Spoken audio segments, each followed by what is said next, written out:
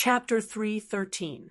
Regardless of whether it was the old man who was fishing by the Snow Mountain Lake in Philadelphia, or the lady who was drinking afternoon tea by the Macho Back Mountain Lake in the suburbs of the capital to the Federation, they were not ordinary people. The ordinary people here were not just ordinary people. All these years, the old man had been sitting by the lake, not because he wanted to show the whole Federation that he did not care about fame and fortune. In fact, the glory of the Federation was all gathered on him. He was the army god who was respected by thousands of people. The division commanders, regiment commanders, battalion commanders, and soldiers under his command were now generals who held real power in the federal military. Fame and fortune were like floating clouds in the sky to this old man in Philadelphia. He had once picked them up with his fingers, so he knew that they were not fake, but they were also not that important. The lady in the Macho Back Mountain Lake was the same. Just like the attitude of the 7 major families for thousands of years, she had always been smiling calmly and silently behind the scenes, looking at the turbulent situation on the stage. She knew more than anyone else. Her slender fingers could easily pick up a piece of old history, which could be a secret that could not be found in the Federation. The family she controlled had always been low-key and silent. Even many years ago, when the government and the 7 major families were like fire and water, the Tai family still calmly suppressed all the power that was hidden in the dark. Who knew what kind of power that family of thousands of years old would erupt once it broke out? When a butterfly flapped its wings, it could create a hurricane on the other side of the sea. The army god in Philadelphia, the lady in the Macho Back Mountain Lake, was not a small and weak butterfly, but a rock that flew above the 9 heavens, flying through the light of the stars. If people like them really moved, the wind would be very difficult to stop. The content of the contact between these 2 big figures was usually not that important. Instead, the time of contact between them could reveal some very important signals. Lady Tai took the exquisite black phone and walked to the edge of the terrace. There was a polite smile on her calm face, as if she could see the old man on the other end of the phone. Before the new year, when Madame Tai found out that General Lee had the intention of matchmaking the young lady and the young master of the Lee family, she specially made a trip to Fei-Ching City and had a meal with the old man. Since then, the 2 had not seen each other. However, at this time, the old man actually called her personally. Madame Tai did not need to ponder for too long to understand the meaning behind it. Lady Tai smiled and said something into the phone. Then she hung up the phone. She held the green stone of the terrace with both hands and stared at the slightly dark lake and mountains in a daze. There were some things that she could understand, but there were some that she couldn't.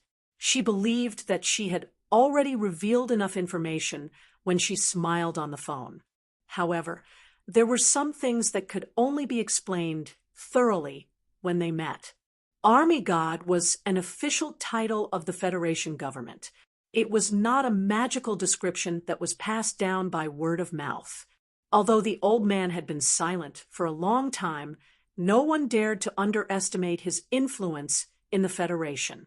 Therefore, when some people knew that the army god had left Fei-Ching City and was heading to the capital special district, they were shocked and puzzled. In front of the entrance of the Lin Yuan, there were some figures of the special task force behind the dense trees.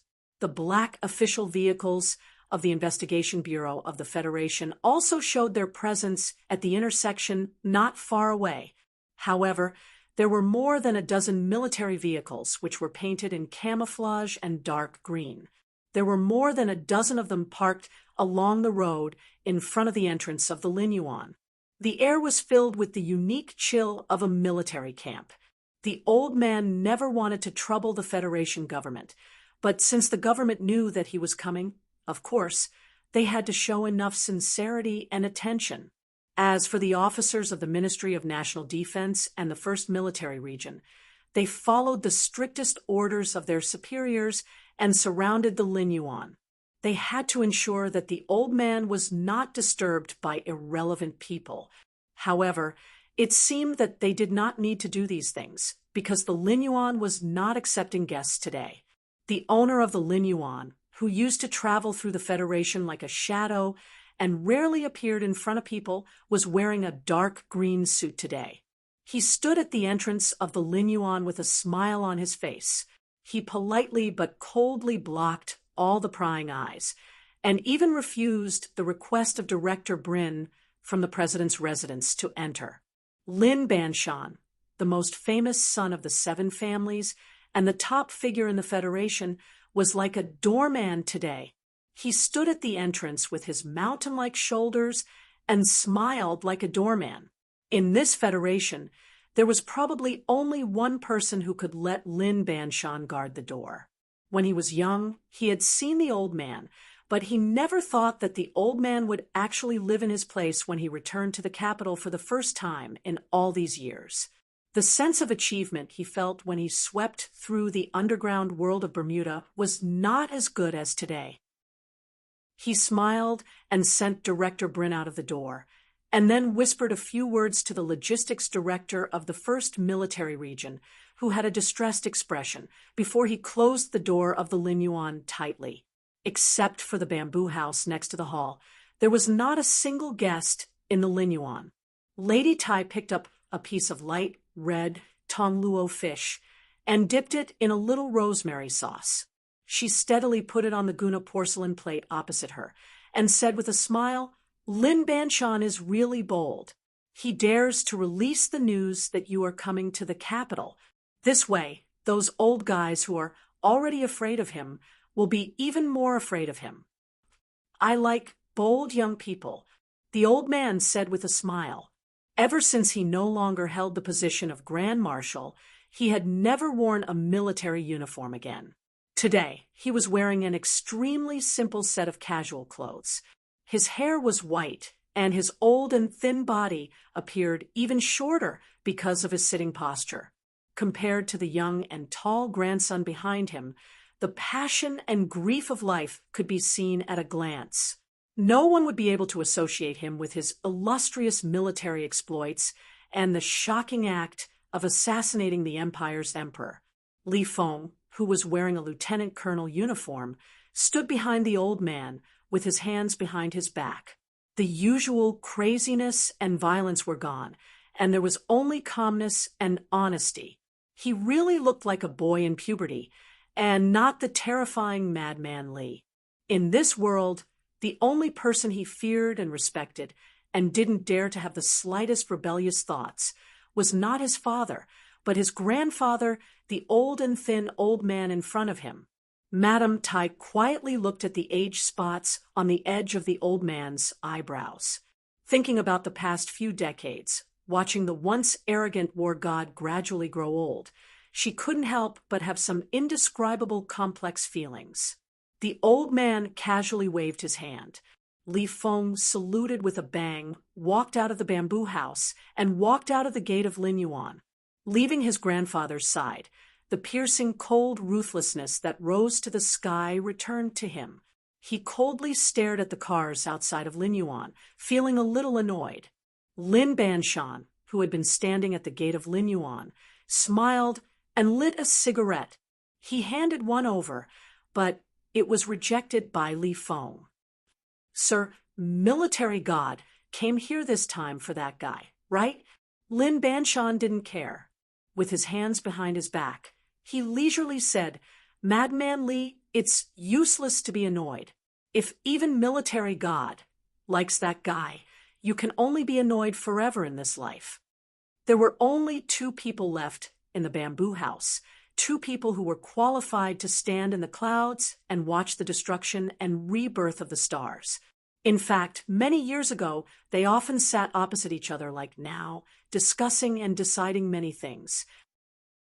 But at that time, there was a president and a director of the Bureau of Proclamation beside them.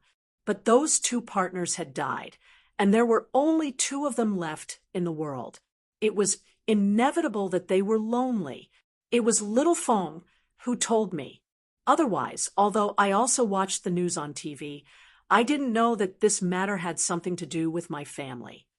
The old man looked at Lady Tai and slowly said, "Since that little guy called Sulu has something to do with my family, I have to pay some attention to him." Hearing this, Lady Tai easily analyzed the cause and effect. She lowered her head and said with a smile, "I have taken care of Yuzi for so many years, but in the end, I still don't know her well." It was unknown how much coldness and indifference there was in this sigh, but this lady wasn't stupid enough to put on airs in front of the old man. She just sighed and said, "Sulu has something to do with your family, but it's related to him. Although I don't want to admit it, it seems that Sulu is the only descendant of my younger brother left in this universe." "Descendant? Isn't Musi his daughter?" said Lady Tai.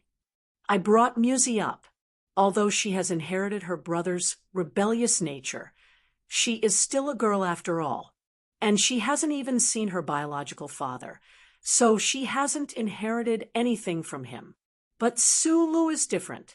The old man's voice was a bit light. He said slowly, "I am old, and he is dead, but I found that he had a student who inherited most of his abilities. It seems that the living me and the dead him can find some way to see each other. The two brothers, one old and one dead, couldn't see each other again." The old man's words were simple and clear, but there was also a bit of sadness. Lady Tai listened quietly, and the corners of her eyes twitched slightly. She gently pressed the silk scarf on his forehead. After a moment of silence, she said slowly, "Back then, because he broke the glory of the charter, we discussed something with the president. Have you forgotten? He is your biological younger brother, and you have never hesitated. Why do you have a different opinion today?" She said with slight mockery, "Is it because you are old and your heart has softened? Why was your heart so hard back then?" The old man looked at Lady Tai quietly. He thought about the secret meeting at the president's official residence that year. He thought about the time when this lady was still a young girl. He thought about the previous head of the Tai family, the complicated relationship between her and his younger brother. He thought about how her eyes were slightly red when she signed her name on behalf of the Tai family. He couldn't help but sigh softly in his heart. He didn't pay attention to the rare sharpness in her words. It was probably only in front of this old man that Madame Cheung would reveal some of her true feelings. "He is different from this little guy." The old man said slowly in an old voice, "Personality determines fate. My younger brother was born cold and heartless. If the Bureau of Proclamation hadn't been tracking him down and suppressing him for the past few decades, who knows how many people would have died because of him. But this little guy is different. He made great contributions to the Federation. I checked his files for the past 2 years. I really admire this little guy's personality. Back then, he also made great contributions to the Federation." Lady Tai looked coldly at the old man in front of her and said, "I don't think it suits your personality to decide the Federation's safety based on personality. He can affect the Federation's safety because he has the ability to break the glory of the Charter. Is that little guy really that dangerous?" Lady Tai lowered her head and poured a cup of tea for the old man. She said slowly, "The Federation has already determined that Sulu from Donglin is dead, but he is alive and well in front of me. You should understand what this means." The old man coughed twice. The wrinkles on his face gradually smoothed out. He said, "I only recently found out about the relationship between Sulu and him. Li Feng has fought with him before, but he never told me. In my opinion, this little guy is just too unlucky to have met someone like my brother. He was carelessly brought into the Earth Trench. As for the matter of the chip, perhaps he exchanged it for this little guy when the Bureau of Proclamation was hunting him down 2 years ago. You are old after all." Lady Tai quietly studied the wrinkles on the old man's face. She said with a slight mocking tone like a younger sister, Where did the war god, who was decisive in killing and would rather sacrifice his family for the sake of justice than let the Federation take any risk, go? He actually used this kind of self-comforting reasoning to clear the name of a dangerous little guy? Of course. The old man said calmly, "If Sulu knows everything that my younger brother knows, I won't object to you handing him over to the Bureau of Proclamation." "How can you be sure of this?" "I'll go see him myself." Perhaps it was just as Lady Tai said with a slight mocking tone. The Federation's war god Li Pifu was old after all. When he found out from Li Feng that the person who assassinated Macklin was actually his student and seemed to have inherited all of his abilities, there were some ripples in his tranquil heart. If he was still alive, perhaps this old man would always be as tough as ice-cold iron. However, he was already dead, so the old man naturally took care of his descendant a bit more. The ripples that occasionally appeared in the war god's heart were, for the Federation, turbulent currents hidden under the jade-like surface of the sea. The old man was going to visit a serious criminal in Qingqing's military prison. The Ministry of Defense quickly sent out a special military plane and advanced personnel, busily beginning to arrange everything. The old man's visit to Sulu in prison was more profound than the visit of the young master of the Tai family. The commotion it caused was even more shocking. From a certain perspective, this visit to Sulu determined his life with one glance.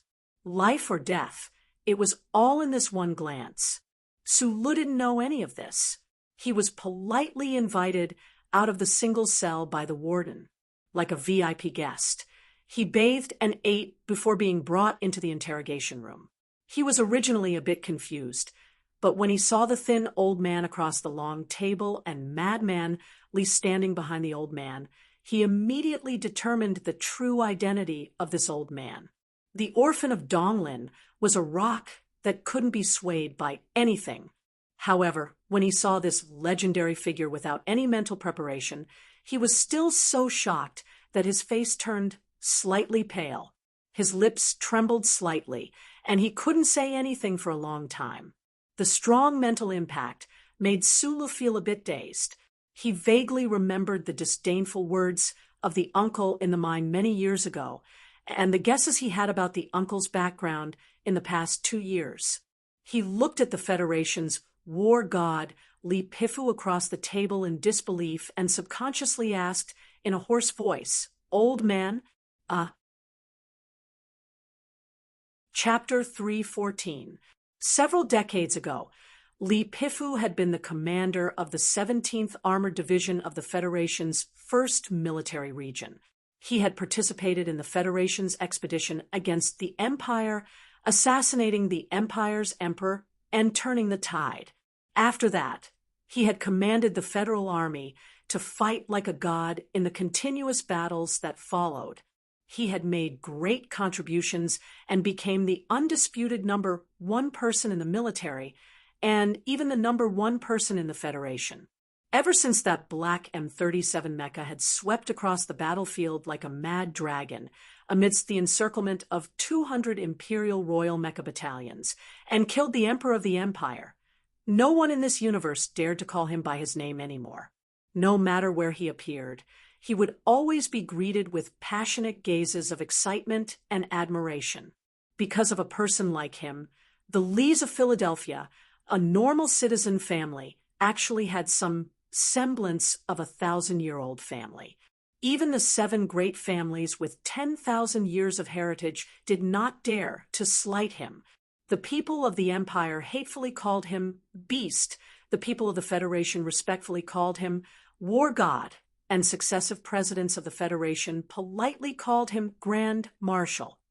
Today, the chairman of the Joint Chiefs of Staff of the Federation, the commander of the 1st Military Region, General Miles, the commander of the 3rd Military Region, and many high-ranking officers in the Ministry of Defense, and the fleet were all subordinates of this war god. For these high-ranking officers, they were not used to calling Li Pifu war god, or Grand Marshal, because that would seem too distant and too weird. They had their own unique way of addressing him. For example, General Miles was used to calling him teacher. General Hong Yuliang was used to calling him teacher, and the former head of the Ministry of Defense was used to calling him boss. These old subordinates also had a common name for Li Pifu, and this name was affectionate and respectful, and that was Old Man. However, today in the military prison of Allure, when this young prisoner saw Li Pifu, he called him Old Man. Old Man and Old Man seemed to only have a difference of one word, but the meaning they represented was as different as heaven and earth. The Major General of the Ministry of National Defense and the warden who had accompanied the military god and his grandson into the prison had a very interesting expression on their faces when they heard these words. They stared at Su Lu, who was at the door, as if they would drag him out and shoot him at any time. However, Li Pifu, who was sitting across the table, did not have any reaction. The old man just quietly looked at the young man at the door. Gradually, a trace of emotion spread from his old face, and finally turned into a kind of understanding, slightly disappointed smile.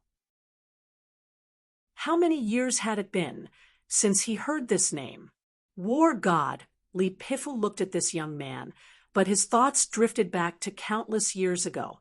Ever since he was a child, he had always followed the rules and etiquette, whether it was when he was in the Junior Military Academy in Philadelphia, or when he went to the other side of the universe with his younger brother to study under that teacher. He had always been so. Every step he took was cautious, and he would never make a mistake. Li Pifu had always been cautious, but he was never muddle-headed. The only time he took an uncertain risk was when he assassinated the Emperor of the Empire. This kind of temperament, in the words of his younger brother, was that he was only 18 years old, but his mentality was already 80 years old.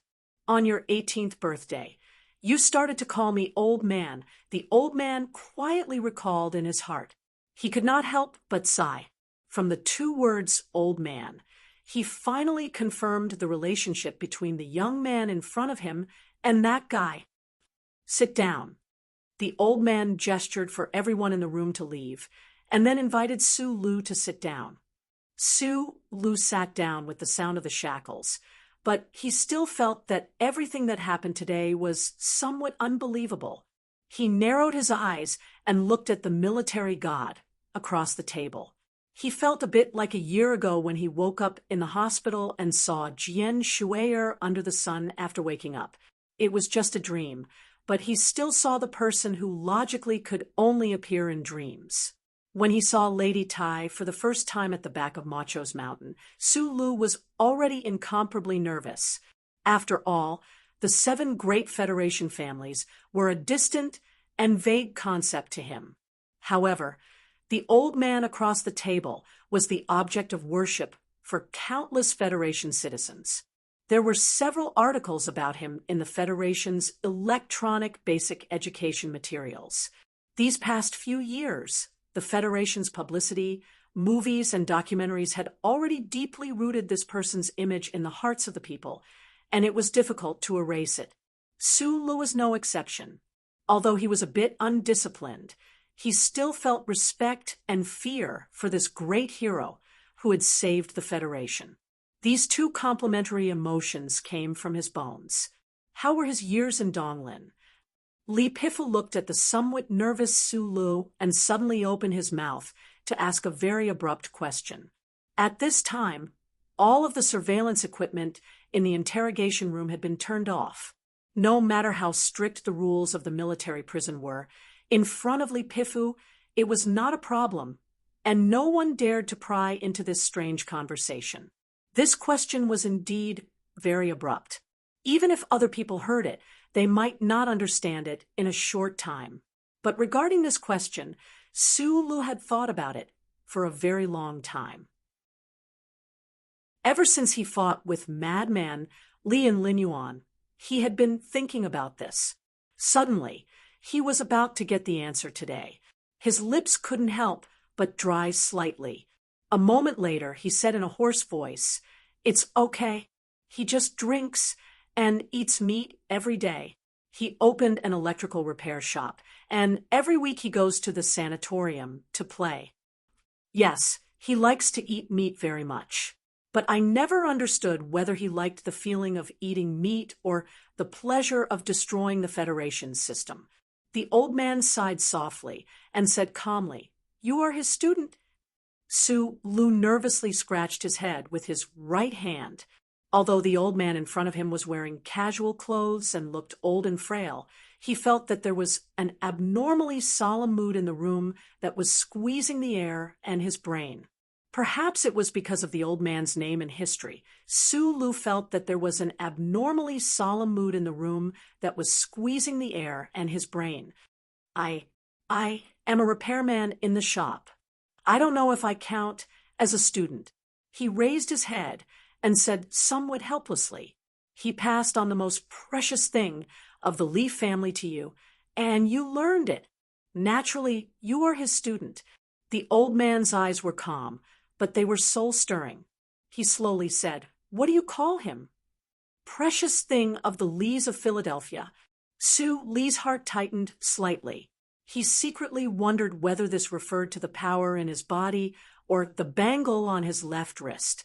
Would the war god take back his family's things? Ever since he entered the interrogation room, he had deliberately hidden the bangle on his left hand. At this time, he even subconsciously put it under the table. "I call him Uncle Fongyu." The old man was silent for a long time. Then he slowly said, "I thought that since you have been with him for so long, you should at least know something. His name is not Fongyu, nor is it Yufeng. His surname is Li, and he is my younger brother." Even though he had already prepared himself and speculated, when he heard the war god personally confirm that the uncle who had taught him for many years really had such a close relationship with the Lees of Philadelphia, Lu could not help but feel shocked and hesitant. His left hand, which was hidden under the table, began to tremble uncontrollably. This was not because he was preparing to attack, but because there was an indescribable feeling, 10 valiant close-range combat postures, and the strange power in his body that was generated because of these postures. These were the things that Lu could not understand when he valiantly charged into the Capitol ring and broke through the sky. But at this moment, he suddenly found the answer. At this moment, he thought of the disdain of the uncle when he mentioned the war god that everyone revered. He also thought of many things. He also thought of when he fought with Lin Dohai's elite bodyguards under the Gongdu Hotel. When the powerful person called Kong Wu was injured and fell to the ground, he was extremely terrified. "Your surname is Li. Your surname is not Su. You are a member of the Leaf family." Lu sat at the table and put his trembling left hand on his leg. He lowered his head and thought back to Kong Wu's terrified expression that day. How operatic that was. However, the uncle's past had affected his present. How much did it sound like Schiller's absurd early-stage opera? How was he during those years in Donglin? Was he happy?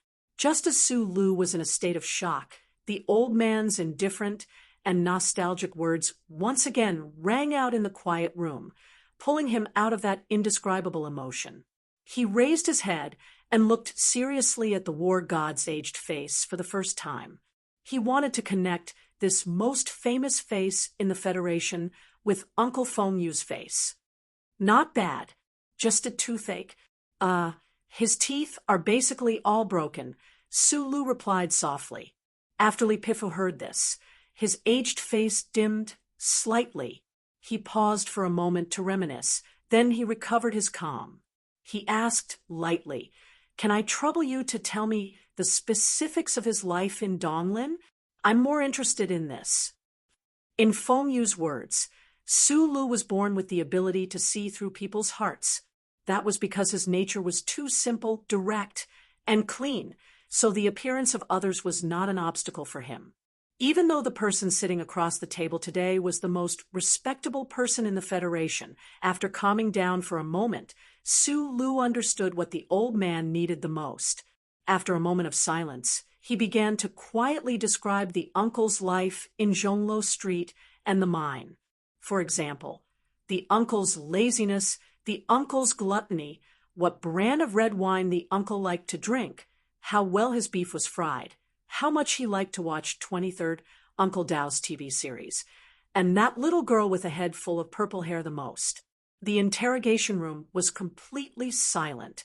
Only Su Li's slightly hoarse voice could be heard as he described the ordinary life of a Level 1 fugitive from the Federation. The old man and Lieutenant Colonel Li Feng, behind him, listened silently the entire time.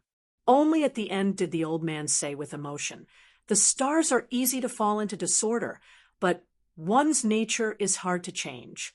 After all these years, the things he likes are still the same. I just didn't expect that with his temperament, he could actually endure so many years of loneliness." When he heard that Feng Yu liked that little girl with purple hair the most, the old man didn't express any opinion. However, Li Feng behind him frowned slightly. No matter how plain and complicated the story was, there was always an end. The room was silent for a long time. Li Piffle looked at Su Lu and suddenly asked directly and simply, "Is the star map in your hands?" This question came very suddenly. After the warm and emotional narration of the long memories, it was like a brushstroke from the heavens, giving rise to a biting cold feeling. Chapter 3:15. After all, the war god was not a real god. As an old man, his hatred for that brother of his who had cut ties with him decades ago gradually faded and was replaced by nostalgia, which led to this conversation and reminiscence. While recounting Uncle Feng Yu's life in Donglin, Su Lu could not help but be immersed in the memories of his youth. Sad or happy, most of them were plain learning, training, and reading, but they were the times he cherished the most. After escaping from Donglin, as a fugitive, Su Lu did not have many opportunities to talk about his past with others. Today, in front of this old man, this was the first time he could slowly narrate without any psychological barriers, so it was inevitable that he was immersed. Just as he was immersed in a warm state, he was shocked by the sudden question. He subconsciously raised his head and met the old man's eyes.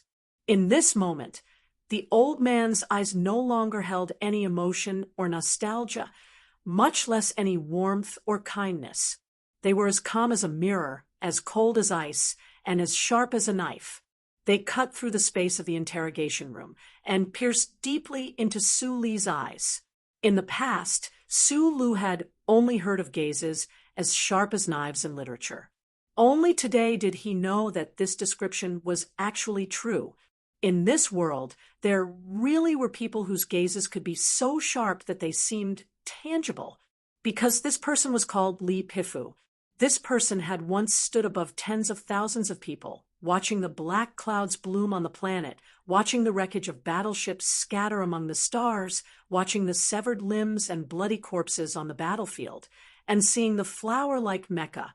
He had once, at the closest distance, seen the stunned and gloomy eyes of an emperor of an empire before he died. This kind of person, this kind of gaze, the condensation of countless years of life and death, the wisdom of strategy, and the piercing killing intent that soared to the heavens, how could a normal person bear it? Su Lu only felt that he was suddenly in the coldest winter day in Linhai province, his entire body naked. Then he was splashed with a basin of cold water from head to toe. Finally, a cold knife pierced between his eyebrows, freezing his brain and hurting his spine until his nerves were numb. He could not summon any thoughts of resistance or the courage to lie. What star chart? In the ice cellar, he subconsciously answered in a daze. Then, relying on his strong nerves and instinct to not lower his head under the pressure, he slowly returned to normal and felt a trace of warmth begin to accumulate in his heart. Fei Chung Li Pifu, who was this kind of person? At first, He warmly reminisced about the past, but in the silence, a clap of thunder sounded in the biting cold. During the conversation, he meticulously and perfectly displayed the commanding wisdom that he had once used on the battlefield in order to get the truest answer from Su Lu. The old man quietly looked at Su Li's eyes. He noticed that there was fear in the young man's slightly narrowed eyes, but it quickly turned into calmness. There was confusion, but it soon turned into doubt. However, there was no trace of strangeness or concealment. He knew that the young man was indeed like what he said subconsciously. He did not know what the star atlas was. Hearing this answer, the old man's expression was slightly gloomy. He seemed to be a bit disappointed, but a gratified look flashed in his eyes. It was really puzzling that all kinds of contradictions would appear in the body of the Federation's god of war, who was as unmoving as a mountain. What exactly was the so-called star atlas? The sudden questioning that seemed to come from the sky did not end. Before Su Lu completely got rid of this confusion, the old man slightly raised his eyes. The sharp light in his eyes suddenly appeared and then disappeared. He stuck out the tip of his tongue and forced out an old and hoarse voice from his dry lips. It was like two claps of thunder. Do you know how to change the chip? The god of war, Li Pifu, was already old. When his thin and old body sat on the chair, he looked like a very ordinary old man. However, at this moment, when he suddenly asked the question, a shocking aura surged out of his body, making people feel that his body was suddenly tall and mighty. The most terrifying thing was that the hoarse voice that came out of his dry lips suddenly became so loud and clear. It repeatedly collided in the quiet interrogation room, rumbling like thunder in spring, as if it would never stop. Do you know how to change the chip? This question sounded simple and straightforward. It was like asking Su Lu if he knew how to repair electrical appliances. Do you know how to cook? It was even a bit funny. However, when it came out of the old man's mouth, it was not funny at all.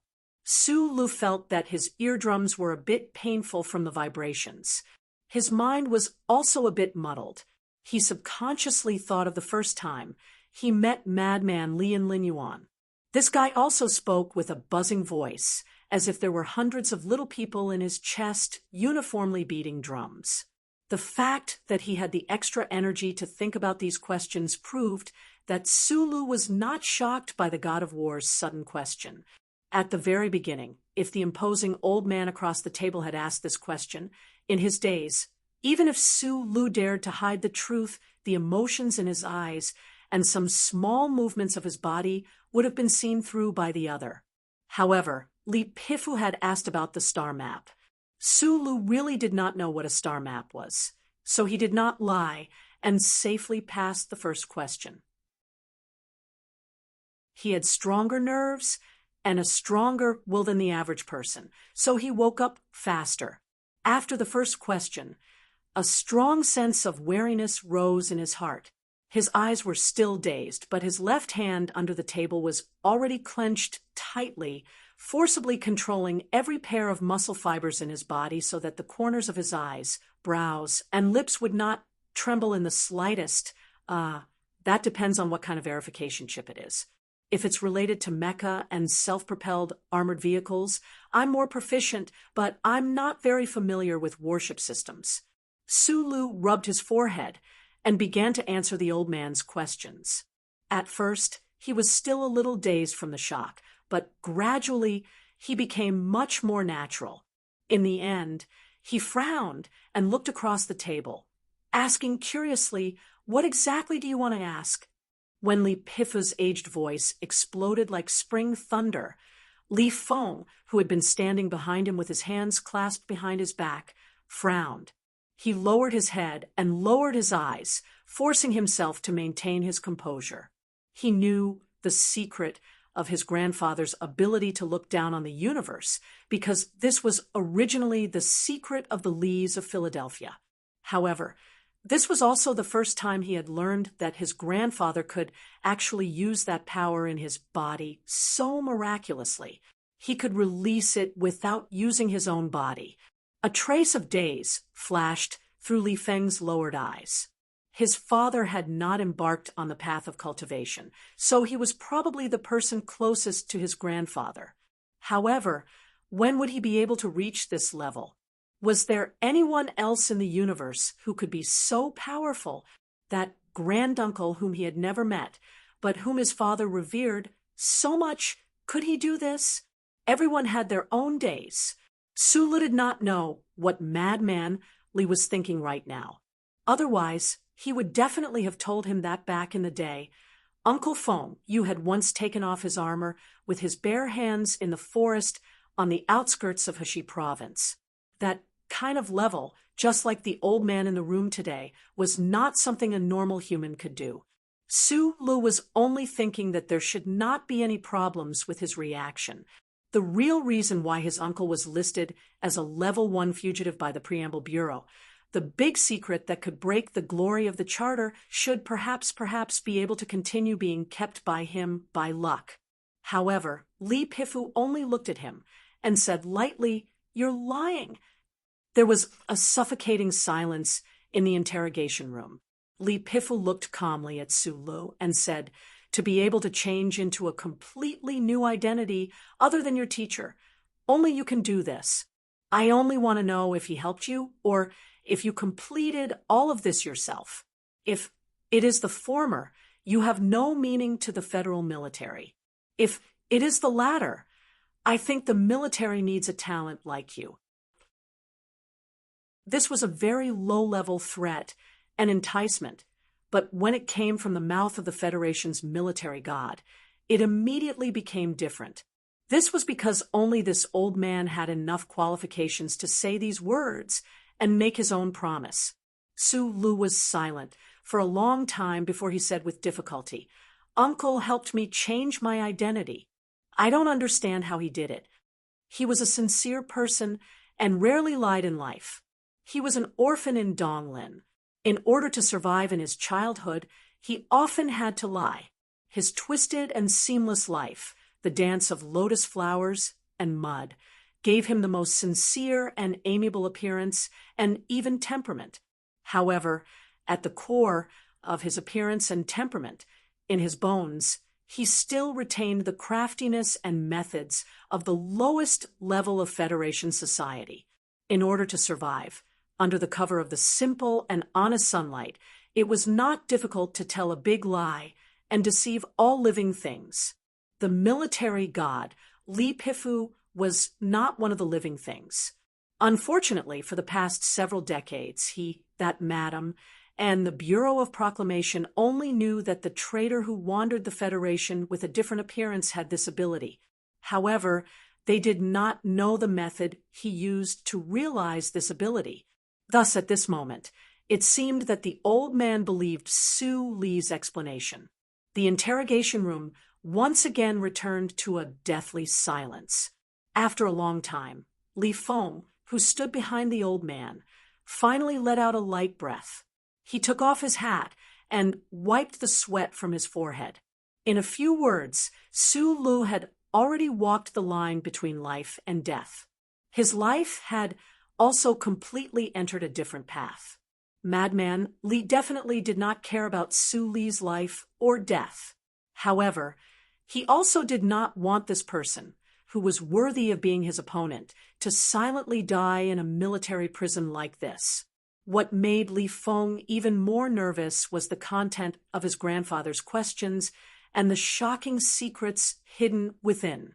He only knew that he had an extremely talented granduncle, but he did not know that his granduncle was a strange person who could break the glory of the charter.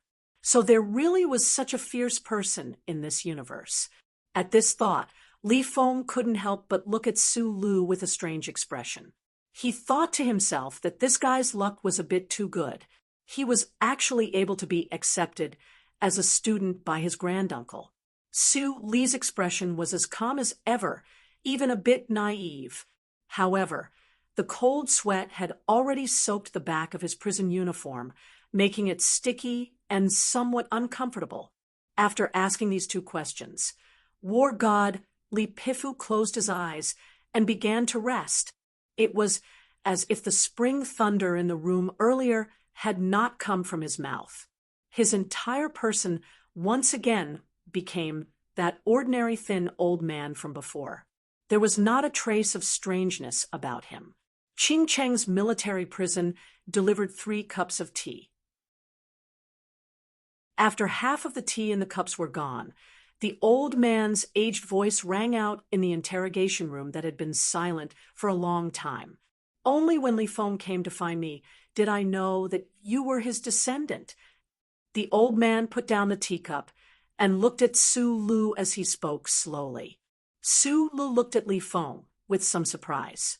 He did not expect that at this time he would be the one to ask for the war god's help.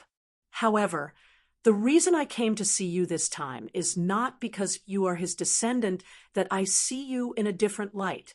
Although I have done some things for the Federation, my respect for the Federation's charter has always been the same as the day I first stepped into the military camp. It has never weakened in the slightest. Back then, he betrayed the Federation and violated the charter. Even if he was my biological brother, I would not let him go, let alone you. Although he knew that Li Pifu would definitely continue his words, Su Lu could not help but narrow his eyes when he heard this evaluation of his uncle.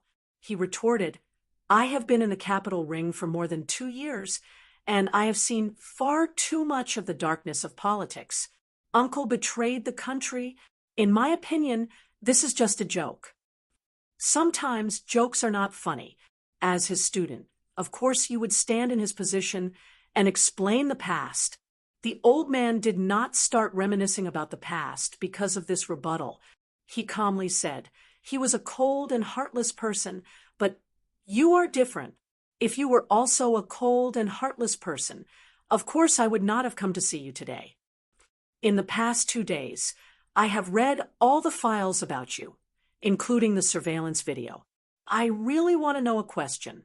When the smoke covered the 3 eastern sectors, how did you aim? Su Lu was silent for a moment before he raised his head and replied, Can I not say?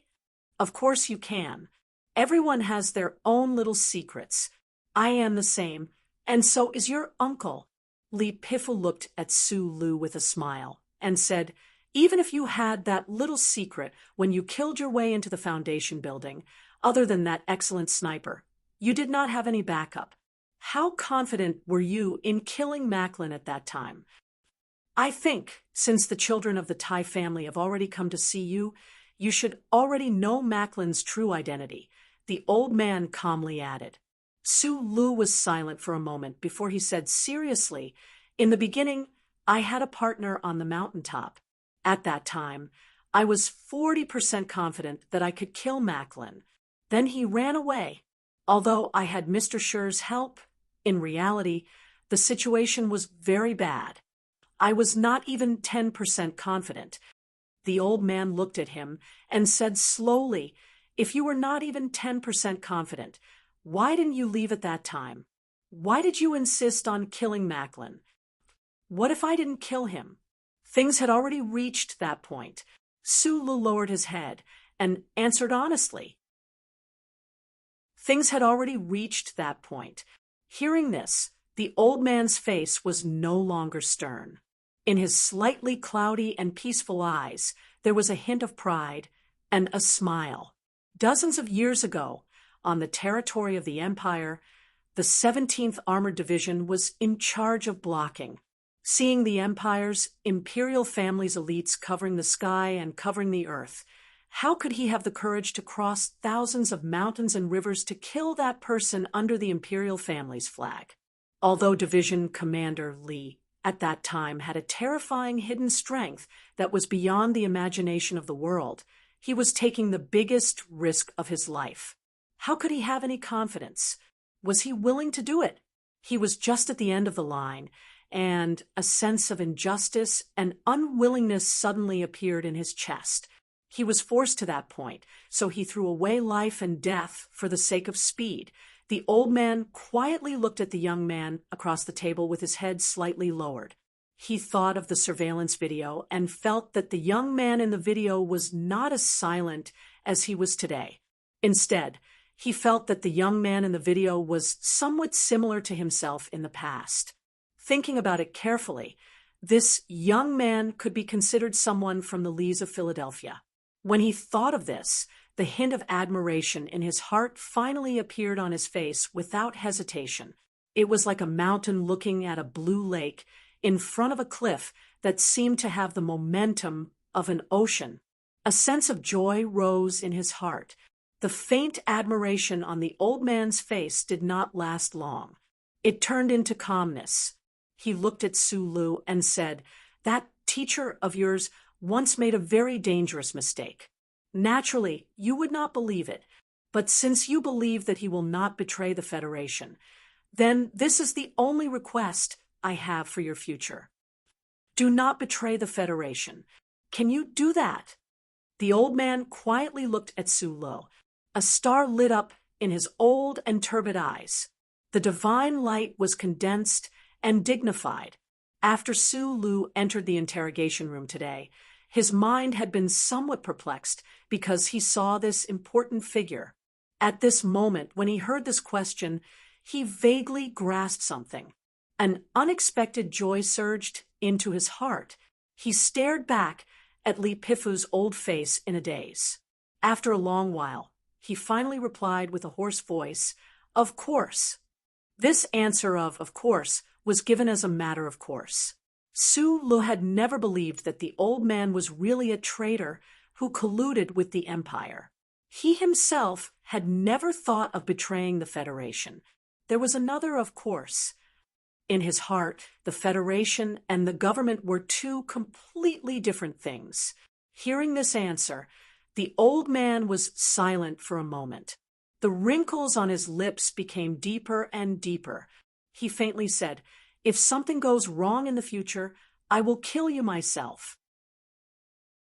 It was a very ordinary sentence, but it carried a power and certainty that made one unable to resist. If he said he would kill, he would kill. This was the confidence and indifference that had been cultivated through countless years of blood and fire. When Sulu heard this, he only felt numb and cold under his hair. The muscles on his back completely stiffened. Who would not be frightened when the Federation's military god said so seriously that he would kill a person? After the fear came disappointment. Sulu knew that he would survive in the end. His mood suddenly relaxed, and his body also relaxed a lot. Thinking of this, he could not help but look up at Madman Li, who had been silent all this time. He seriously nodded and said, "Thank you." If Li Feng had not told the details of the fight in the Linyuan to the old man, how could this important figure who had watched the mountains and the fish by the lake for many years personally come to the military prison of Qingcheng to see Sulu, the terrorist? No need to thank me. Yuzi came to find me. If you want to thank someone, thank her. Besides, since you are my student, of course I will not let you die for no reason. Li Feng stood behind the old man. There was a trace of coldness in his expression that did not match his age. There was no sense of his usual craziness. There was only calmness. He said in a cold voice, "I am not doing this for Lu Hua's sake. In my opinion, it is better that he does not have a father like you. I let you live because I hope that we can meet on the battlefield in the future and return that name to you." That name was naturally referring to the bet on the battle on Mount Kaki. From that day on, the genius lieutenant, Colonel Li Feng, had to call Sulu uncle whenever he saw him. This was really a great humiliation. The old man suddenly opened his mouth and called, "Li Feng." "Here." Madman Li, who was staring coldly at Sulu, suddenly heard his grandfather's voice. He subconsciously stood at attention and puffed out his chest. The old man looked at Sulu. Without turning his head, he said lightly If Su Lu betrays the Federation in the future and I die of old age, you will be responsible for killing him." Li Feng's eyes flashed with coldness. He said in a low voice, "Yes, Marshal." Su Li's heart skipped a beat. "But if he does not betray, remember to call Su Lu uncle when you see him in the future." "Ah." Li Feng's eyes widened. He stared at the back of his grandfather's white head, not knowing what to say. The old man did not pay attention to his reaction. He slowly stood up. Without saying anything to Su Lu, he put his hands behind his back and walked out of the interrogation room with his body slightly bent. Watching the old man's figure walk past him, Su Lu felt as if there was a strong wind blowing past. The wind speed was extremely slow, but it contained endless power. He knew that he should stand up at this time, but the complicated feelings of shock and relief in his heart made his legs somewhat weak. He had told a big lie about the chip replacement. In the end, he was actually able to fool the Federation's war god. Su Li's face was slightly pale. He sat in the chair, feeling both fear and relief. At this time, the old man suddenly turned his head and glanced at Su Lu. His gaze was like thunder and lightning. It fell on the incomparably hard table, as if it could directly penetrate, and look below. Su Li's left hand had been carefully hidden under the table. At this time, he suddenly felt a burning sensation on his wrist. Although he knew that it was caused by his state of mind, he could not help but feel great fear. He had always felt that this war god already knew everything in his heart. Fortunately, the old man did not do anything else. He only smiled and said, "I was not tricking you before. If you really know how to do those things, the Federal Army really needs you. If you can change the chip, you can naturally remove the chip. If you can remove the chip, you can go to the Empire and pretend to be a member of the royal family." These words could not be said to have woken him up. Although Su Lu also hated the Empire's invaders, after all, the war had not started for 10 years. He had not even seen a living person from the Empire, nor did he think about what he could do for this magnificent war. But when he heard these words, his mind still buzzed. He saw a ray of light in the distance. Why did the Empire have the seed plan? Because under the protection of the glory of the Charter, anyone without a chip would not be able to enter the Federation. Why was the Federation never able to obtain first-hand information about the Empire? Because all Federation citizens had a chip on the back of their neck. It was planted in them when they were infants and could not be removed for life. For the Empire, this was the biggest characteristic of the Federation people. Only Uncle Feng knew. Only he seemed to be able to freely travel between the Federation and the Empire. If he entered the Empire, wouldn't he be able to do a lot of things for the Federation? This thought flashed through Su Li's mind, and he fell into silence. The sound of footsteps faded away. Su Lu stood up with some difficulty and turned his head to send off the backs of the old man and the young man. Above the deep corridor outside the interrogation room was a transparent dome. Sunlight shone in and fell on the old man and the young man. Li Feng was 17 years old this year. His back and waist could not be described with words.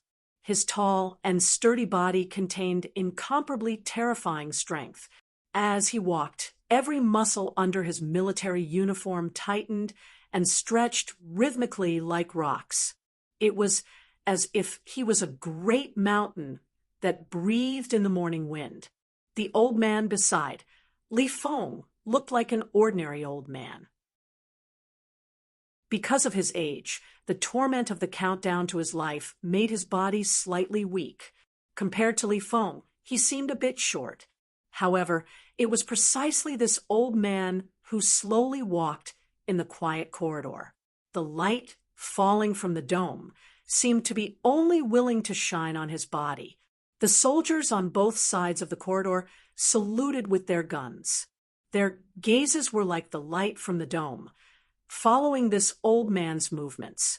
The soldiers in the military prison probably never thought that they would actually be able to see the face of the Federation's military god with their own eyes.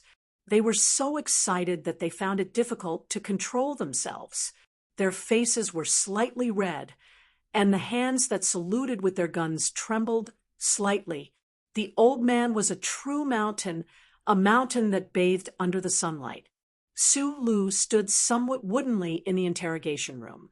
He watched as that mountain-like figure disappeared into the distance. He felt as if he was in a dream. He had thought that he would definitely die for killing Macklin, but Macklin was a spy for the Empire. Lady Tai knew his greatest secret, and the Bureau of Proclamation would definitely not let him go. Yet, this old man had appeared to see him. Because of the old man's appearance, he knew that he would definitely survive.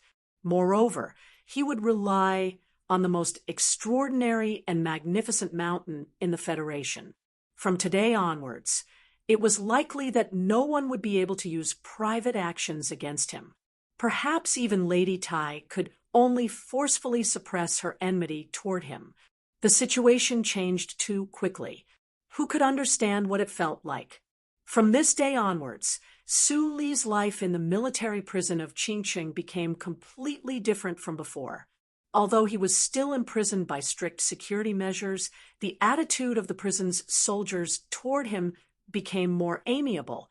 He was allowed to watch television and read newspapers, what he wanted to eat every day. There was also a special chef who would prepare it for him.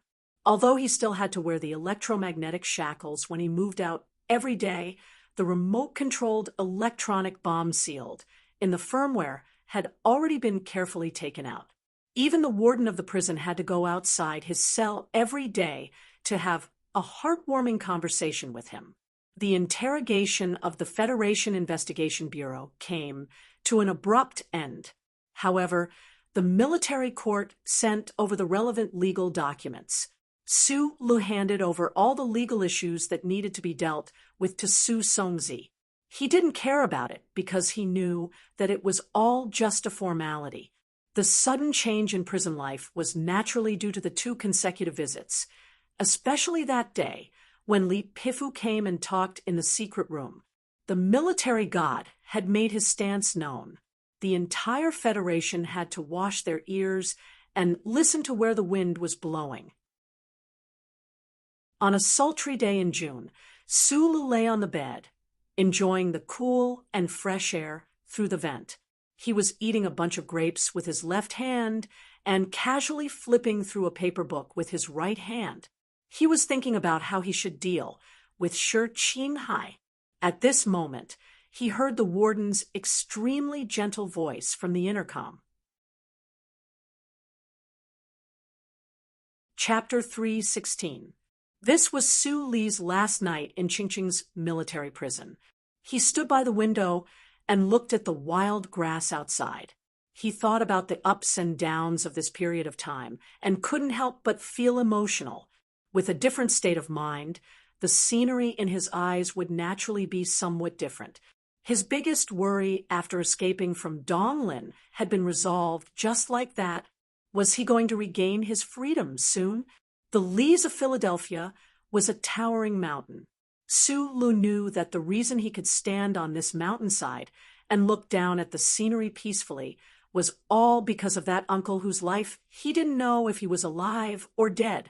Even if he was a Real Rock after experiencing so many things, if he still couldn't make a reasonable analysis of his life as a fugitive these past few years, then it could only be said that he was a stupid rock.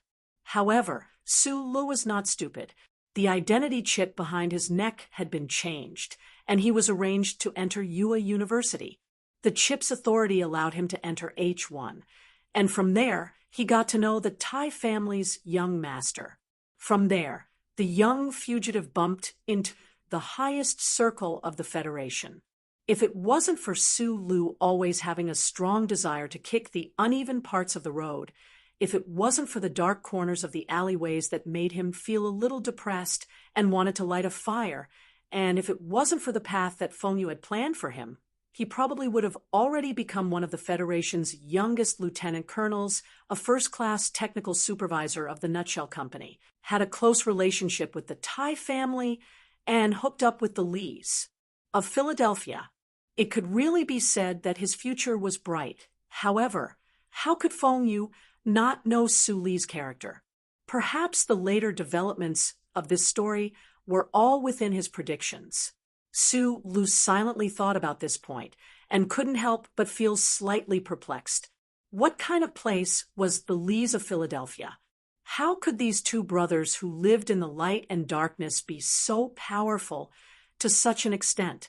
Their intelligence, their bearing, their extremely terrifying strength, where did they learn it from? Other than Madman Lee and himself. He didn't seem to have found anyone else in the Federation who would shiver all over in the summer and transform into some kind of monster. His thoughts were in a mess, and he fell into a light sleep. The night ended without a word. Facing the dawn of dawn, Su Lu walked out of the cell under the escort of the officers of the Qingqing military prison and the warden himself. He walked through a long and gloomy passage, looking at the felons eating breakfast in the cafeteria through the transparent material. Su Lu habitually nodded to them. He knew that this prison only held the most heinous criminals. It was not like what was described in literature, where there was endless injustice and darkness. But after all, they had been separated by the bars for more than 20 days. Thinking of his not-so-innocent but somewhat cold experience, he wanted to say hello one last time. The heavy metal gate slowly slid past. After going through 4 strict scanning procedures, Su Lu walked out of the Qingqing military prison. He raised his head, squinted his eyes, and looked at the gloomy sky. Then he turned back to thank the warden and the others. Then, accompanied by 2 officers, he got into the military vehicle. With his hands behind his back, the warden of the military prison watched the military vehicle turn into a small black dot on the gray road. He could not help but sigh softly. As the warden, he was very clear about the traditions and stories of the Qingqing military prison. It was basically impossible for anyone who entered this prison to get out. But as long as a prisoner got out of this prison, he would definitely become a big shot in the Federation in the future. The small-eyed man who left today was probably no exception. After a 3-hour-long flight, the military plane landed at the military airport in the suburbs of the capital. After getting off the plane, Su Lu got into another dark green, semi-armored military vehicle. The officers in charge of escorting him along the way were not in the mood to chat. Su Li's shackles had been removed, but he did not have the urge to escape. He just squinted his eyes and greedily looked at the familiar streets of the capital outside the window, as well as the row of towering buildings in the distance. The military vehicle stopped without any warning beside the flat pool of grass in front of the Parliament Hill. "Please wait a moment. Someone will come to pick you up immediately." After saying this, the soldier on the military vehicle saluted Su Lu and then drove away from the street. Su Lu subconsciously returned the salute and then found himself in the core area of the Federation's capital. On the opposite side of the wide street was the majestic Parliament building and those familiar stone steps. The June sun was shining brightly in the sky, on the dark green grass beside them. There were people sitting in groups of 2s and 3s. Everything seemed so peaceful. He was wearing a military uniform without epaulets today and did not have any luggage. At this moment, he was suddenly all alone and standing in the middle of a crowd. He actually felt a little lost and helpless. From time to time, people would walk past him. Many people would take photos not far from him with the Parliament building as the background. No one noticed him, and no one would have thought that this young soldier who seemed to be waiting for someone was the terrorist who had caused trouble for the Federation for half a year. Half a year. Half a year ago, when Su Lu was determined to kill Macklin, It was still snowing in the capital. Since then, he had not been free. When he was transferred from Fox Fortress to Chingchun military prison, he, who had been in the dark for a long time, was once blinded by the sunlight that he had not seen for a long time. However, this was not the case today. It was just this change of time and space, this sudden arrival of freedom, that made him feel a little lost. When he left, it was snowing. When he returned, it was already late spring. It was sunny after the snow, and it was really sunny. More than 100 days had passed, but it was actually just a moment. In the blink of an eye, the sky was clear. A black official car slid in front of him, and a few special task force agents wearing black open lapels walked out of the car. One of them looked coldly at Su Lu and said, "We have arranged a place for you to bathe and eat. There is not much time. Mr. President still has a schedule in the afternoon. At noon, he will be waiting for you at the official residence." Su Lu nodded subconsciously.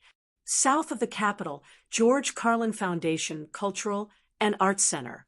In the largest auditorium of the George Carlin Foundation, the Nebula award ceremony was being held.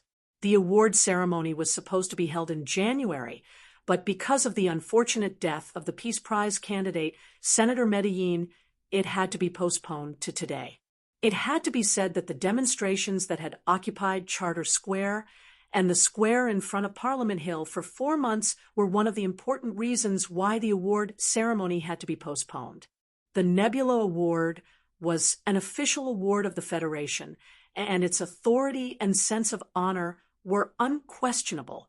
During the process of awarding the Basic Physics Award, Space Technology Award, and Biotechnology Award, the applause in the hall did not stop. All the guests who participated in the award ceremony did not hesitate to express their sincere congratulations to the scholars who won the award. When Governor Ross replaced Senator Medellin to receive the Peace Prize, the applause in the George Carlin Foundation reached its peak. Everyone collectively stood up and expressed their most sincere respect and condolences to the old man who had fought for the Federation all his life, who had bravely resisted the invasion of the Empire, who had adhered to the principle of nonviolence for the rest of his life, and who had finally died at the hands of fanatical nationalistic terrorists in Green Dragon Mountain. This mood continued until the chairman of the Nebula Award Committee raised his voice and invited President Pabre to come on stage to give a speech. Then there was a slight change. The guests who had just sat down all stood up again to welcome the arrival of the President of the Federation. Over the years, in the upper class of the Federation, the guests who were qualified to appear in the George Carlin Foundation were always somewhat disdainful or indifferent to this dark-skinned politician who came from the lowest class of miners in society. However, Mr. Pabre was now the president of the Federation, so they had to cover up their feelings very well. Especially in the past 6 months, President Pabre led the government cabinet and dealt with the chaos caused by Senator Medellin's death with extreme force and means, ensuring the smooth operation of the Federation. He demonstrated his extremely powerful political wisdom and means. The people in the upper class of the Federation had begun to accept and respect this dark-skinned, middle-aged man from the bottom of their hearts. The guests looked at President Pabre on the podium and couldn't help but think about the commotion caused by the Federation government in the past few months in response to Senator Medellin's death. They couldn't help but feel a chill run down their spines. The Federation government announced the results of the investigation in the shortest time possible and appeased some people. Meanwhile, President Pabre personally went to Linhai State University City to talk to the excited students. It was said that at the scene of the conversation, President Pabre's tone was calm and his attitude was firm. However, everyone knew that President Pabre had never stopped praising George Carlin.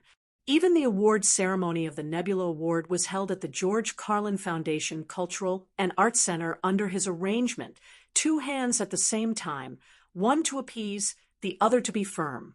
when the fanatical Senator Medellin's youth army in the Federation occupied the square and attacked the Parliament building.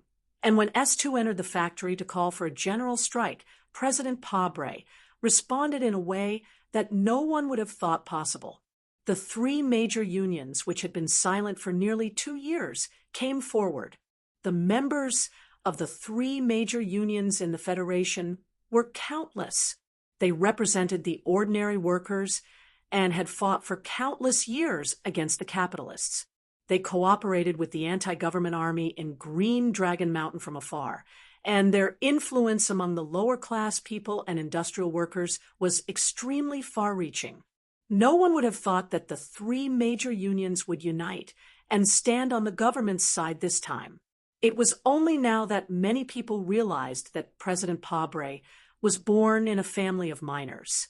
In the past few years, he had been the chief lawyer of the three major unions until he officially stepped into the political arena. During those years, Mr. Pabre and his subordinates, who were still lawyers, had fought countless public interest lawsuits for the three major unions. They had fought for countless benefits for the lower-class people who had been harmed and insulted. Now, the three major unions had begun to help Mr. Pabre.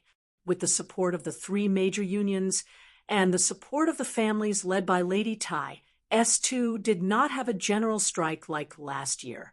The situation in S1 also quickly calmed down. There were some very subtle changes in the people's inclination.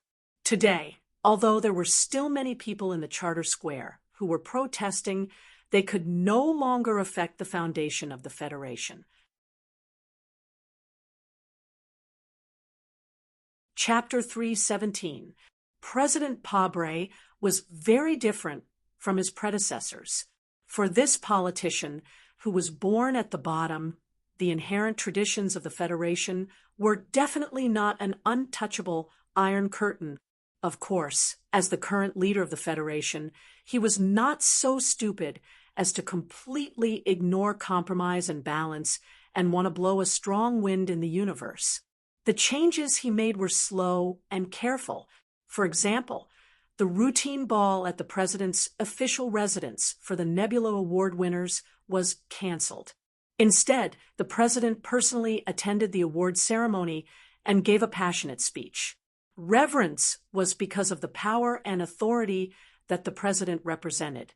Reverence was because of the Federation's political traditions and the embodiment of the Federation's will. The guests looked at President Pabre on the stage, but it did not stop them from becoming more and more confused. Why did the president make such a sudden and temporary change to the Nebula Award ceremony? The content of President Pabre's speech showed the real reason. The first half of the speech was like a very common speech, praising the scientists and artists who had made outstanding contributions to the progress of the Federation. However, the second half of the speech began to become more serious. The guests listened to the speech in disbelief. They could understand the president's criticism of the empire and his concern for the situation in the West Woods, but they could not understand why the president chose today to attack the dead and well-respected Senator Macklin. Even if they were election opponents, even if they had different political views, Senator Macklin was dead, and he was remembered and respected by many people of the Federation. Why did President Pabre do this? Where did his most basic political IQ go? The second half of the speech did not mention Macklin's name, but everyone could understand who the president was targeting. Below the stage, the governor of Jingzhou, Mr. Ross, who was holding the Peace Prize, had an extremely heavy and angry expression on his face. However, President Pabre did not stop talking. He directly pointed out the investigation done by the Capital Daily last year. The dead were gone. Did President Pabre not know that this was a big taboo?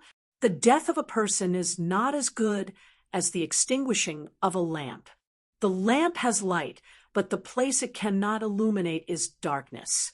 If you do something wrong, you have to pay the price. President Pabre looked at the guests who were looking at each other in bewilderment and said coldly, Perhaps I am not a mature politician, but I am a devoted follower of the Federation's laws. If I die, you can dig up my grave and see what color it is inside. I have the same attitude towards certain dead people. The Nebula Award ceremony ended in this strange atmosphere. President Pavel's speech wouldn't be published in the newspapers, but it would definitely be circulated. As for whether it would cause another upheaval in the Federation, which had just been quiet, this was something that no one could predict. When the guests walked out of the George Carlin Center, the first thing they did was to collect the daily newspapers of the capital's special district for the past week. The Federation seemed to want to do something about the dead Medellin. President Pabre mentioned the investigation of the capital's special district daily.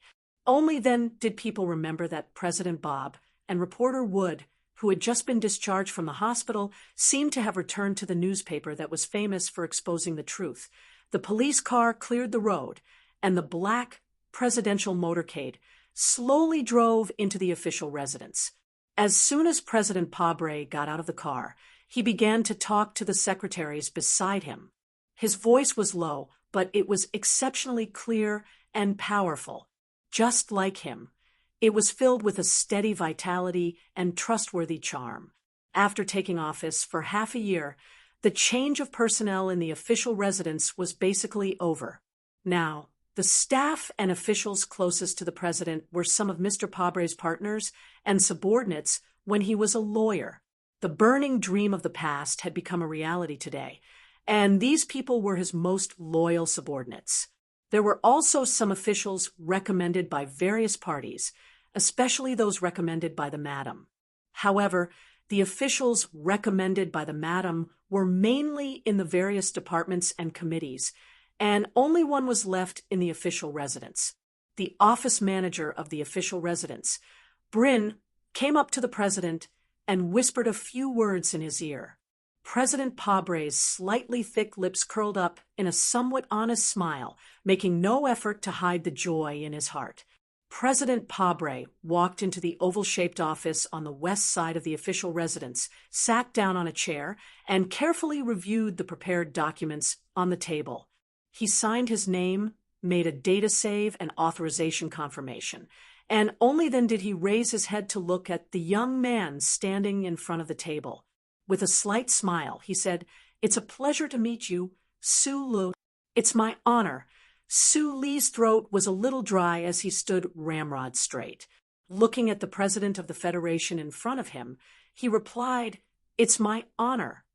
For the matter of the new standards for the MX Mecca, he had once come to the president's official residence, but at that time he had only waited in the lounge for a night. Now, he was actually standing in the legendary oval-shaped office, facing the most powerful man in the Federation. Fugitive, criminal, then meeting the president of the Federation face-to-face. Even with Su Li's steady and resolute nature, he could not help but feel a sense of epiphany. He looked at the dark-faced President Pabre and knew that it was this president who had insisted on pardoning him. Thinking back to the many subtle connections he had with the presidential election in the past 2 years, he could not help but develop an extremely sincere and good impression of this middle-aged man. President Pabre leaned back in his chair and looked at the young man before him with great interest, his thick palms pressed together. He had already read too much of Su Li's files. On one hand, he was shocked by the deeds this young man had done, but on the other hand, he could not help but be a little puzzled. He clearly had a bright future ahead of him. Why would this person be willing to violate the laws of the Federation and kill Macklin? But when he saw Su Lu, he knew that he did not need to ask this question. This was because this young man's eyes were calm and honest, and his normal face naturally showed a look of determination and sincerity. He looked just like himself from many years ago. How many important figures of the Federation would think of their own past when they saw Su Lu? Would they think of their own clean and untainted past? The door of the office was pushed open, and the chairman of the Joint Chiefs of Staff, General Miles, walked in under the guidance of Director Breen. In his hand was a small box wrapped in a sky-blue flannel cloth. General Miles looked at Sulu and smiled, then walked to President Pabre's side and handed the box over. President Pabre stood up, opened the box, and took out a medal inside. He walked to Sulu and put it on his left chest. He then patted his shoulder and said lightly, "Before you go out, remember to hide the medal. A hero like you probably won't be able to see the light of day for many years." Seeing the president himself, Sulu self-deprecatingly realized that he was still nervous.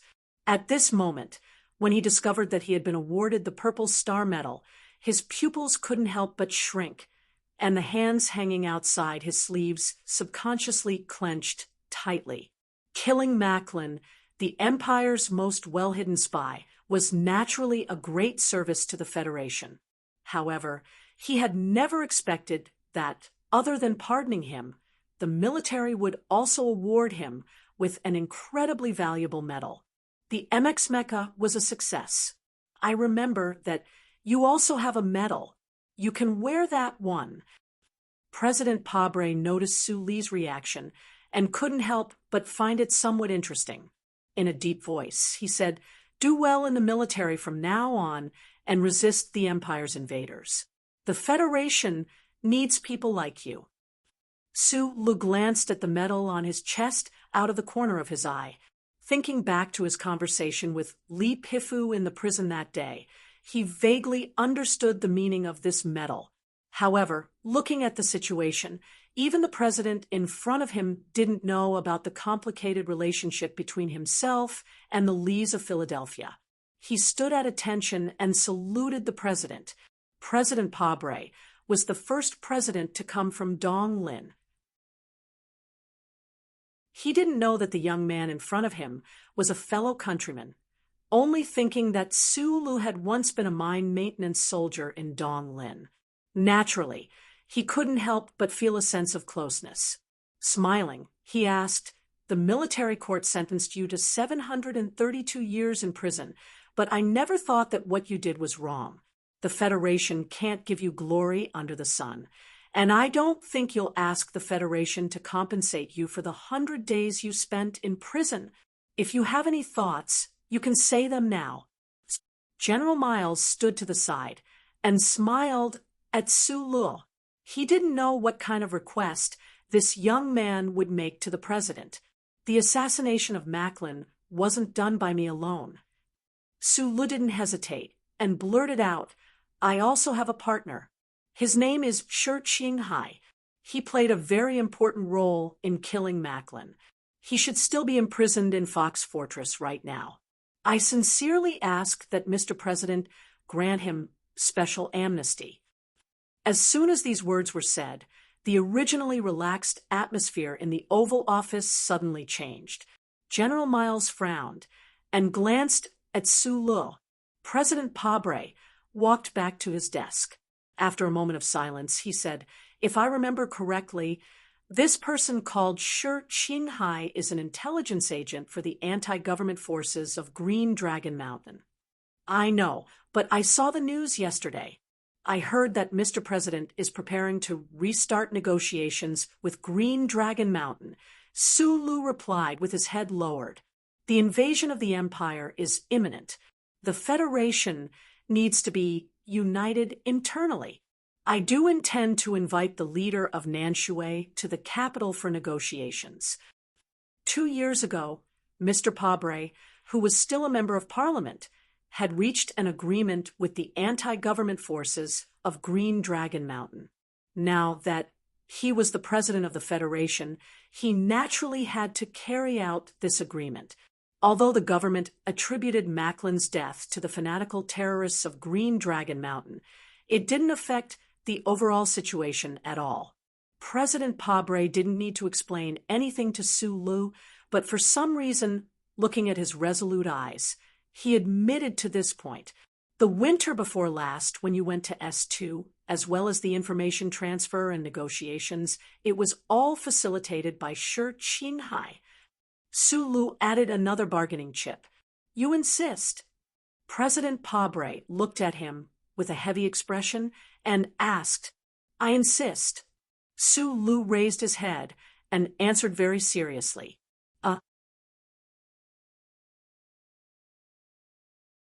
Chapter 3:18. President Pabre was very different from his predecessors. For this politician, who was born at the bottom, the inherent traditions of the Federation were definitely not an untouchable iron curtain. Of course, as the current leader of the Federation, he was not so stupid as to completely ignore compromise and balance and want to blow up a strong wind in the universe. The changes he made were slow and careful. For example, the routine ball of the Nebula Award winners at the president's official residence was canceled. Instead, the president personally attended the award ceremony and gave a passionate speech. Reverence was because of the power and authority that the president represented. Reverence was because of the political traditions of the Federation and the embodiment of the will of the Federation. The guests looked at President Pabre on the stage, but it did not prevent them from becoming more and more confused. Why did the president make such a sudden and temporary change to the Nebula Award ceremony? The content of President Pabre's speech revealed the real reason. The first half of the speech was very common. It was warm praise for the scientists and artists who had made outstanding contributions to the progress of the Federation. However, the second half of the speech began to become heavy and pointed. The guests listened to the speech in disbelief. They could understand the president's criticism of the empire, his concern for the situation in the Westwoods, and his deep hatred for terrorist activities. However, they could not understand why the president's speech was not directed at the anti-government forces in Green Dragon Mountain, but vaguely pointed at the dead senator and the special investigation that had once taken place. Even if they were election opponents, even if they had different political views, Senator Macklin was already dead. Furthermore, he was remembered and loved by many people in the Federation. Why did President Pabre do this? Where did his most basic political IQ go? After the speech, there was no mention of Macklin's name at all. However, the obscure and direct meaning could be understood by anyone. Below the stage, the governor of Jingzhou, Mr. Ross, who was holding the Peace Prize, had an extremely heavy and angry expression on his face. The dead were gone. Did President Pabre not know that this was a big taboo? The death of a person is not as good as the extinguishing of a lamp. The lamp has light, but the place it cannot illuminate is darkness. If you do something wrong, you have to pay the price. President Pabre looked at the guests who were looking at each other in bewilderment and said coldly, Perhaps I am not a mature politician, but I am a devoted follower of the Federation's laws. If I die, you can dig up my grave and see what color it is inside. I have the same attitude towards certain dead people. The Nebula Award ceremony ended in this strange atmosphere. The staff in the office were stunned and immediately started to work to ensure that Mr. President's speech would not be published in the newspapers. However, with so many guests present, the content of the speech would definitely be leaked out. As for whether it would cause any unrest in the Federation that had just been quiet, this was something that no one could predict at the moment. The guests and officials with serious expressions walked out of the George Carlin Center. The first thing they did was to collect the capital's special district daily for the past week. The Federation seemed to want to do something about the dead Macklin. President Pabre mentioned the capital's special district daily's investigation. Only then did people remember that Chief Editor Bob and reporter Wood, who had just been discharged from the hospital, seemed to have returned to the newspaper that was famous for exposing the truth. The police car cleared the road, and the black presidential motorcade slowly drove into the official residence. As soon as President Pabre got out of the car, he began to give verbal instructions to the secretaries beside him. His voice was low, but it was exceptionally clear and powerful. Just like him, it was full of a steady vitality and trustworthy charm. After taking office for half a year, the change of personnel in the official residence was basically over. Today, some of the staff in the official residence were Mr. Pabre's partners and subordinates when he was a lawyer. The burning ideals of the past had become a reality today, and their loyalty and execution were unquestionable. There were also some officials recommended by various parties, especially the officials recommended by Lady Tai. These officials had been doing official work for many years, and their abilities were outstanding. They were also very experienced in dealing with the Senate, the media, and various organizations. However, the officials recommended by Lady Tai were basically arranged in important departments and several major committees. There was only one person left in the official residence. The office director of the official residence, Bryn, came up to Mr. President and whispered a few words in his ear. President Pabre's slightly thick lips slightly opened, and he smiled. He quickly walked into the oval-shaped office on the west side of the official residence, sat down on the chair, and carefully reviewed the prepared documents on the table. He signed his name, did the data storage, and confirmed the permissions. Then, he looked up and smiled at the young man standing in front of the table. He said, "Nice to meet you, Sue Lu." "It's my honor."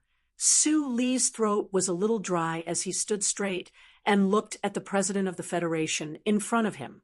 He had come to the official residence for the matter of the MX Mecca's new standards, but at that time, he had only waited for a night in the lounge. At this moment, he was standing in front of the most powerful man in the Federation and was only 3 steps away. The previous strict inspection and the cold gaze of the only person who knew the inside story, the director of the Special Task Force, made Sue Lu understand more deeply what it meant to meet Mr. President. A fugitive, a criminal, and then a personal meeting with the president. Even if he had a calm and determined temperament, he couldn't help but feel anxious. He looked at the tanned President Pabre and thought of Mr. President's respectable past. He then thought of the many subtle relationships he had with the presidential election in the past 2 years and how it was this president who insisted on pardoning him. He couldn't help but feel very sincere affection and respect for him. President Pabre leaned against the back of his chair and looked at the young man in front of him with great interest. He put his thick palms together. He had read too much about Sue Lee's files. On the one hand, he was shocked by the young man's abilities and achievements. On the other hand, he couldn't help but feel a little puzzled. He clearly had a bright future ahead of him. So why was this person willing to violate the laws of the Federation and kill Macklin? But when he saw Sue Lu, he knew that he didn't need to ask this question. This was because this young man's eyes were calm and honest, and his normal face naturally showed a look of determination and sincerity. He looked just like himself many years ago. How many big shots in the Federation would think of their own past when they saw Sue Lu? Would they think of their own clean and untainted past? The door of the office was pushed open, and the chairman of the Joint Chiefs of Staff, General Miles, walked in under the guidance of Director Breen. He was holding a small box wrapped in a sky blue velvet cloth. General Miles didn't look at Sue Lu. He walked straight to President Pabre's side and handed the box over.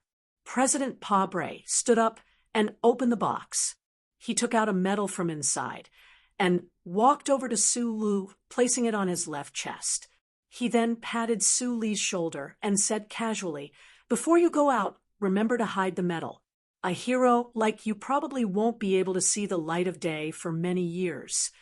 Seeing the president himself, Sue Lu found self-deprecatingly that he was still nervous. Now that he found that he had been awarded the Purple Star Medal, his eyes narrowed involuntarily, and the hands hanging outside his sleeves subconsciously clenched into tight fists. Killing Macklin, the Empire's most well-hidden spy, was naturally a great service to the Federation. However, he felt that he had only done it by accident. He would never have thought that, other than being pardoned, the Federation would also award him with an incomparably valuable medal. You've done a great service to the Federation in developing the MX Mecha. I remember that you also have a medal. You can wear that one. President Pabre noticed Su Li's reaction and couldn't help but find it interesting. In a deep voice, he said, "Do well in the army from now on. Resist the Empire's invasion. The Federation needs people like you." Su Lu glanced at the medal on his chest from the corner of his eye. Thinking back to his conversation with Li Pifu in prison that day, he vaguely understood the meaning of this medal. However, it seemed that the president in front of him didn't understand the complicated relationship between himself and the Lees of Philadelphia. He stood at attention and saluted the president. President Pabre was the first president to come from Donglin. He didn't know that the young man in front of him was from his hometown. He only knew that Su Lu had once been a mine maintenance soldier in Donglin, so he naturally felt a sense of closeness. He smiled and asked, "The military court sentenced you to 713 years in prison, but I've never thought that what you did was wrong. The Federation is unable to honor you under the sun, and I don't think you'll ask the Federation to compensate you for the 100 days you spent in prison. If you have any thoughts, you can say them now." General Myers stood to the side and looked at Su Lu. He didn't know what kind of request this young man would make to the president. "The assassination of Macklin wasn't done by me alone." Su Lu did not hesitate and blurted out, "I still have a partner. His name is Shi Qinghai. He was able to kill Macklin. He played a very important role in the middle. He should still be imprisoned in Foxford. I plead for Mr. President to pardon him." As soon as these words were said, the originally relaxed atmosphere in the Oval Office suddenly changed. General Myers frowned and glanced at Su Lu. President Pabre walked back to his desk. After a moment of silence, he said, "If I remember correctly, this person called Shi Qinghai is an intelligence agent for the anti-government forces in Green Dragon Mountain." "I know, but I saw the news yesterday. I heard that you're preparing to restart negotiations with Green Dragon Mountain." Su Lu replied with his head lowered. "The invasion of the Empire is imminent. The Federation needs to be united internally. I do intend to invite the leader of Nanshui to the capital for negotiations." 2 years ago, Mr. Pabre, who was still a member of Parliament, had reached an agreement with the anti-government forces in Green Dragon Mountain. Now that he had become the president of the Federation, he naturally had to carry out this agreement. Although the Federation attributed Macklin's death to the fanatical terrorists in Green Dragon Mountain, it didn't affect the overall situation at all. President Pabre didn't need to explain anything to Su Lu, but for some reason, when he looked at Su Li's determined eyes, he admitted to this point. 2 years ago, when you went to S2, as well as the information transfer and negotiations, it was all facilitated by Shi Qinghai. In order to save Shi Qinghai, Su Lu had no choice but to reveal this little secret. Although Mr. Shi had once shouted that this was their president, as the president of the Federation, who would really care about these small details of the past. "You insist." President Pabre looked at him with a heavy expression and asked, "I insist." Su Lu raised his head and answered very seriously, "I was on the road today and tomorrow, so I stayed up late to finish writing in advance. After I finished writing, I looked back and found that it was terrible. I've never written such a terrible thing before. I changed it a little, but found that it was still as bad as before. At night, before going to bed, I cleaned the cat toilet and took a shower. There was snow outside the window, so I went out to take out the cat litter.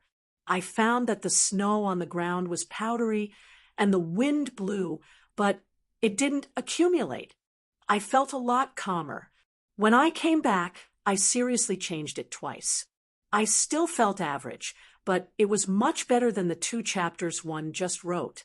At least I felt that when I published it, it wouldn't be a waste of everyone's 6 cents.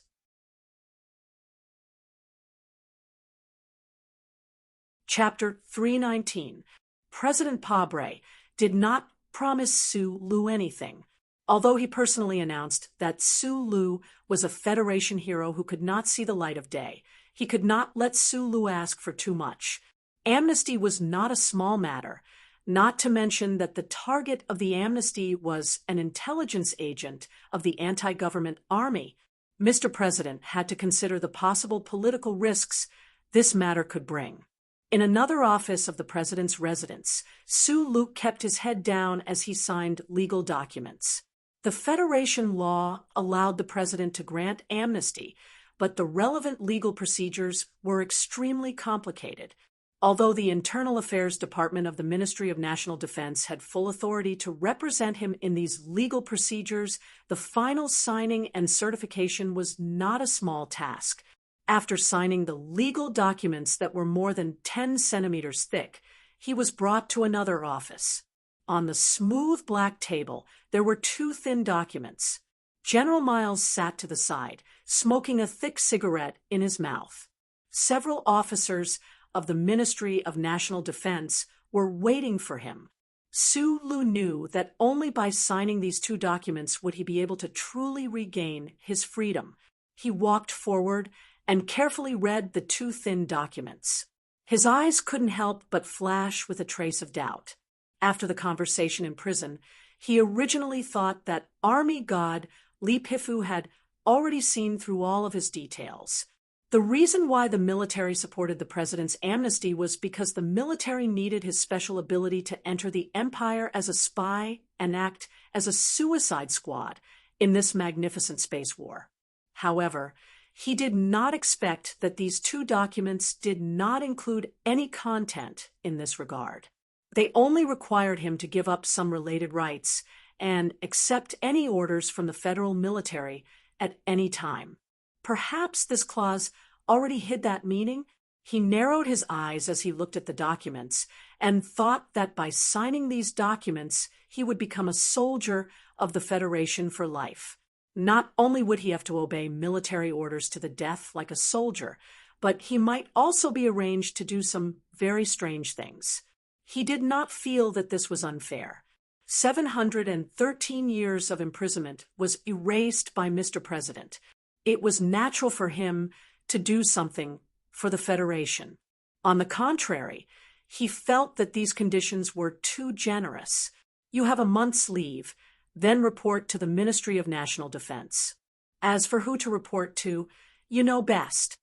Admiral Miles put down the cigarette in his hand and said, "I don't know why the commander appreciates you so much, but I don't want to see you die anyway. Sign the document and leave quickly." Sure, Tringhai? Sue Lu still didn't let go of this issue and said seriously, "Even if I sign the document, I may not fulfill my duties." If you don't fulfill your duties, the pardon will be automatically revoked, and you will be locked up in Fox Fort for 713 years. General Miles stared into his eyes like an eagle. "I'm not afraid of being shut off." Sue Lu smiled bitterly and began to write. After signing the thin document that was similar to a slave contract, it was obvious that both General Miles and the officers of the Department of Defense were relieved.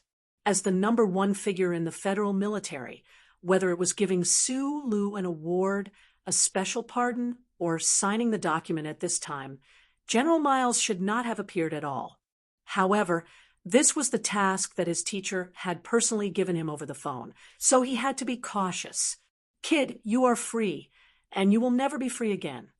The officers of the Department of Defense took the document and walked out of the office with solemn expressions. General Miles walked out of the door and said in a deep voice, "At the entrance of the president's official residence, General Miles left first. He had come to the capital's special district from the 1st Military Region just for Sue Lee's matter. Sue Lu stood alone by the grass at the entrance of the president's official residence. He looked up at the sun in the sky and smelled the faint green fragrance of freshly cut grass. He was a little confused.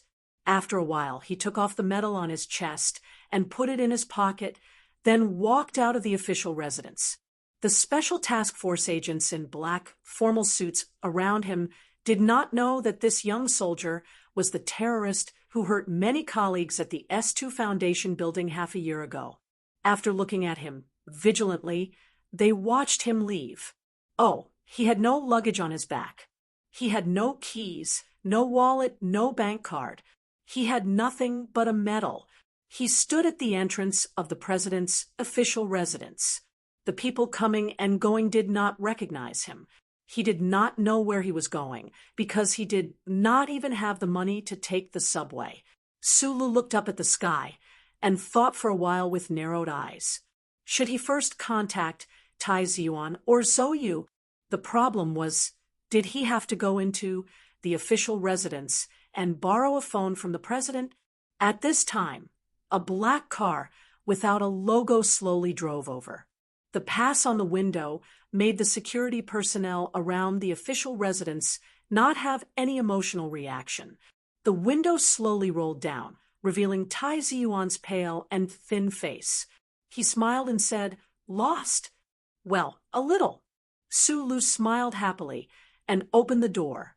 Tai Ziyuan waved his hand and said, "You drive." Sulu was slightly stunned. He got into the familiar driver's seat and gently stroked the perfect steering wheel.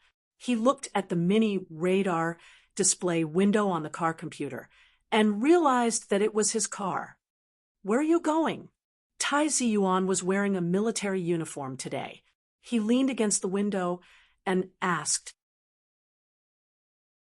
"I want to go home and have a look." Sulu started the car and at the same time reached out his hand.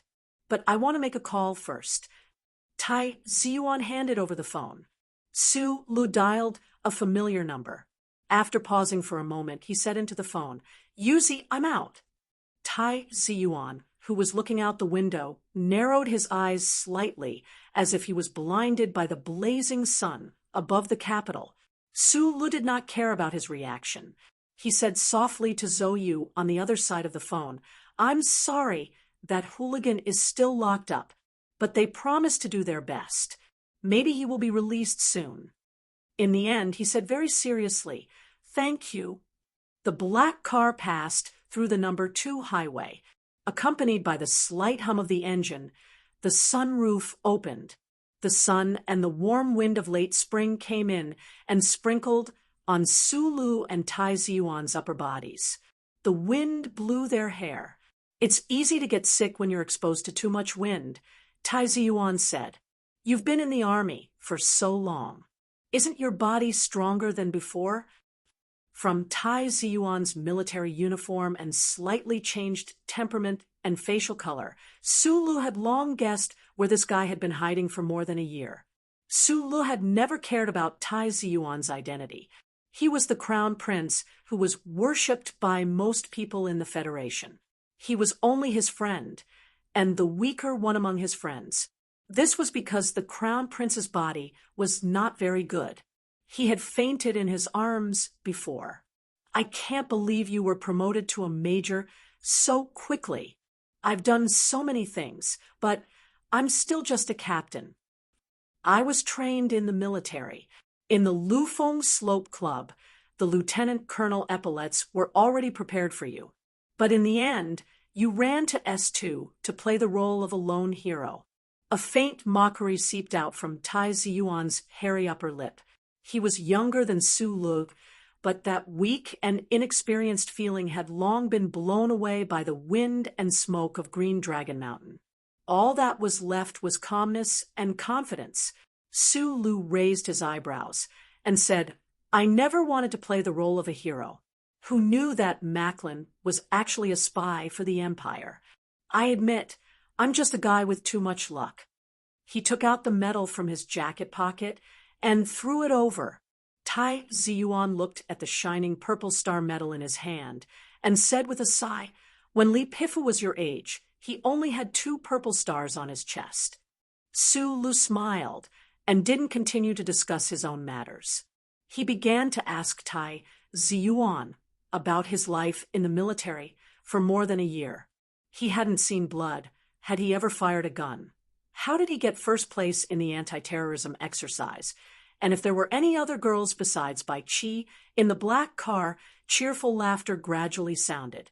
Traveling in the free wind and sunshine, a young man had forgotten the darkness of blood and fire, and a young man had forgotten his identity and status. Just like in H1 a long time ago, through the intercom, they were talking about very interesting things. At the corner of the corridor, Su Lu took out a key and opened the door of Wangdu apartment. This was the first time Tai Ziyuan had come to this apartment. Like the owner of the place, he walked straight to the sofa and sat down. He seriously looked at the size and layout of the room. The air circulation system of the apartment had always been working well. Although no one had lived here for more than half a year, there was still no dust or dirt. Su Lu poured a cup of tea for Tai Ziyuan and then walked to the balcony. He looked at the green vines and leaves that had regrown and smiled slightly. Yuzi lived here after she got pregnant. Tai Ziyuan put down the teacup and suddenly asked, "Yes, in June, the Zhou family took her back." Su Lu didn't turn around and said, "The key I took just now was prepared for her. She always likes to forget to bring her key when she goes out." "Zhou Yuhua, I went to take a look. The little guy is quite good-looking." Tai Ziyuan's voice was like a riverbed that had been washed by water. It was a little rough. "You said it's not yours. Then it's sure Qinghai's." Su Lu turned around and said seriously, "You have nothing to do with Soyu, right?" After a moment of silence, Tai Ziyuan smiled and said, "Indeed, but can you speak to me more politely? Although I didn't help you much this time, and Li Pifu inexplicably took a fancy to you. But after all, I did want to do something. Is everything okay between you and your wife? We had a quarrel, but it's not a big problem. I didn't go back to Macho Mountain. Mother and son need to calm down for the time being." Tai Ziyuan said lightly and lightly, but Su Lu was very moved. In the end, he was too embarrassed to say anything related to gratitude. His smile gradually disappeared. He didn't need to think about what he would do after regaining his freedom or what the federal military would arrange for him. But he always remembered one thing and one person deeply. "Can you help me investigate a person?" "Who?" "Bai Yuan." After a moment, Tai Ziyuan put down the phone, looked at him, and said slowly, "Your secretary is in the capital. She's a member of Whitewater Group 7. She's holding a wedding ceremony tonight." Su Lu was silent for a moment. He walked into the kitchen and began to carefully grind a 3-pointed fine-edged knife.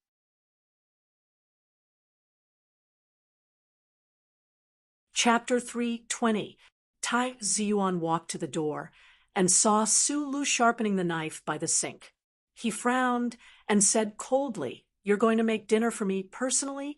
Should I feel honored?" He knew what Su Lu wanted to do, so he deliberately said this to dispel his thoughts. Su Lu also knew what he meant, so he didn't stop his hands. He lowered his head and let the thin water flow on the tip of the knife. He said softly, "I have something to do tonight, so I won't accompany you for dinner. Don't be so naive.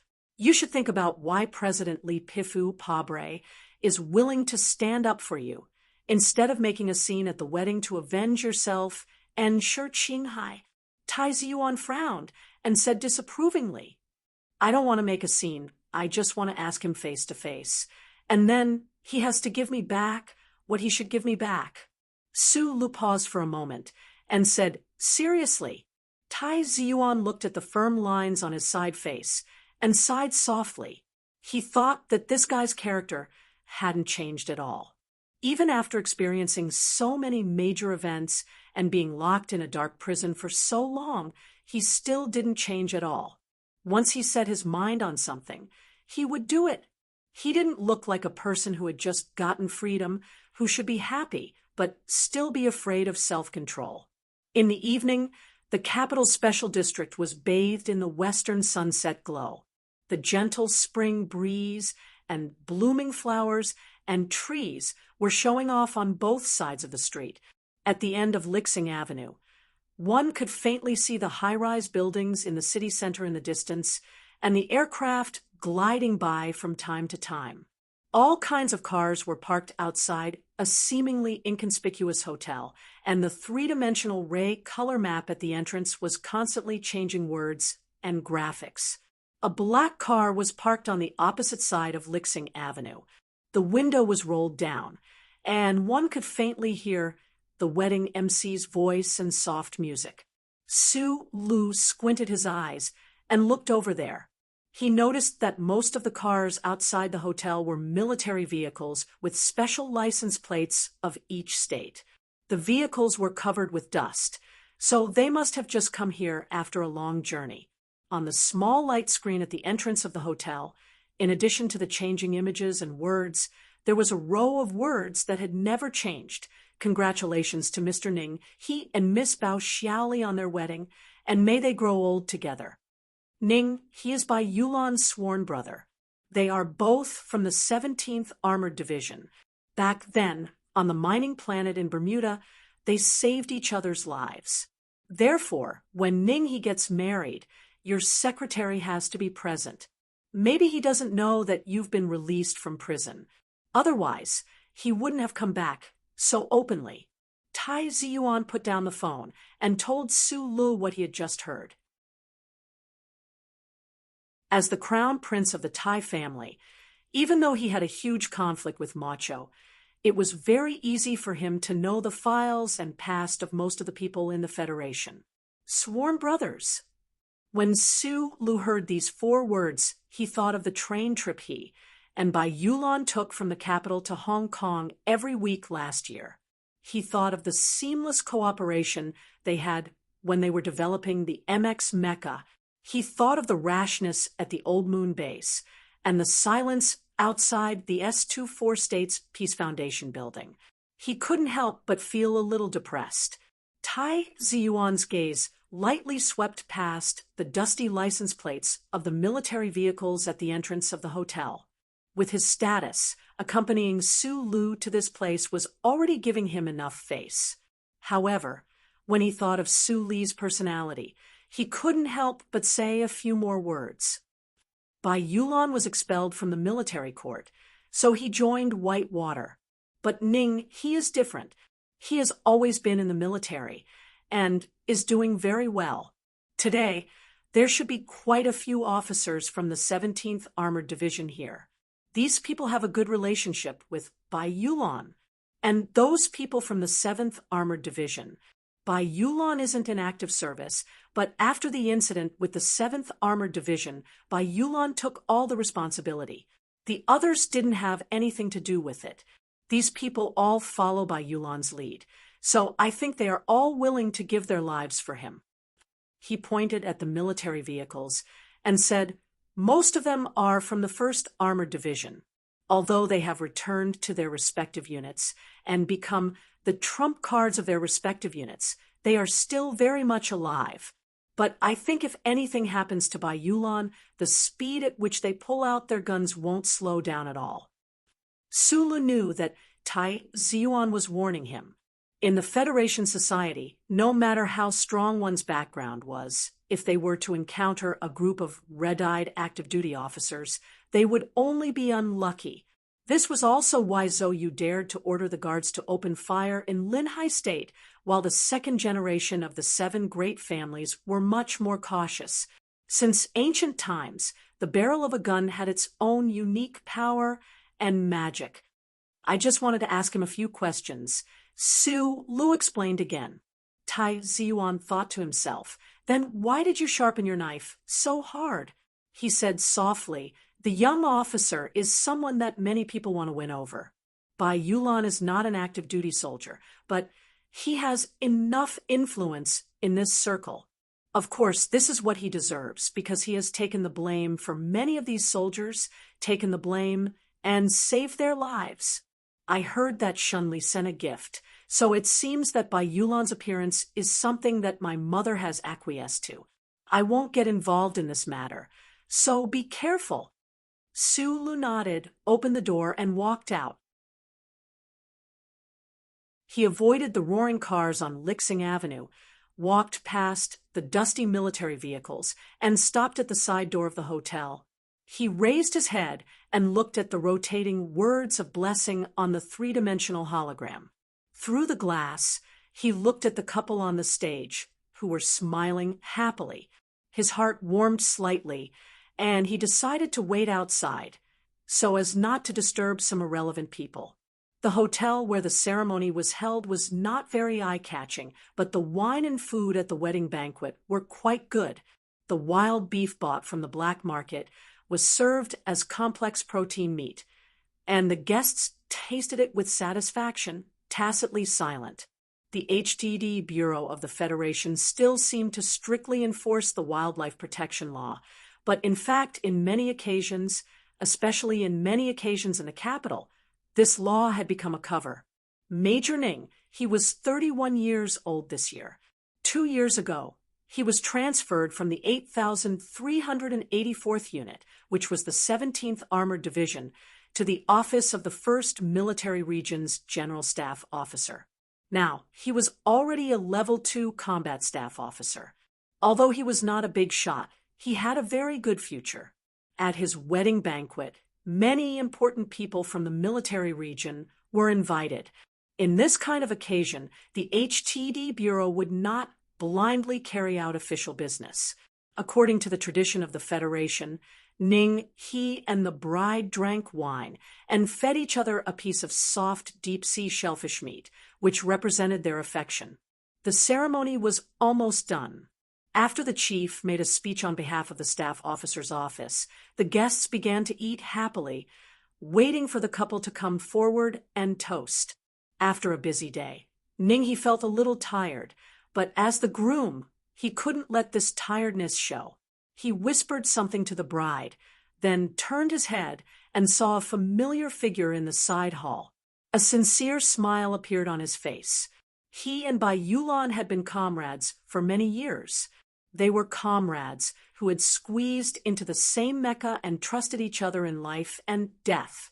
Although the two of them had not seen each other much in the past few years, and because of the Whitewater Company case, Bai Yulan had deliberately distanced herself from them. But Ning he admitted that he still saw Bai Yulan as his most trusted partner. Today was his wedding day. If Bai Yulan was not here, it would be a regret that could not be made up for. Fortunately, he had rushed back.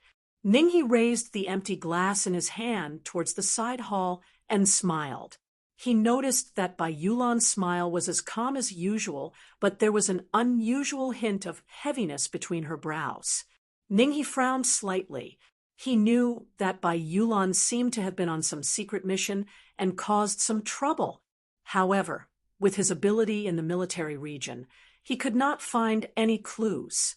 The moment he turned his head, his gaze swept across the hotel's floor-to-ceiling window. He saw a person standing outside the window and couldn't help but freeze. The young man outside the hotel had an ordinary face and was dressed plainly. His slightly squinted eyes were faintly visible. He gave off an amiable feeling, like a passerby waiting for someone. But for some reason, Ning he felt that this person was very dangerous, extremely dangerous, and the person he was waiting for was definitely someone at the wedding venue. Ning he, who had survived the battle with the Empire in Bermuda, would not feel the slightest bit of fear because of the appearance of such a person. He just did not want to be disturbed at his wedding. He waved his hand and called for an officer in the side hall. He whispered a few words, and the officer's eyebrows twitched slightly. There was a hint of disdain and hatred in his eyes as he nodded. Su Lu did not want to disturb the most important day of a newlywed's life, so he obediently waited outside the hotel. He deliberately put some distance between himself and the entrance of the hotel. However, he did not know that his presence had already disturbed the other party. The sky gradually darkened, and the guests in the hotel had basically all left. Only a few tables of officers in the side hall, the soldiers who had gone through life and death with the groom, were still drinking. After going through all this with great difficulty, Ninghe smiled bitterly and cupped his hands in farewell. Surrounded by a group of people, he walked to the main entrance of the hotel and prepared to board the limousine and leave. Ninghe glanced out of the corner of his eye and saw that the eye-catching young man was still waiting in the distance. He lowered his head and said to the officer beside him, "I don't want to upset Xiaoli, so I'll go with her first. You let Xiao Bai leave through the side door." Lao Bai drank a little too much and won't leave, the officer said disdainfully. "What are you afraid of if you go through the front door? Today is your big day. I'll kill whoever dares to cause trouble. Don't worry, I'll take care of this." Ninghe smiled and said, "I'm just afraid that you'll make a big deal out of this." The officer beside him was called Xiong Linquan. He was the gunner of Team 7 back in the day. He had followed by Yulan to those remote mineral planets and killed countless pirates and Imperial Special Forces who had infiltrated. This person was fierce, and his methods of dealing with trouble were unusually direct and efficient. He had absolute faith in his abilities. It was just that this was a special day, so he said a few more words. From the bottom of their hearts, these soldiers did not think that the man in the distance was any real trouble, so they were not very worried. After a few words of idle chatter, the groom got into his wedding car and left amidst the cheers and jeers of the bride's sisters. Watching the newlyweds' motorcade leave the hotel, Su Lu, who had been standing there for a long time, sighed softly. He did not feel too much regret, but he did feel a little envious. 2 years ago, he had made a lot of warm life plans. He wanted to marry Zhang Xiaoming, have children, buy a house, and work. Who would have thought that his life would turn into such a strange shape? He had become a stranger to that beautiful girl with asterisk, asterisk, asterisk, asterisk, asterisk, and he rarely thought of her recently. Earlier, too many guests had come out of the hotel, so he had retreated to the corner of the street. At this time, he was about to take a few steps toward the front door when he unexpectedly saw a few officers in dark green military uniforms walking directly toward him. "What do you do?" Xiong Linquan asked with a cold face. The coldness and arrogance in his bones were obvious, and he had not trimmed them in the slightest. "I'm waiting for someone," answered Su Lu. "Who are you waiting for?" Su Lu said with a smile, "By Magnolia." After a moment of silence, the officers frowned at the same time. No matter how unreasonable a soldier was, it was impossible for them to directly wave their fists and hit someone on the streets of the capital, so Xiong Linquan suppressed his temper and asked a few questions. He did not expect this person to answer so simply and directly. It turned out that this guy was really here to cause trouble for Lao Bai. After confirming this, Xiong Linquan and the officers beside him did not have the slightest bit of vigilance. Instead, they felt a little happy. There were not many opportunities to solve problems for Lao Bai. If it were based on their nature, they would be willing to knock this young man to the ground, step on him a few times, spit on him, and then drag him to the hotel like a dead dog, and let him lie at Lao Bai's feet. However, before he left, Xiong Linquan had already told him not to do anything, so he did not do anything. He only coldly raised his chin and lightly waved the index finger of his right hand. "Today, we're holding a joyous occasion here. You don't have to wait anymore. If you want to die for Lao Bai, come back another day." These soldiers could feel the danger that Su Li's calm represented, but they did not care because their lives were always accompanied by danger. Moreover, today, the 17th Armored Division and the fierce figures of the 7th Squad were gathered in the hotel. If Ning, he was personally handling this matter, perhaps he would not have added those last provocative words. But Xiong Linquan was not this kind of person. Su Lu did not react to these words, only smiling, as the technical director of the 7th Squad. Although the 7th Squad had long been in a semi-disbanded state, and although he had not seen a single member of the squad, he had seen the files and knew the character and ability of this officer in front of him. His calmness in front of Xiong Linquan was a provocation. Xiong Linquan tilted his head and moved extremely close to him. He extended his right index finger and pointed it at the other's eyes. He said softly with a smile, "If I had a gun, I would have shot you. The problem is that I'm here to attend a wedding. According to the rules, I can't bring a gun, so I can't shoot you. If you make a move, I'll smash you into pieces. The problem is that you're definitely going to dress as a woman, and there are also Federation laws, so I can't beat you up." Xiong Linquan straightened his body, looked at Su Lu with slight mockery, and said, "What happens next will definitely be a little interesting." After saying this, he tidied up his military uniform, turned around, and left, not paying any more attention to Su Lu. Su Li's brows furrowed slightly. Looking at this person's back, a trace of alarm appeared in his heart. With a loud roar of the accelerator, a dark green military vehicle suddenly started. It vibrated and rushed directly from the road onto the sidewalk, brushing past Xiong Linquan's side and crashing towards Su Lu. The military vehicle started so violently that the dust on the dark green body of the vehicle trembled. Like an arrow released from a bow, it slammed into Su Li's body. In an instant, the hard lines of the vehicle were only a few meters away from Su Lu. He couldn't shoot, so it was inconvenient for him to make the first move. Then, a traffic accident would happen.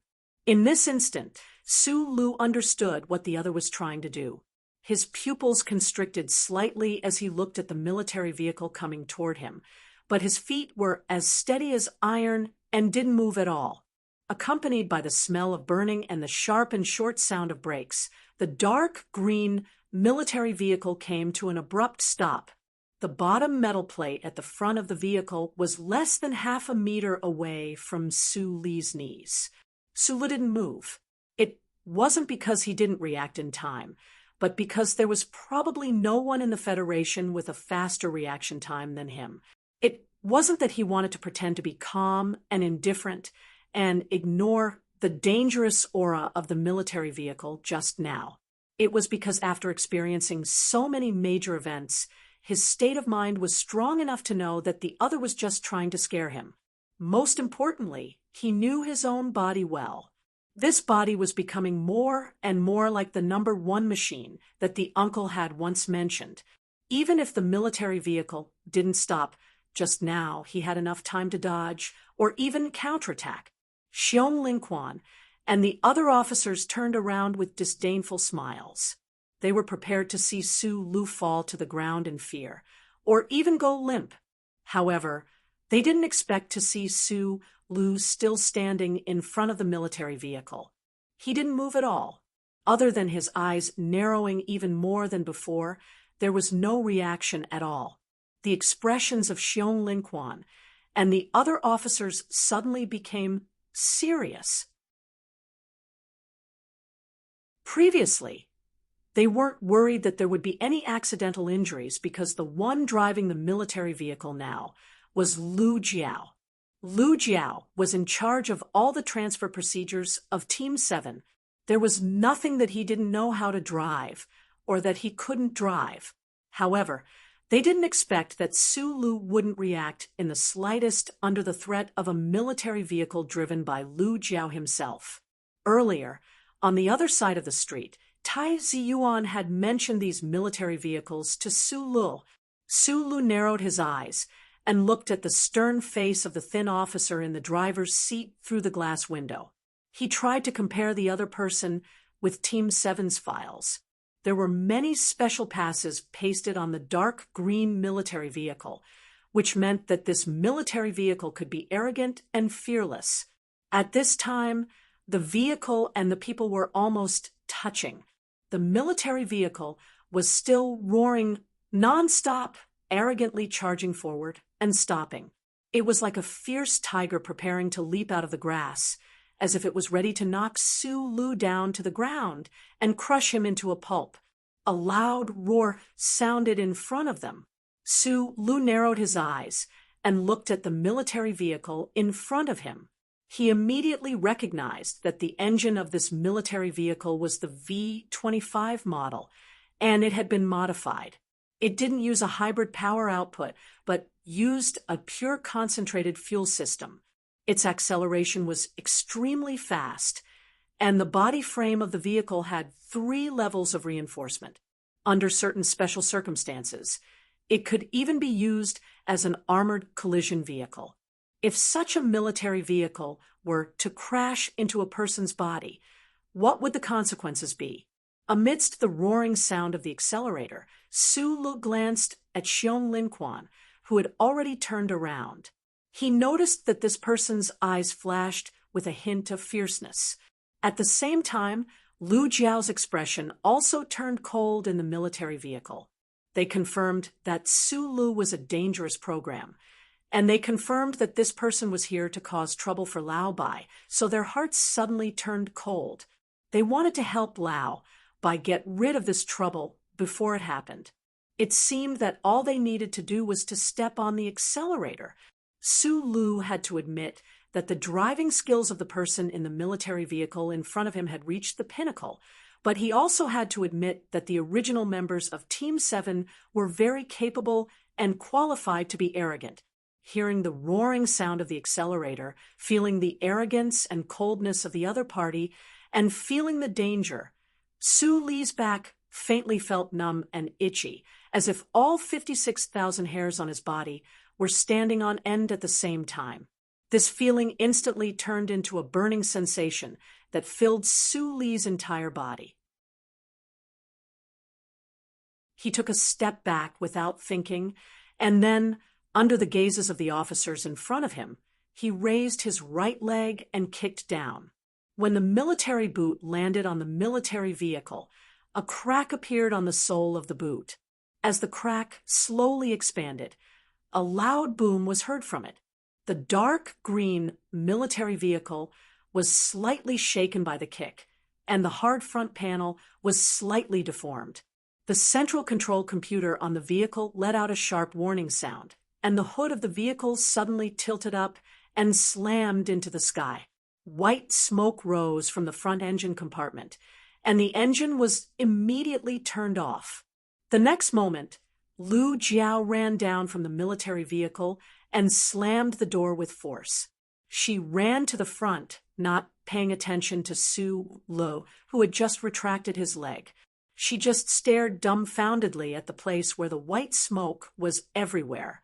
She did not think that she had wanted to kill that guy earlier. She only felt that her mind was a little confused, and she felt that everything she saw was fake. The expressions of Xiong Linquan and the other officers also became very interesting. In an instant, their faces turned white and then black as iron. They were different from Lu Jiao. They were all combat personnel. Although they were shocked by Su Li's terrifying kick, they immediately thought of preparing for battle. Who the F***ck is this person? What kind of leg is this? Xiong Linquan thought in his heart. After being in the military for so many years, he had seen many powerful special forces soldiers. However, other than the few people who were rumored to be gods at the front line of the West Woods, where had he seen such a fierce person in real life? Although he was a little confused, his hands did not slow down. He had already reached for the gun at his waist. The Federal Army regulations strictly prohibited the carrying of firearms when going out in private. However, he was a gun fanatic, and still carried a pistol. At this moment, he was a little doubtful that he could knock down the person in front of him with just a pistol. It seemed like he should have brought a Kian over, seeing that the soldiers in front of him were preparing to take out their guns. Sulu narrowed his eyes. The muscles behind his calves bunched up. Just as he was about to pounce over and knock down the person, he heard a familiar voice. "Put away your gun. If you don't want to die, this is the officer." He had not heard this voice for half a year, but it was still so soft and gentle, just like every day last year. She stayed by Su Li's side, asking him what kind of tea he wanted to drink and where to put his clothes.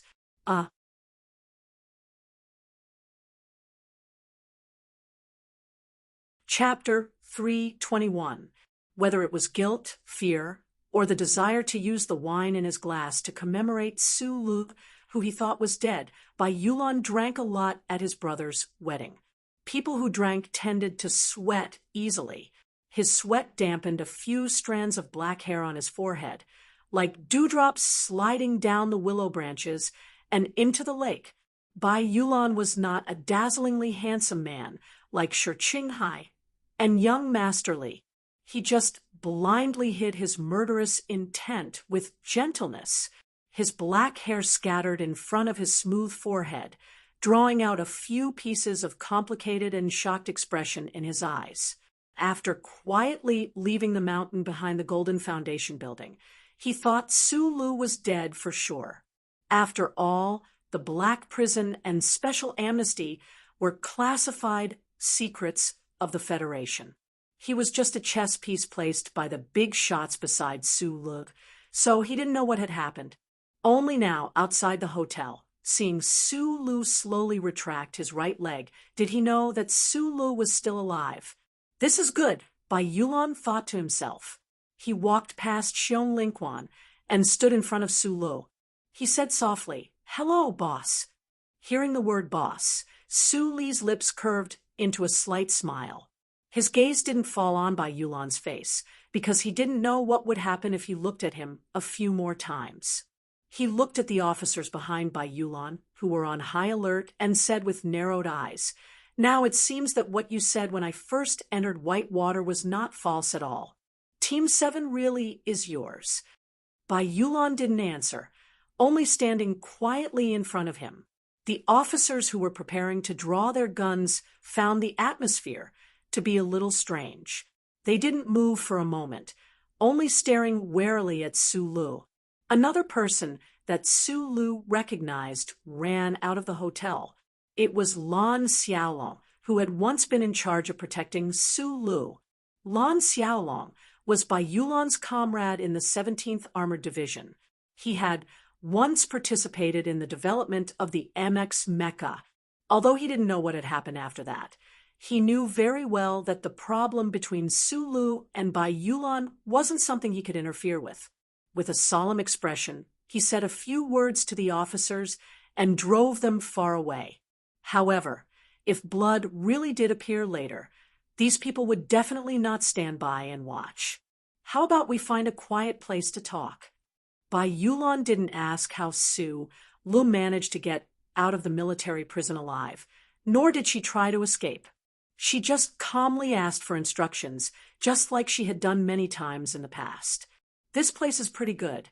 Sulu lowered his gaze, looked at him, and said, "I just want to ask you a few questions." "Go ahead and ask.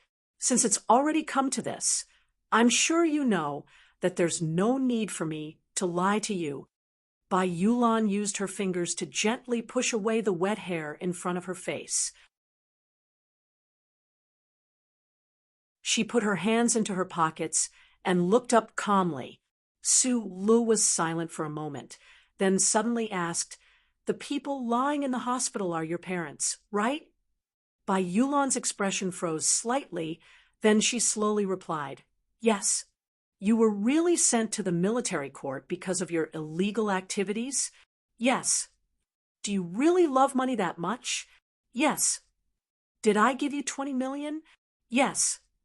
"Are all the things you told me true?" Sulu stared into his eyes and asked. "After that, I kept asking myself, what exactly is true and what is false.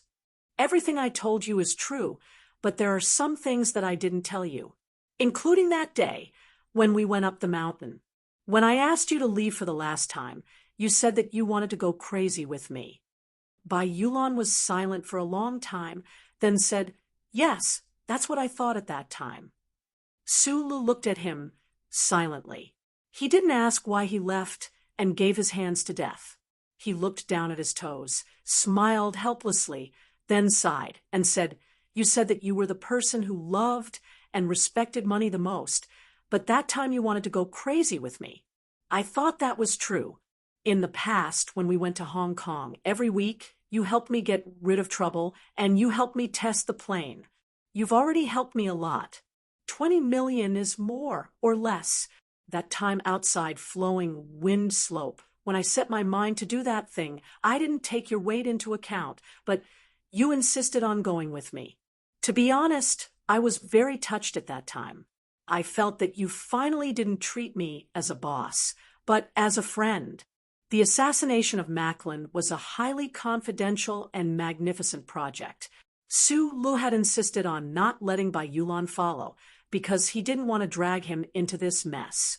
But in the end, Su Lu took him with him, which represented how much reliance and trust he had. Unfortunately, in the end, when Red Leaf's gunshots rang out, this person disappeared without a trace, ruining the overall plan, cutting off Su Li's escape route, and exposing his back to the malicious eyes. Let's not talk about friendship and nonsense. When Su Lu used this tone to speak, it meant that his mood was extremely gloomy, but he still lowered his head and looked at his toes. He said, "In the hospital and in the company, you repeated to me that you are a very professional person. You only care about money and not people. You called me boss and said that you would sell your life to me. Is there anything you can explain?" Bai Yulan laughed self-deprecatingly. His smile was actually a little cold. After a moment of silence, he replied, "Do you remember that I once told you that if both of us paid, I would have to follow a first-come, first-served basis? I originally thought that the other side wouldn't give me any instructions, but I treated it as reality. So I followed you up that mountain, but when I was on the mountain, I received the other side's instructions. So Lady Tai beat me to it." Su Lu looked at his toes and smiled uncomfortably. After being locked up in the black prison of Fox Fortress for more than 100 days, other than chatting with that old thing, he spent most of his free time reminiscing about the details of this operation and the more distant days. Bai Yulan's departure was a devastating blow to the plan to assassinate Macklin. If it wasn't for the Federation's the glory of the Charter shining into Su Li's black eyes at the most desperate moment, he and Shi Qinghai would probably have died a long time ago. After thinking about it carefully, Su Lu couldn't find a reason why Bai Yulan would betray him. After being together for such a long time, he thought that he understood this delicate man very well.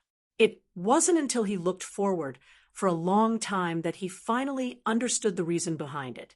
Being able to get to know Bai Yulan and take in this fierce and delicate man who was good at assassinating security guards as his assistant had happened after Su Lu entered the 7th Combat Team of Whitewater Company.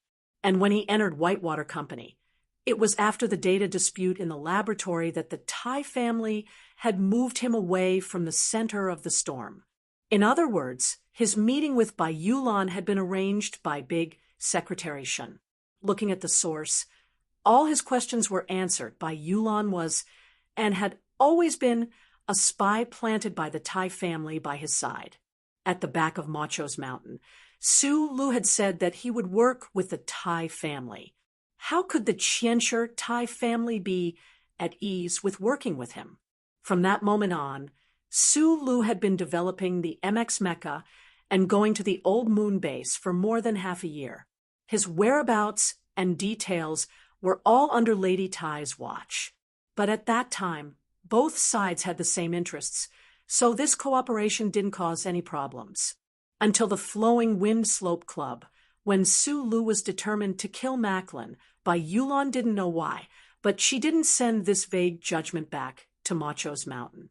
Until the last moment, when Lady Tai laid down this foreshadowing, Bai Yulan floated away, and Su Lu fell into a dead end. The front cover of the dark green military vehicle was tilted up, and the sound of the siren covered the conversation between the two people.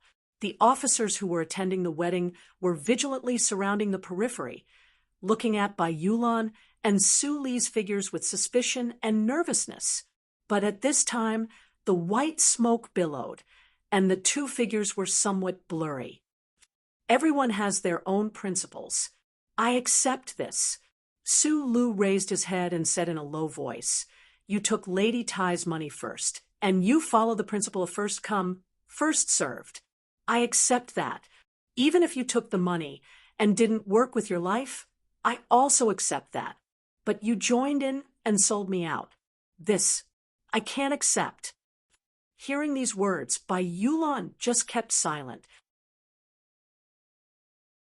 Her slightly wet black hair swayed in front of his eyes like a good hypnotist, making him fall into a strange state of mind. In the building, I was shot 14 times.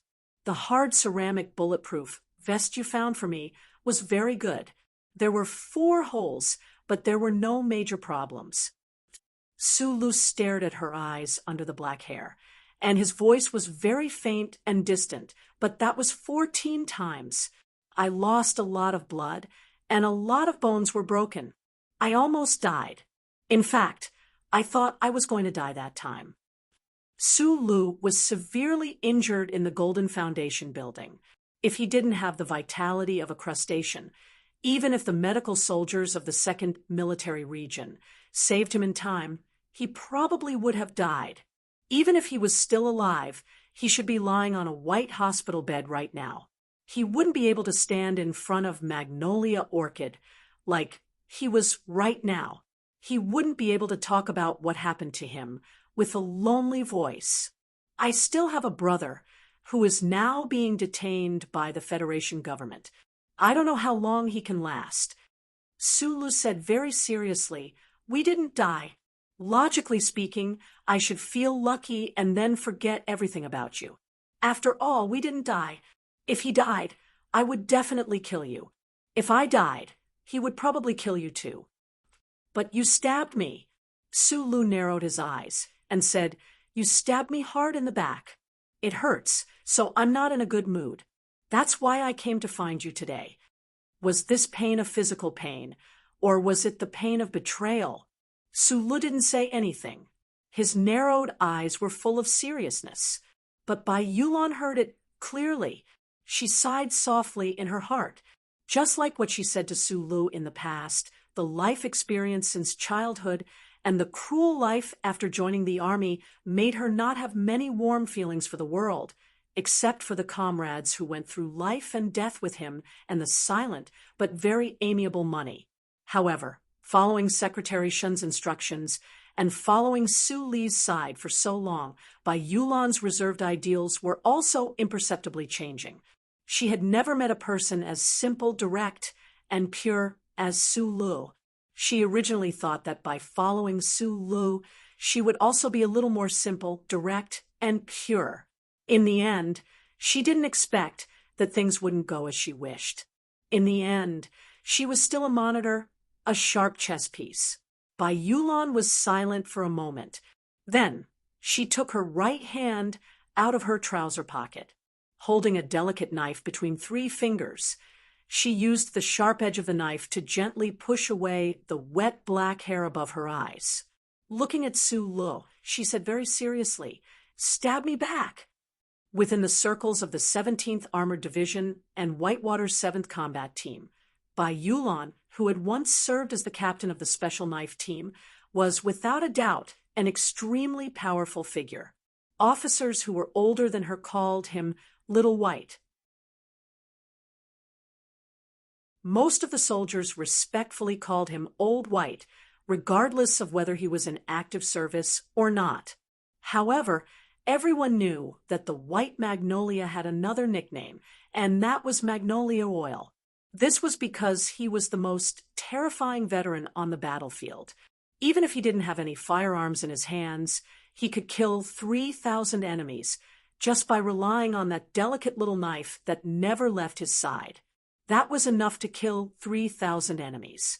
Through the white smoke, the scattered officers on the sidewalk noticed that Bayulan had taken out his military knife. Their expressions instantly tensed up, and they slowly closed in on the two, ready to strike at any moment. However, Sulu didn't seem to have noticed the tense atmosphere outside. Looking at the delicate knife in Bayulan's hand, he thought of the dangerous encounter he had with this person for the first time in the Whitewater Company. He also thought of the mecha piloting skills Bayulan had imparted to him in the underground base. His heart didn't soften, but he felt slightly frustrated. He simply wanted to trust someone. He had done this since he was young. However, this kind of trust was always easily blown away by the strong winds of the Federation, leaving no traces behind. After a moment of silence, he pulled out the three-edged knife that he had been sharpening for half an hour from behind his waist. He said to Bayulan, "Your knife is too small. It won't hurt enough to stab someone." Bayulan smiled. Her bright eyes seemed to be able to burn the black hair in front of her. With a squelch, the sharp, three-edged knife pierced deeply into Bayulan's back. Sulu slowly let go of his hand and took a step back. Looking at the blood between his thumb and forefinger, he remained silent. Bayulan turned around. His facial muscles twitched painfully a few times. Looking at his pale face, he shook his head and said, "After following you for so long, I know that you have one biggest weakness. You look quite ruthless, and sometimes you can kill without batting an eyelid. However, as long as you meet someone you know, it's basically very difficult for you to do it." Sulu didn't say anything. He only extended his hand, spread it in front of him, and said, "Return that bank card to me. We're even." Bayulan shook his head with some difficulty and said softly, "I spend money very quickly. Let me owe you another life." Sulu was silent for a moment, then laughed self-deprecatingly and said, "If you owe me a life, I'm afraid that in the future I'll be the one who owes you a life." After saying this, he turned and left. He walked across the street and got into the black car. The surrounding officers gathered around. Although they had already seen that this matter was very strange, and that Bayulan didn't resist at all in the end and allowed the young man to stab him at this moment, when they saw the blood flowing from Laobai's back and that terrible wound, they still felt their blood rush up and were ready to do something. "Take it back." Bayulan roared angrily. He looked at the back of the man on the other side of the street. Enduring the pain, he said in a low and trembling voice, "He is Sulu. I owe him." After saying this, he fell down. Foam of blood spurted out from between his lips. The knife that had pierced into his back had already injured his lung. The injury was very serious.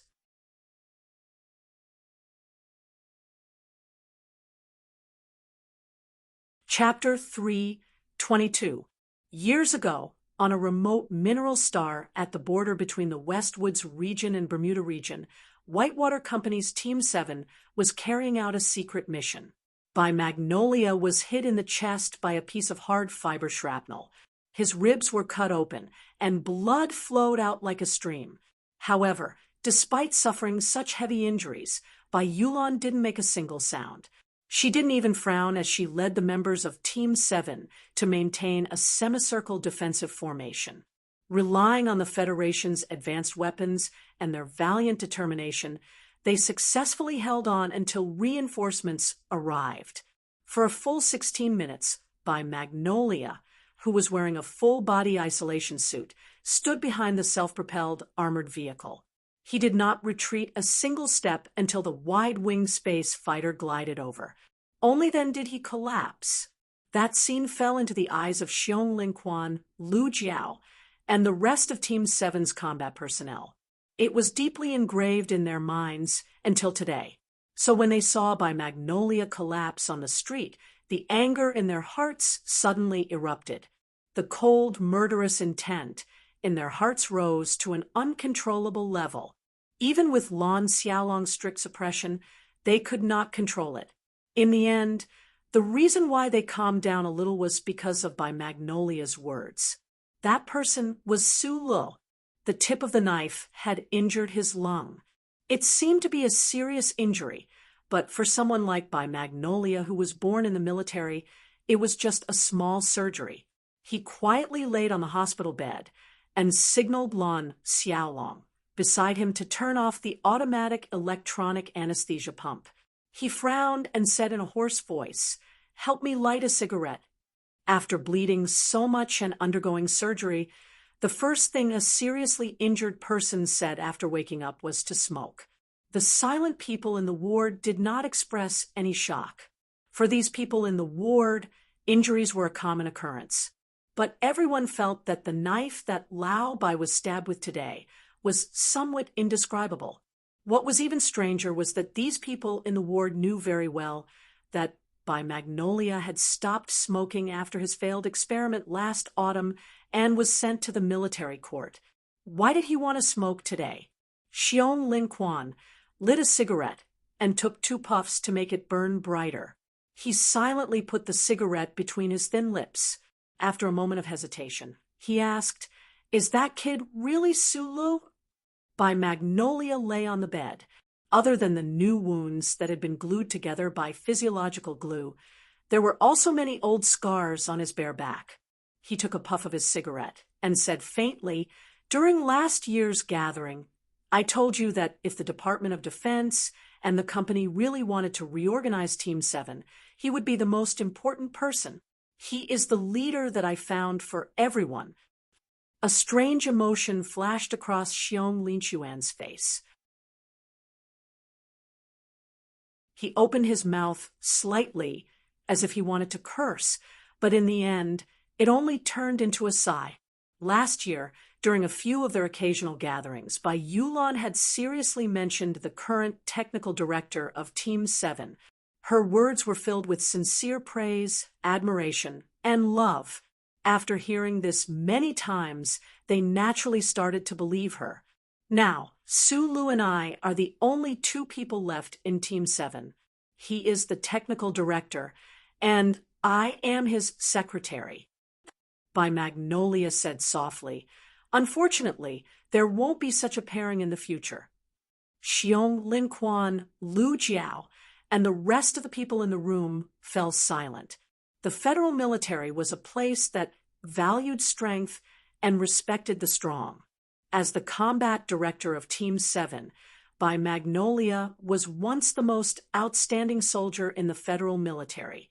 She had given Su Lu such high praise, which naturally made them believe her. However, they didn't understand. Lao Bai clearly liked that young man very much. So why did something like this happen today? Lao Bai didn't even fight back. What exactly happened? Su Lu has a good personality. He treats people well and is very strong. Plus, he has a background in the Department of Defense. I thought that Team 7 would be the best choice to follow him.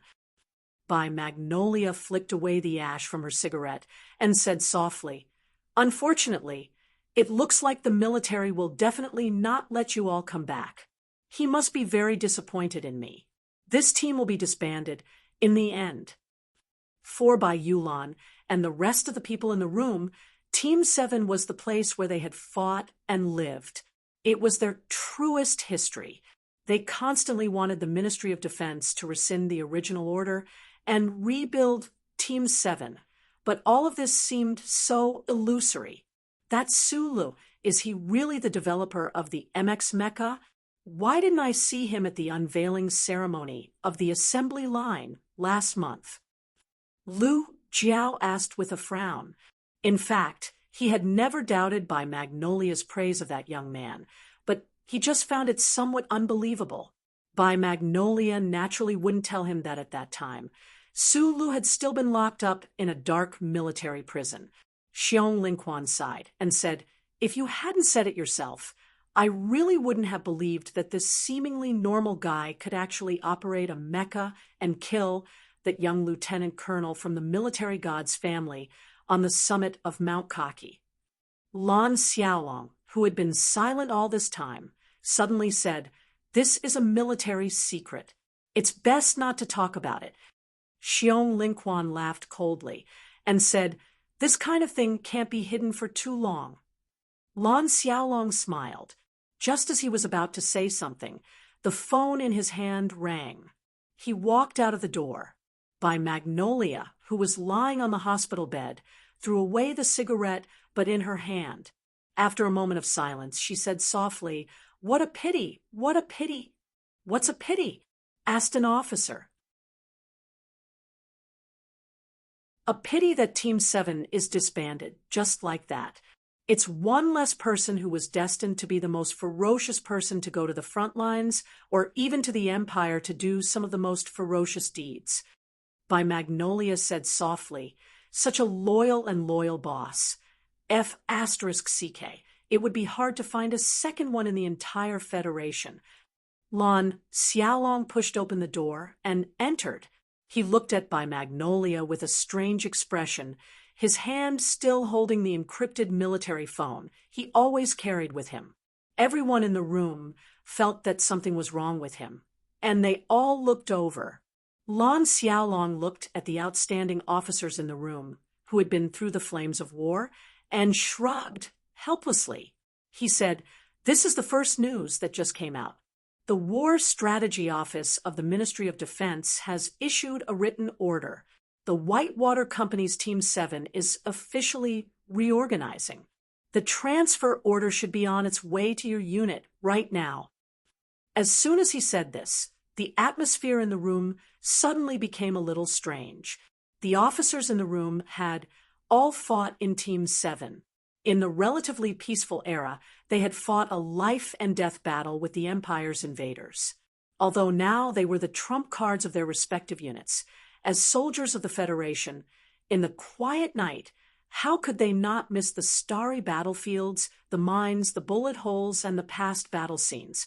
By Magnolia's delicate eyes flashed with a glimmer of light. She asked softly, "You're now just a colonel in the garrison area. The Ministry of Defense can't possibly inform you." Lan Xiaolong shrugged again, somewhat innocently. He adjusted his military cap and said, "Remember my mission in Harbor City last year? I was responsible for protecting a certain chief." By Magnolia's eyes grew brighter and brighter. She asked, "Who's the new leader of Team 7? "Su Lu." Lan Xiaolong smiled and replied, "But it's estimated that there will be an expansion because it seems that the 83-84 Division will also be transferring people over. The entire reorganization timetable will take about 3 months." Everyone in the room finally understood what he was talking about. The shock in their hearts could not be erased. Instead, there was a trace of doubt. Even the 17th Armored Division would be transferring people over. What exactly did the Ministry of Defense want to do by reorganizing Team 7? The Capital Special District was just like the other places in the Federation. There were rich and poor like the clouds in the sky, and poor like the black mud. In the barren world of the Donglin District, there were also extremely luxurious nightclubs. In this city, which was the center of the Federation, there were not only places like Linyuan and the Windy Slope Club, but also small restaurants on the streets. To be precise, Su Lu had been released from prison for less than 24 hours, but he had already done a lot of things. He had obtained a special pardon from the president, signed a contract to sell himself to the federal military, and even stabbed someone in the back. At this moment, he was sitting on a chair and taking big mouthfuls of vegetables in sesame oil from the pot. He was sweating profusely and seemed to be very happy. Ziyuan wasn't used to eating in this kind of place. He frowned and looked at the oil stains and stains on the table. He then looked at the pile of food in the big pot. He really didn't have much of an appetite. After being locked in prison for 5 months, what I want to eat the most is something hot or even hot. It's best if it can burn my cold stomach until it hurts. Sulu put down his chopsticks and explained with a smile. You probably don't want to think about the things I want you to think about. Li Pifu, president, the military, and the others bailed you out. What exactly do they want you to do? You know? In front of Sulu, Tai Ziyuan did not look like the son of a noble family, but the environment he grew up in made him look so elegant when he wiped the corners of his mouth with a paper towel in this small restaurant. However, it was this kind of elegance that was too inconsistent with the environment that Sulu could not help but laugh. After going through so many things, Su Li's state of mind had changed a lot. He was gradually returning to the orphan from Donglin's Zhonglo Street. Perhaps he did not need to pick up that broken but sharp hydraulic pipe anymore. His state of mind had already returned to that murderous, rainy night. He was still as persevering, stubborn, and cheerful as before. The silence that covered his face was gradually disappearing, and the blocks in his heart turned into sharp stones. Pressing forward courageously was not because he could not see ahead. Although he was a little confused about his future life, the biggest fear and apprehension since escaping from Donglin had disappeared. His identity as a fugitive from the Federation and his secret had already been caught.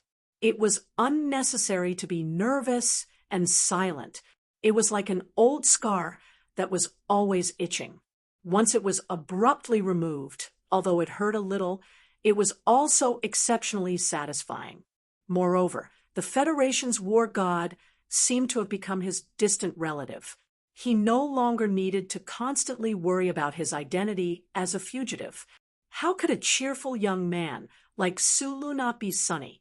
His eyes were smiling like the 2 moons in the sky. He said, "Why do you care so much? At most, the Ministry of Defense will send me to the front lines as cannon fodder. If I can kill a few more Empire people, it won't be too much of a loss. After all, I should have been a dead man to begin with. I think the government won't spare a mecha genius like you from being cannon fodder." Tai Ziyuan looked at the narrowed eyes of Sulu in front of him with slight ridicule, and his heart warmed a little. There were still a lot of inside stories that he had not figured out. What was the reason for Li Pifu to come out of seclusion? Why did his mother want him to die? And why was he still alive? Because of all these, Su Li's smiling face seemed somewhat mysterious at this moment. However, as a friend, he did not want to find out what was underneath the mystery. The government is about to make a big move, Tai Ziyuan suddenly said. Sulu understood the abilities of this young man in front of him very well. He knew that the big move he was talking about was definitely not a small matter. In an instant, the bustling little restaurant seemed to have quietened down. He raised his head seriously. To be precise, it's Mr. Pabre. This big move is related to Green Dragon Mountain. Is there going to be a war? Sulu asked worriedly. Ever since they found out about Macklin's true identity, anyone who knew the inside story was shocked and fearful of the Empire's ambitions and foresight. The Federation now needed unity more than ever before. If the government attacked Green Dragon Mountain again, who knew what kind of negative effects it would bring? It might even give the Empire some opportunities to take advantage of. No, it's a negotiation. It's to implement the agreement at the end of last year. Tai Ziyuan shook his head. Sitting at the simple table, they were all involved in the big incident that year and even the masterminds.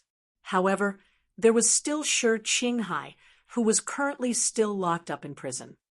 The president will invite the leader of Nanshui to S1 for formal negotiations. If Green Dragon Mountain is really willing to join the government, this will definitely be the most explosive good news in recent years. Of course, the difficulty is also very high. If it wasn't for the fact that the threat from the Empire is too great, it would be very difficult for the government and the Parliament to come to a consensus. However, the problem is that we don't know how Green Dragon Mountain is prepared to respond. This is a rare piece of good news. Sulu put down his chopsticks and was silent for a moment before nodding seriously.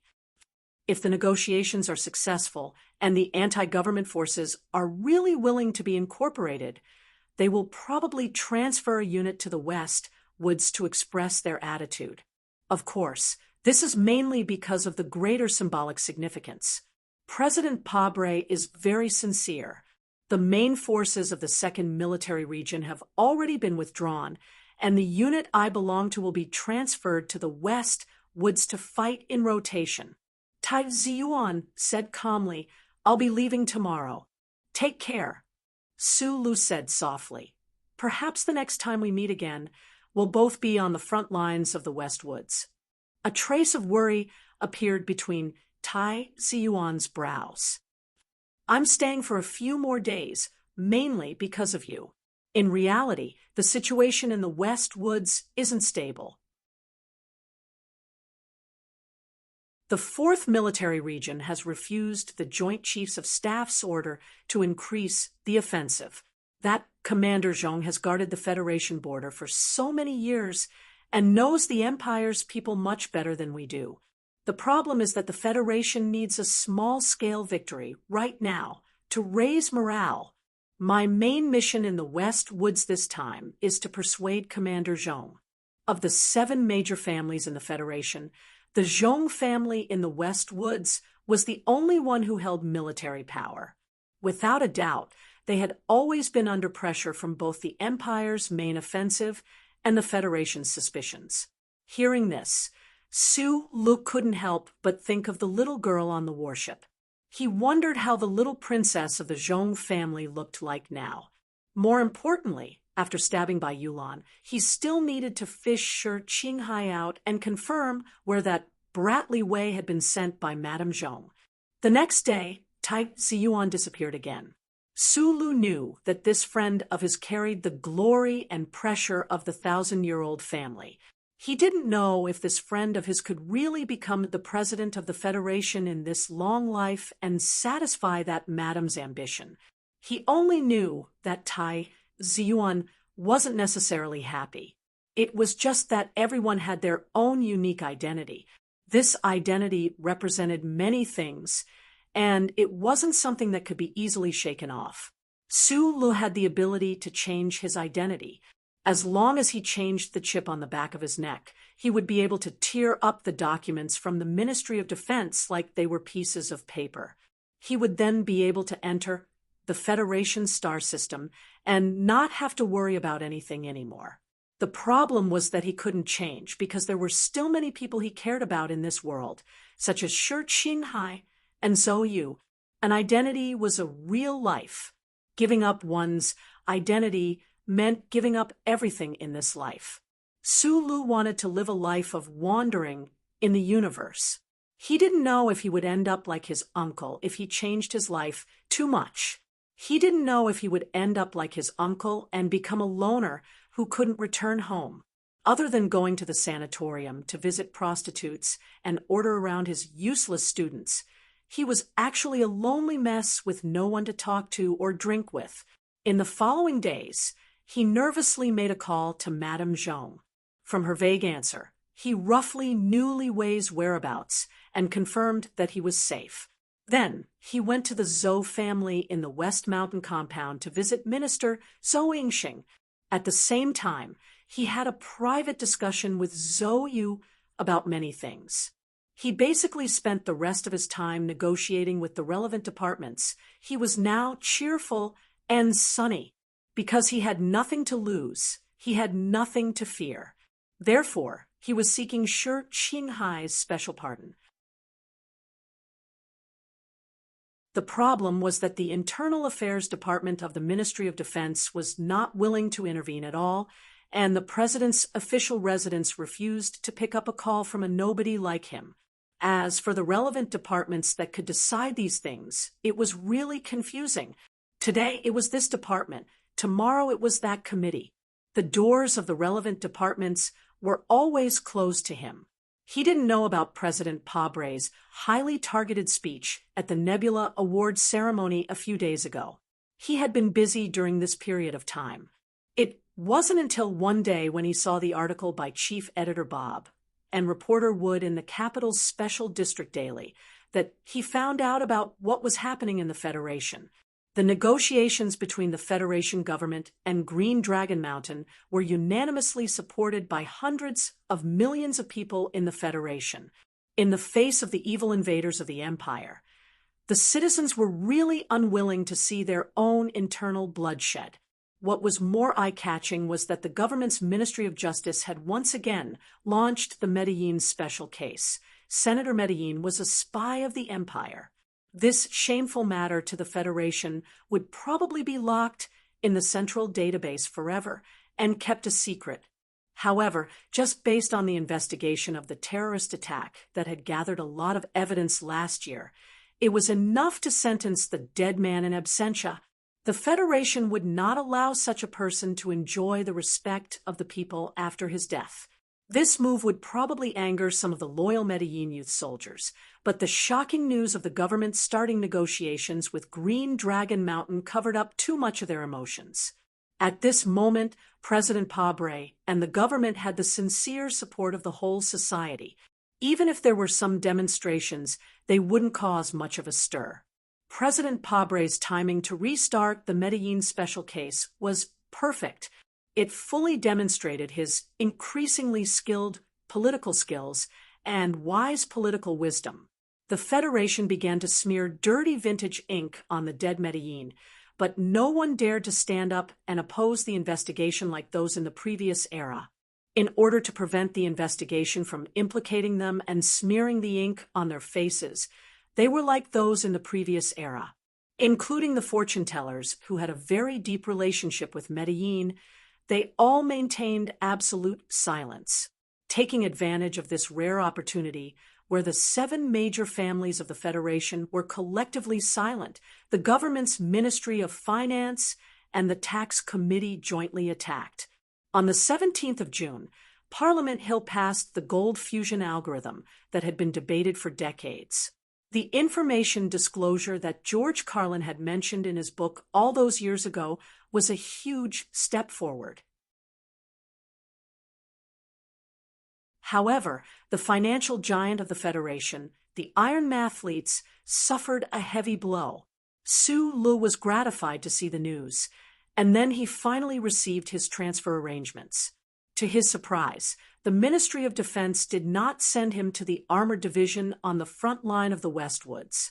Instead, he was sent to a mysterious training base in a military vehicle.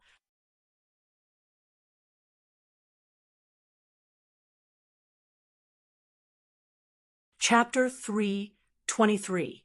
Firstly, I've already updated today. Secondly, I drank some wine with my friends after returning home. Last night, I sat in front of the computer and read a lot of books. Suddenly, I felt a little lost. I haven't felt a chill in a long time, but last night, I suddenly felt a lot of emotions. My novels have been a little sticky in recent days. This is my problem, probably because I don't have enough time and have too many things on my mind. That's why I want to mess around. Now that I think about it, when I used to write in the past, I could often write that I was very high. But ever since I killed Macklin, I don't think I've been high. How can I be more high? I have to write more freely. I'm writing too regularly now. The updates are also too regular. I'm too serious, but it's also too dense. I still have some miscellaneous matters to attend to in the past few days. From the 23rd onwards, I plan to write more freely. So on the surface, I'll update every day, but I'll write more. I won't set a task for myself. Otherwise, I'll feel relaxed every time I write a few thousand words. I'll be lazy. I have to write better. I have to write more. If I'm in the right mood in the future, I'll write more. Anyway, I'll definitely write more than what I'm writing now. Don't worry, everyone. The reason why I suddenly have so many bullshit thoughts and feelings is because today is my birthday. I'm 32 years old. Looking back, I can't say that I haven't accomplished anything, but I always feel that I can do better. The only thing I'm lacking is that one word, seriousness. All that I've said is to give myself some pressure. I'm a lazy person who can't live without pressure. In the future, I'll be more serious about my work and life and writing. I'll be able to endure these fewer and fewer days with everyone.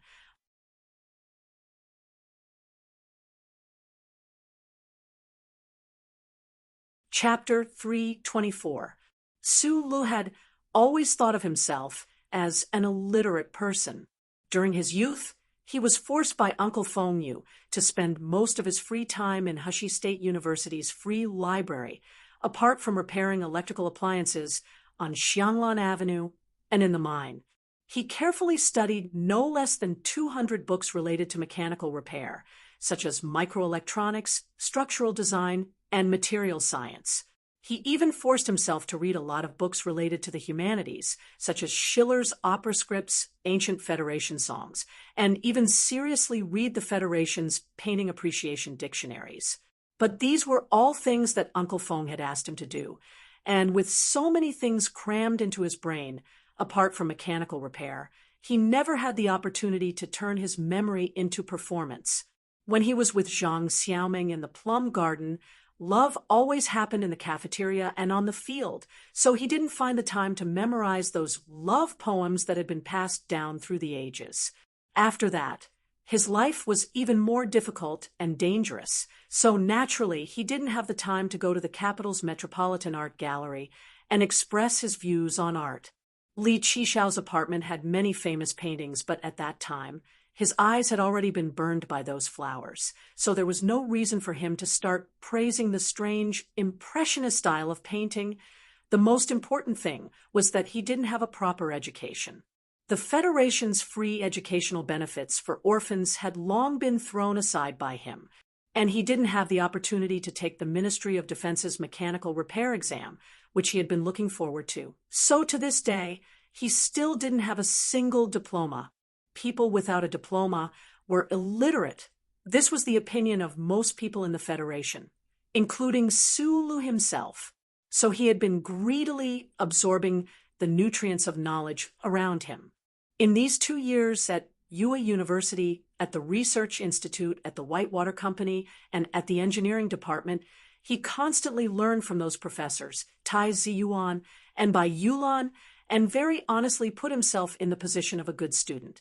A guy without a diploma had now become an instructor of the Ministry of Defense. This kind of change made him unable to react for a while, and it was very difficult for him to adapt. The officers who were sitting upright in the training base also found it hard to get used to the fact that their instructor was actually a guy who looked younger than them and was so ordinary that they couldn't look at him. The base was not a military academy, and these officers were not ordinary military academy students. They were the best of the best selected from the Federation's anti-terrorism exercise. Although they still maintained strict discipline in class and sat abnormally straight, there was a sense of alienation and coldness in their eyes and eyebrows. In the end, it converged into a look of disdain as they looked at the podium. A young technical officer from the General Assembly Base was actually sent here to explain to these battle-hardened soldiers the controls of the Federation's newest MX Mecha. Due to the prominent role of Mecha in the planetary landing field army and the glorious deeds of the old military god, regardless of whether it was the 3 major military academies or the Westwood's Military Academy, the Mecha faculty had always had the highest status, logistical support, and the strength of their teachers were all placed first. The officers in training were forced to watch that video and study the anti-terrorism assault array for 2 months before they finally received notice that they were about to begin learning how to operate the Federation's newest MX mecha. This was extremely good news, because they all knew very well what the revolutionary MX mecha meant to future battles. Last month, the General Assembly Base had just begun listing the MX into the production sequence. They would definitely be the first batch of MX pilots in the military. This kind of glory and pressure filled them with anticipation and excitement for today's class. They had originally thought that the one coming to class today would definitely be a professor from the first military academy's mecha faculty, or perhaps the most terrifying ace pilot of the federal military. Who would have thought that such a young man would come instead? The difference between expectations and reality made the officers feel somewhat frustrated. Naturally, conflicting emotions rose in their hearts. The Ministry of Defense had not prepared a lesson plan, only giving Su Lu a question. However, when he received this question, Su Li's emotions calmed down a lot. Although he knew that he was definitely not an outstanding instructor when it came to the MX mecha, there was probably no one in the entire Federation who was more familiar with it than he was. Thinking of this, he vaguely understood how the Federation was planning to use him.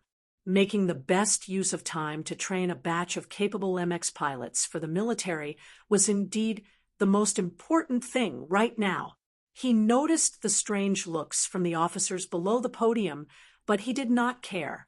Due to the discipline of the class, none of these officers dared to make a fuss or cause trouble in class.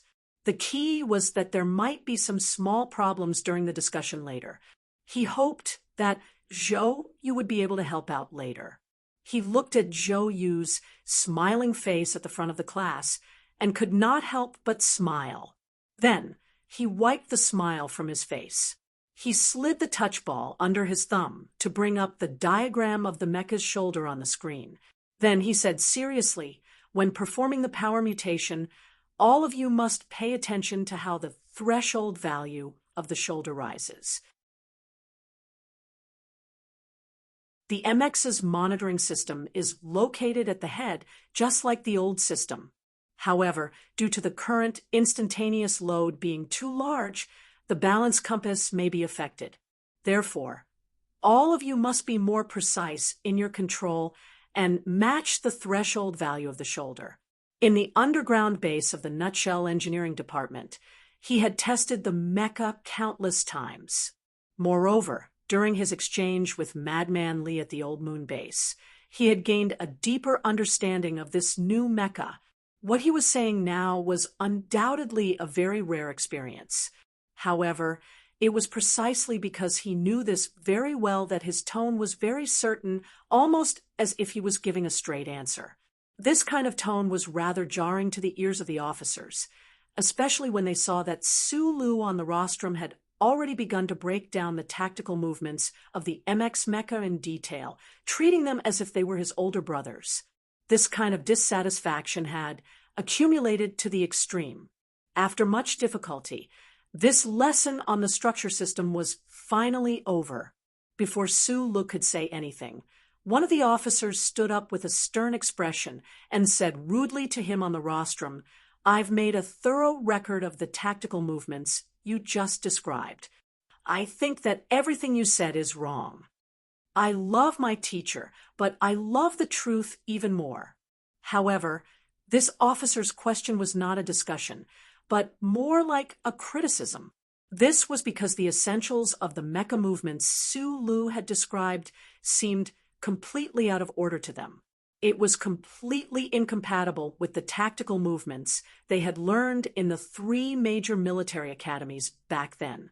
They could not imagine how much trouble would arise operating a mecha like this, and so their impression of Su Lu subconsciously worsened.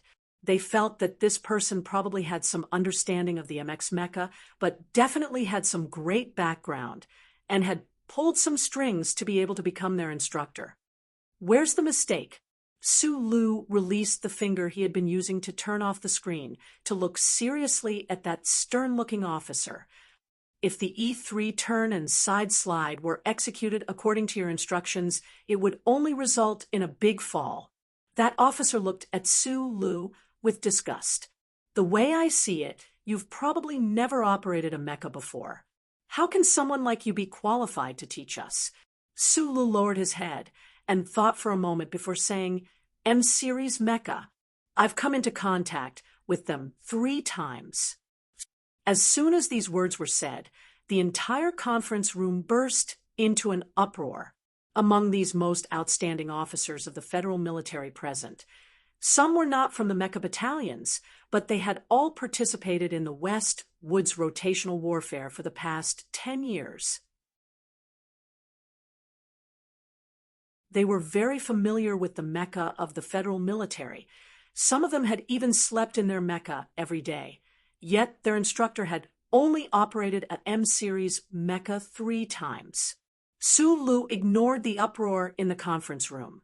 Picking up the pen in his hand, he quickly drew a rough diagram of the mecha on his terminal screen and displayed it on the screen. Pointing at the diagram on the screen and the precise numbers beside it, he said, E3 turn and side slide. If done according to my instructions, it will definitely achieve the best results. As for the fall you mentioned, I don't think it will happen. The standing officer looked at him coldly and said rudely, you want to overturn all the teaching materials of the 3 major academies? I haven't thought about that, but speaking of MX, I think you all should listen to my opinion more. After all, I am the instructor. Su Lu was an easily angered person. Although these officers were extremely rude to him, he did not feel too strongly about it. He was only thinking about the mission the Ministry of Defense had given him and about the advance of the Imperial armies at the Westwoods front lines, and his brow furrowed. He felt that these officers who were the pillars of the Federation were all so stubborn, completely unable to understand the biggest difference between the two. Thus, his words sounded rather stern. I don't think you have the right to be our instructor. I will report this to the higher-ups, said the officer in a deep voice. At the same time, many other officers around them stood up and cast a disdainful glance at Su Lu before preparing to leave the conference room. I know why you all find the standard tactical movements of the MX mecha ridiculous. Su Lu was silent for a moment, and then suddenly narrowed his eyes and said, because you all have stupidly forgotten one thing. Compared to the MX mecha you all commonly use, the MX mecha is a completely new system. If you are satisfied with what you have in the past and want to use the things you have learned to pilot MX, it's like trying to use a bicycle to drive a car. This is truly ridiculous thinking. The leading officer's body stiffened slightly, but he still walked towards the door. However, a trace of doubt flashed across the faces of the officers behind him, and they subconsciously slowed down their steps. Su Lu no longer looked at these people. He drew a few sketches of the structure as fast as he could and marked a few extremely complicated numbers. He looked at the officers who were still sitting below the podium and said, the order given by the Department of Defense was urgent, so I didn't start from the basics at the beginning. I thought that you should be able to understand this, but I didn't expect that you still weren't mentally prepared to control a monster. Then I will dissect this monster with you. Instantaneous quadruple power output, dual control system, cockpit design with fluid replacement, large reduction in long-range firepower, all designed for close combat. This is the MX, a ridiculous monster. Su Lu pointed at the values on the holographic screen and said, the new ADS adaptive suspension system can solve some people's previous worries, but it will require your cooperation with the manual controls. The instantaneous explosive power applied to the spherical joints by the twin engines can allow the MX to perform actions you all could never have imagined in the past. Let's take a look at the CLK value and CLS value. I don't have the specific parameters from the previous experiment, but in the test run, it has already been confirmed the stability under overclocking state. Here is a wave value chart you can analyze. Half an hour passed in the midst of Su Li's slightly dry explanation. Hearing the most detailed breakdown of the MX mecha, the officers in the meeting room recorded it seriously. Those officers who had stood up stopped in their tracks somewhat awkwardly. Right then, they finally found that although they did not know how practical the instructor on the podium was, his knowledge of the MX mecha did seem to be very thorough. Those parameters and related tactical actions he had mentioned seemed to really be able to work together. This is a brand new mecha, so it needs a brand new pilot. This is the real reason why I am here as an instructor. Su Lu narrowed his eyes, swept his gaze over the officers in the meeting room, and said, "The teaching materials of the 3 major military academies? I suddenly understand that the mission the Ministry of Defense gave me was probably to overturn these teaching materials." The meeting room was silent, and only his voice could be heard. "Just now, I said that I have only come into contact with the M-Series mecha 3 times. Many of you must have some disdain for me, thinking that I am very untrustworthy as an instructor." He paused for a moment, and then said, "But perhaps you all don't know this, but in terms of time spent in contact with the MX mecha, I am definitely the one who has spent the most time in this federation. After spending half a year in the underground of the Nutshell Engineering Department, in terms of understanding of the new MX mecha in the entire federation, Su Lu and Shangqiu were probably the 2 people with the most comprehensive understanding. This was because other than the research and development of certain key parts, the entire mecha's assembly system had also been completed by them. As for first-hand understanding of the mecha in actual combat, even Shangqiu could not be mentioned in the same breath as Su Lu. There were no real idiots in the Ministry of Defense, and that old man from the Lees of Philadelphia was no idiot either. They wanted to maximize Su Li's value to the maximum, so this temporary arrangement before them was unquestionably the best choice. Su Lu had no room to refuse. He was also very willing to contribute to increasing the federal military's combat strength in the face of the Empire's invasion. Thus, although he had never been an instructor before, today he would try to suppress the arrogance of these officers. Walking down from the podium, he smiled at Zhou Yu and said a few words. Then, holding the electronic document in his hand, he left the conference room, not even looking at those officers. "Zhou, you know this arrogant fellow?" The officers looked at Zhou Yu and asked, "Is this fellow a technical supervisor on loan from the Nutshell Engineering Department?" The long first lesson had allowed these officers to truly understand Su Li's thorough understanding of the MX mecha. Furthermore, they knew that Zhou Yu had once carried out the full materials plan at the Nutshell Engineering Department, so they naturally associated him with the Nutshell company that had developed the MX. He should not be at the Nutshell Engineering Department now. Zhou Yu was silent for a moment. He thought to himself that Ka Chifeng's battle was still in a semi-secret state, but the development of the MX mecha no longer needed to be kept a secret. After some thought, he stood up and smiled at the officers in the conference room. "His name is Su Lu, the main developer of the MX mecha." The main developer of the MX mecha. What did this title mean?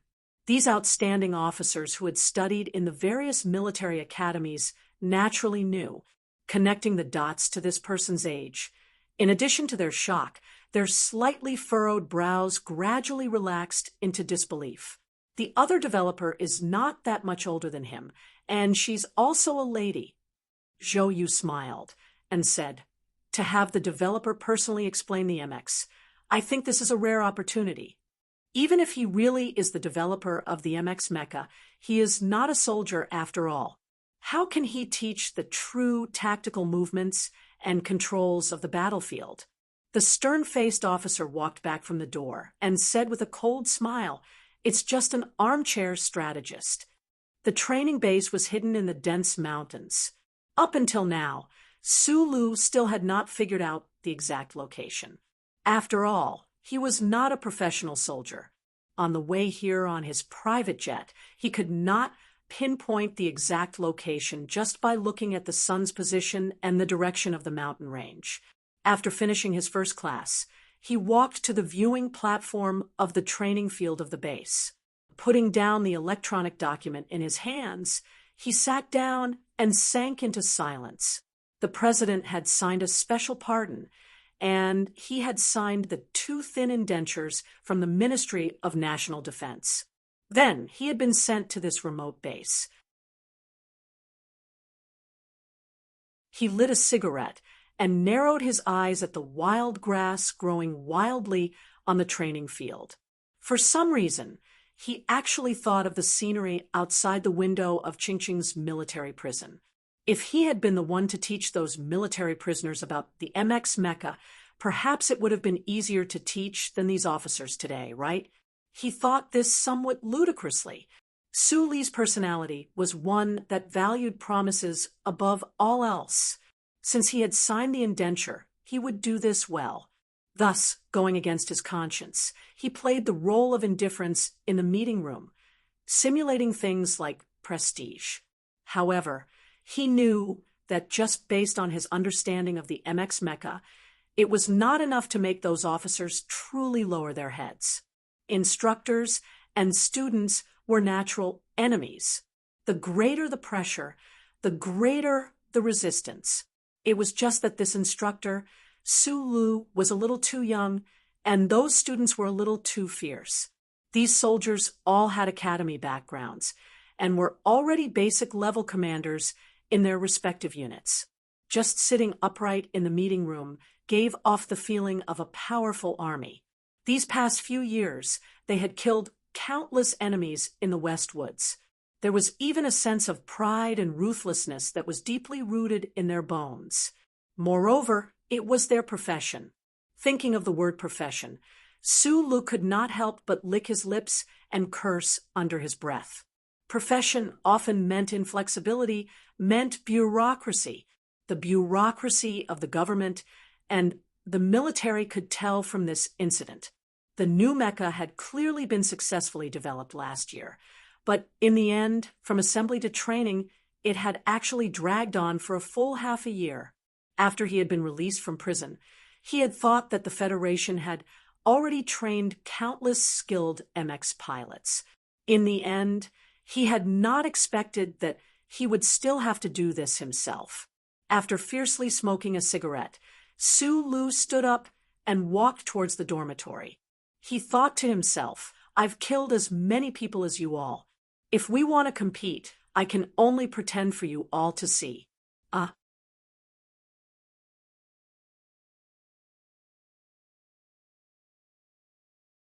Chapter 325.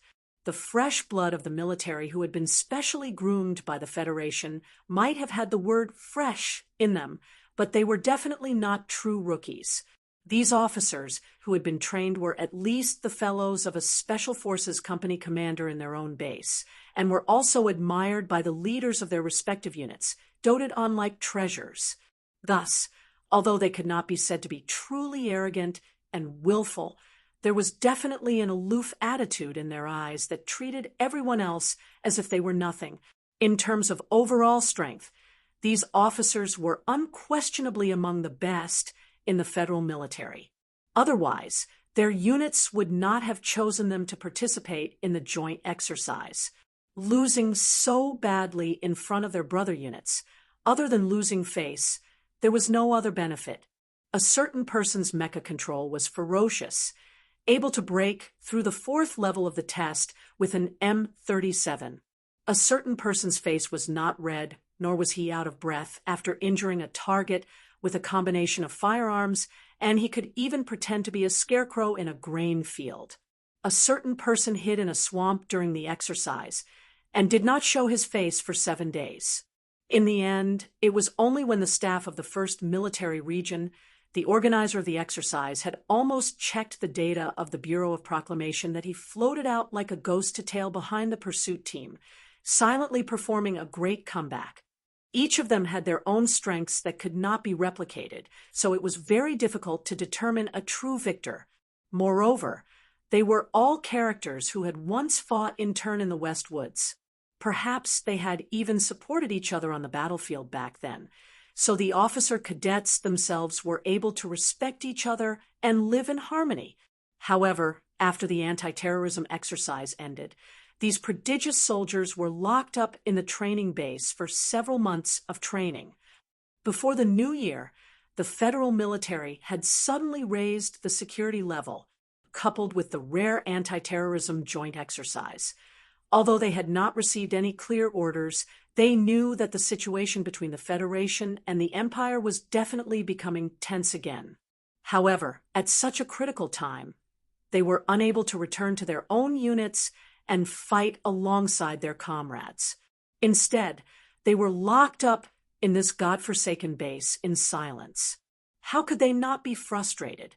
It had to be said that the reason Sulu had attracted so many conflicting emotions during the first lesson of the new MX Mecha had a lot to do with the emotions of the officers about to erupt. The trainees received comprehensive training at the base, and the Federation attached great importance to it. It was obvious that they were preparing for this batch of officers to grow into generals who could command an area on the battlefield. Thus, they had set up many courses, among which were courses on command and tactical deduction. Among the 19 courses, the course on the new mecha, which had started less than 2 days ago, was particularly unremarkable. However, this was the class that the officers didn't want to attend the most right now, because they realized that the young instructor that they had once disregarded and looked down upon was really a good-for-nothing. The holographic screen in the conference room flashed with structural blueprints and core data that were constantly changing. Sulu stood on the podium, coldly looking at the officers below the podium, and said in a calm tone, he said calmly, "The base covers an area of 47 square kilometers, and that doesn't include the wilderness mountain area behind it. The Federation has set up such a large area and invited the best teachers from the 3 major military academies just to train the 30 or so of you. In the end, you've spent 4 days and still haven't grasped the most basic tactical movements. I really don't know what's going on in your brains. The citizens of the Federation pay taxes to support you bunch of soldiers. Don't you feel ashamed? With your level, any random person from the Empire's Royal Special Forces would be able to kill you. I'm not asking you to grasp the design of the twin-engine jet. The electron turbulence generator involves quantum physics. I believe that you won't be able to learn it even if you study for another 3 years. But you haven't even grasped the basic structural blueprints for the wings. How are you going to go to the battlefield in the future? Back to the standard tactical movements. I've already told you very clearly that this is a brand new set of movements. Forget all those useless techniques and rules from the past. And don't even remember the sacred rule of not leaving the ground with your mechanical legs. Then come and challenge my experience. I can jump up and kick someone when I'm operating the prototype MX. In the underground storeroom, you're operating MX, and you still want to learn how to move slowly like a little girl. Sulu spoke very slowly, his tone very calm, but every word he spoke was filled with the stupidity and rigidity of the officer students. That kind of tone was enough to infuriate anyone. The faces of the proud officers below the stage were livid. They stared fixedly at the tactical light screen in front of them, but they forcefully suppressed their anger and did not stand up to fight it out with him.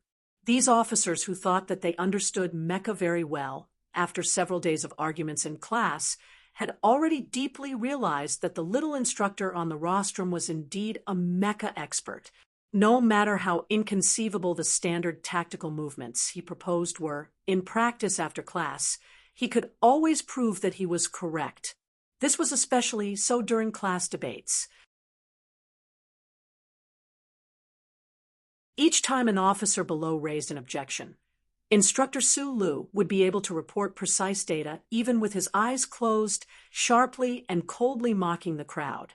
And in practice after class, the officers could not help but angrily find that everything he said was right. If one did not understand the MX mecha as well as one's own body, how could one possibly be able to deduce the fluctuations in the parameters of the mecha's movements just from the data in one's mind? Practice was the only standard to test the truth. In the military camp, only the strong were the standard. In terms of MX mecha operation theory, the officers were shocked to find that no matter how hard they tried, they could not seem to compare to the instructor on the rostrum. Thus, these past few days, when the instructor had been harshly mocking and even scolding them, they could only forcefully suppress their anger, patiently waiting for a chance to take revenge in the future. You can still jump up and kick someone when you're operating the prototype MX, but you can only move your mecha slowly like a little girl. This sentence was too harsh, too cruel. The stifling silence in the classroom was mixed with the sound of angry breathing. Seated at the front, Zhou Yu's expression could not help but turn ugly. He lowered his head and laughed bitterly in his heart, because he was that person who had been kicked by Su Lu with the prototype MX, someone. That had been 2 years ago at Pear Blossom University. At that time, Zhou Yu had already felt that Su Lu was a genius at mecha operation, but he could never have imagined that in such a short time, Su Lu would already become a level 1 mecha instructor of the Ministry of Defense, and Zhou Yu himself would become his student. I know you all are very capable people, because I am different from you. I believe in the vision of the Ministry of Defense. The Ministry of Defense chose me to teach you all naturally because I have the qualifications to do so. Since the Ministry of Defense chose you all, then you all are naturally also excellent soldiers and have the right to be proud. This seemed to be what an instructor should be doing. First hammering the students a little, then slightly restoring the others' confidence. The atmosphere in the classroom relaxed slightly, but unexpectedly, Su Lu continued coldly, "But in mecha class, in front of me, you all have no right to be proud. If you want to deal with me, you all need to pass the mecha operation test first, and then try to challenge me. I don't have the time or the time of the Empire to play these childish games with you all." The federal officers, who had been humiliated by Instructor Su's words these days, had long been thinking about how to find a suitable opportunity to compare notes with Instructor Su on the podium, who seemed to only know how to talk on paper. However, they did not expect that Instructor Su seemed to have guessed this point and decisively erased this possibility. He even reprimanded their idea of a challenge as childish. Hearing these words, Zhou Yu, who was sitting in the front row, finally could not help but raise his head to glance at Su Lu on the rostrum. Deep confusion appeared on his usually gentle face. He thought to himself, with your mecha combat ability, it's more than enough to take care of a few of the fiercest ace mecha pilots in the class. One battle would be enough to determine the instructor's dignity. So why not do that? What made Zhou Yu even more confused was this Instructor Su on the rostrum really the Su Lu he knew? This cold instructor who wore sunglasses in the classroom, whose lips were as sharp as a knife, and whose face was as cold as the snow in Linhai University, was he really that mechanic who always had a smile on his face and a face full of sunshine? Finally, an officer could not control his emotions under Su Li's incisive insults. He stood up abruptly and angrily protested, "Even if the tactical standard movements you designed are the only correct ones, we are indeed trying to familiarize ourselves with them. But why is there a mecha mechanic aspect in your assessment criteria? A brand new suspension system and a fitting program for the spherical joint. That's a whole 3 big books. How can we learn in such a short time? Don't forget that we are frontline officers, not mecha soldiers." He looked angrily at Su Lu and said, "You've been unwilling to go on the mecha all this time. Is it because you're afraid of being exposed?" You're a captain, I'm a lieutenant colonel. You're a student, I'm an instructor. I didn't ask you to stand up, but you stood up. Sulu stood on the rostrum and looked at him coldly. Count yourself how many rules you've broken. Go run 3 laps on the field yourself. I'll answer your questions to the other students. If the answer is already over by the time you run back, you can ask someone else. After saying this, he adjusted the sunglasses on the bridge of his nose. From the start of the second class, Sulu began to wear the brand new lieutenant colonel uniform to class. He wore sunglasses and had the Purple Star medal pinned to his chest. The military rank and medal were the rewards he had received for developing the MX Mecha. That day, he had thrown them into a pile of snow after leaving the Lufeng Slope clubhouse. Now, the Ministry of Defense had arranged a new one for him. Originally, Madman Li was the only lieutenant colonel at such a young age in the Federation. Now, Sulu was added.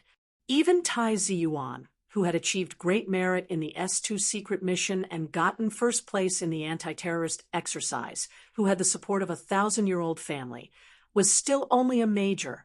When Sulu walked into the classroom wearing the lieutenant colonel uniform, the officers below suddenly became silent. They were of different ages, but even those who were over 30 years old were only majors at most. However, this young instructor was actually a lieutenant colonel. Sulu wanted to complete the mission of the Ministry of Defense in the shortest amount of time possible, so he didn't have the leisure to mingle with the officers. He simply came here with his horse and horse, using his identity as an instructor to suppress the students, using his identity as a senior officer to suppress the officers, and using the honor of the Purple Star Medal to suppress the other party's honor. If it were up to him, he would have hung the Purple Star Medal on his chest. Unfortunately, that incomparably precious medal was obtained from assassinating Macklin. In the foreseeable future, it would have to be hidden in a dusty box. Even so, the youngest lieutenant colonel in the Federation, the holder of the Purple Star Medal, and a first-class instructor in the Ministry of Defense. These 3 identities were like 3 mountains weighing down on the hearts of the officers below the podium, causing them to be vigilant, shocked, and silent. In their silence, they still thought that this young instructor, who wore sunglasses in class during the day, was probably an arrogant guy who only knew how to show off. They were waiting for the day when he would show off and ignite the anger of the entire base. However, later on, reality proved them wrong. This young instructor's background was even greater than they had imagined. In the midst of the chaos caused by Instructor Su, the senior officers in charge of the discipline of the base actually completely followed his lead. They had even specially sent several military police officers to maintain order during the Mecha class according to his request. Hearing this, the officer was stunned. Looking at the instructor's lieutenant colonel uniform and the Purple Star Medal, he knew that he had been blinded by anger and let the instructor have something against him. He then looked at the military police officers who were eyeing him with hostility at the door of the meeting room. He couldn't help but grumble bitterly, took off his military cap, and walked out. Why do you want to learn mechanical structure and maintenance? This is another very stupid question. After the officer who had violated discipline left to run, Sulu adjusted the sunglasses on his nose and said coldly, "This only proves once again your inflexibility and stupidity. Mechanical repair camp? On the battlefield. If the entire mechanical repair camp is wiped out, and you guys are left empty-handed with the spare parts in the supply depot but can't even deal with the mecha's self-damage, what will you do then?" There's another very important point. The MX mecha's main use on the battlefield, aside from direct attacks, is for long-distance special operations. Back then, Marshal Lee ambushed the Empire's emperor from thousands of miles away and killed the enemy chief in one fell swoop. Does he still have mechanical engineers by his side? Ridiculous. An officer raised his hand silently. Su Lu squinted at this person through his sunglasses and found that it was the person who had walked out first during the first class. Suppressing the curve of his lips that was about to curve up, Su Lu said coldly, "Ask." This officer's surname was Hua, and his name was Xiaoxi. He belonged to the 4th Military Region's Special Mecha Team. These past few years, he had operated the M-52 mecha on the front lines of the Westwoods. Who knew how many battles he had fought with the Empire's people? His control of military mecha was exceptionally strong. In his mind, the only person in the entire Federation who was worthy of his admiration in terms of mecha control was the god of war Li Pifu, Commander Zhong, and the retired Commander Tian. Even the current commander was not worthy of his respect. As for these outstanding officers in the base, he only thought that Zhou Yu, who had come from the 1st Military Academy's mecha department, had the ability to compete with him in terms of mecha combat. It was precisely this strong self-confidence that made him extremely dissatisfied with those tactical movements Su Lu had proposed during the first class, and he had taken the initiative to raise his doubts. However, after so many days of class, Hua Xiaoxi understood that the instructor Su on the podium was truly talented. Although he did not know what his actual control level was, his theoretical level was definitely second to none. A trace of respect gradually grew in his heart, but this trace of respect was instantly wiped clean by Su Li's cold reprimand and humiliation. He stood up and saluted Su Lu on the podium. There was no fault in any of his movements, and he said in a low voice, reporting to instructor, "The Federation only has one god of war. You cannot expect every pilot to have that kind of ability. So I think that you can learn about mecha, but not too much."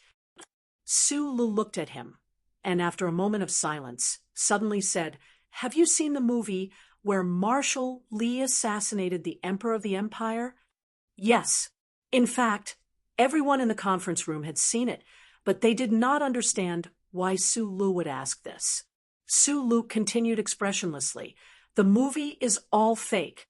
If you have paid attention to the war situation report sent by the Department of Defense back then, you should know that back then, on that resource planet within the Empire, Marshal Li ran for thousands of miles. Along the way, his mecha's assembly system nearly broke down 3 times. Marshal Li used local materials for all of them, obtaining parts and components from his own mecha on the battlefield. He even modified the mecha that the Empire left behind in the mountains. That was how he managed to support the M-37 to the end. If Marshal Li was as clueless about mecha mechanics as you all are, how could he have accomplished such a shocking feat? In fact, this is what I admire the most about Marshal Li, to be able to drive a broken and kill the Emperor of the Empire. He praised loudly. This is really not something a human can do. So, to become a real pilot, first of all, you must learn how to be a mecha mechanic. Su Lu looked at the officers below the podium and said coldly, "The Federation's military regulations have never had such a rule. This is my opinion. Because MX is different. I think that since the Department of Defense asked me to train you all, they must agree with my opinion on MX. But we are not the war god after all." Hua Xiaoxi shook his head with a serious expression. A soldier who does not want to become a marshal is not a good soldier. After saying this, Su Lu looked at the thoughtful expressions of Hua Xiaoxi and the officers below the podium, and suddenly fell into silence. Training pilots for the Department of Defense, pretending to be cold, but as time passed, he found that he had actually sunk into this kind of role-playing. These young officers below the podium, full of vigor and strength, would soon step onto the battlefield to welcome the great battle with the Empire. And these officers who were destined to become the elites of the military were his own students. Thinking of this, a faint sense of pride grew in his heart.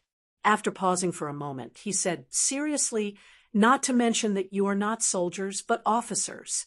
Don't forget that when Marshal Lee went to kill the Emperor of the Empire, he was only the commander of the 17th Armored Division. He was just a soldier like you, but he dared to do so. So he is no longer a human, but a war god. During the first assessment, I hope that some of you can pass. Maybe after the training, it will be difficult for us to meet again. Or maybe you don't want to remember my name at all, but I still want to say that my name is Su Lu. I am Instructor Su in the ancient language that is Teacher Hugh.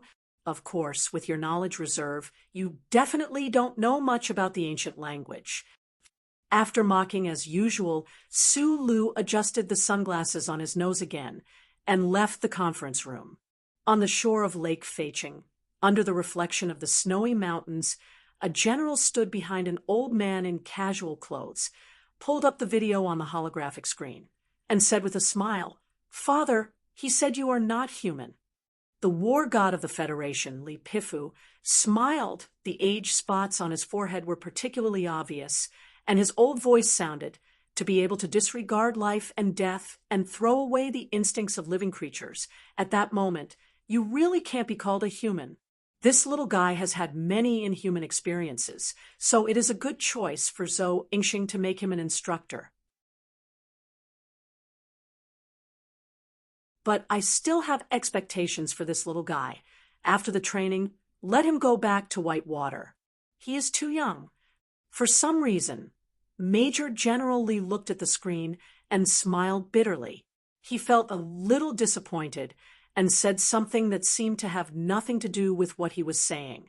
Li Pifu sat quietly by the lake, looking at the reflection of the snowy mountains in the distance, and said with a smile, "Don't worry too much. Just let nature take its course."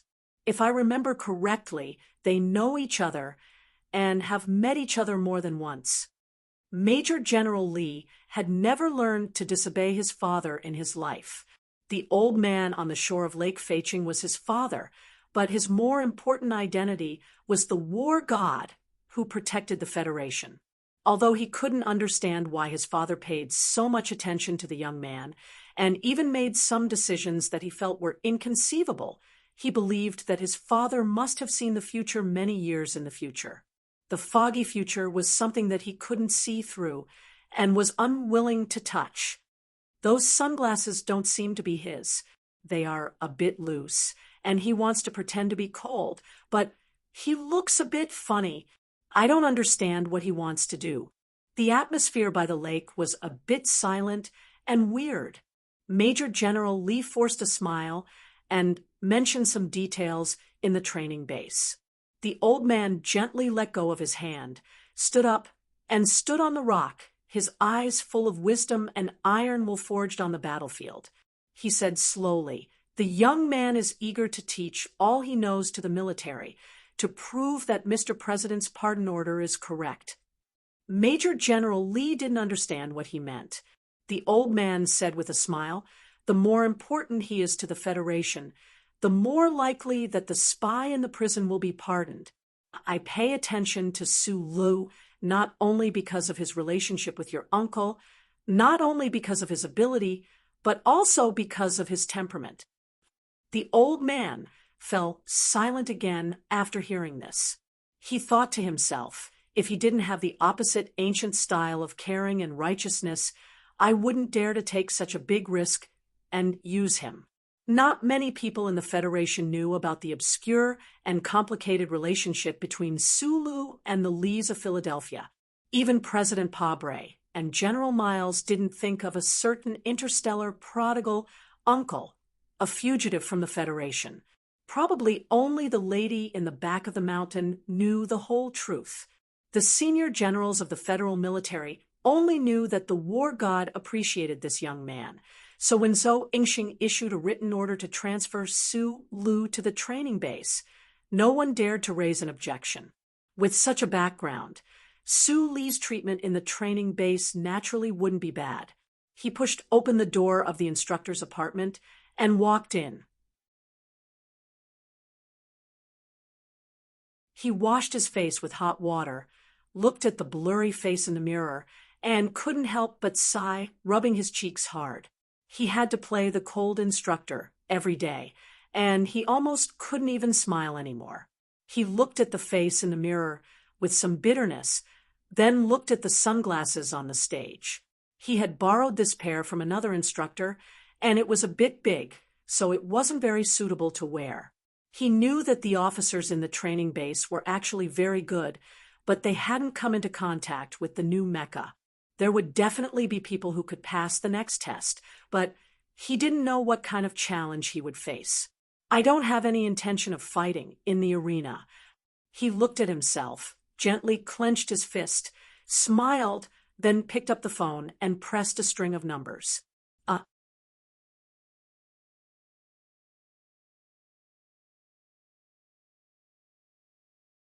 Chapter 3:26. Su Lu had never planned to use actual combat to establish his authority as an instructor because he did not have the simulation system with him right now. Before heading to S2 to assassinate Macklin, he had taken out the simulation system from under the workbench and placed it in the safe at Whitewater Company. Now, that expensive workbench had become the evidence of the Federation government, and he did not know whether he still had the authority to enter Whitewater Company, so he could only leave the simulation system there. The call was to Li Xiaotong.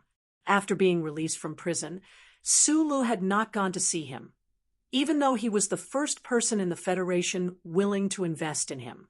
Su Lu knew from Zhou Yu that the Li family was not in a good situation right now, because the government and the parliament had continuously passed the gold fusion algorithm. The Li family's influence in the financial industry of the Federation had taken a heavy blow. These measures would not shake the foundation of the Iron family, but as the second in line to the family, Li Xiaotong must be busy right now. From a certain perspective, Su Lu should be the Li family's irreconcilable enemy, but he had always maintained some kind of tacit relationship with 7th young Master Li. Now that Su Lu had gained the favor of the Lis of Philadelphia, just this point alone could convince Li Xiaotong to invest a second time and maintain this almost friendly relationship, and the upper echelons of the Li family could only acquiesce. Su Lu needed 7th young Master Li's help to reassemble the simulation system. In fact, even without the help of the simulation system, he believed that he could still defeat this batch of officer students in the base by operating the MX Mecha. However, Zhou Yu had seen the Battle of Kachim Peak with his own eyes. If the difference in skill level was too great, it might arouse his suspicion. After all, this gentle gentleman had too close a relationship with Macho at the back of the mountain, so Su Lu had to be careful.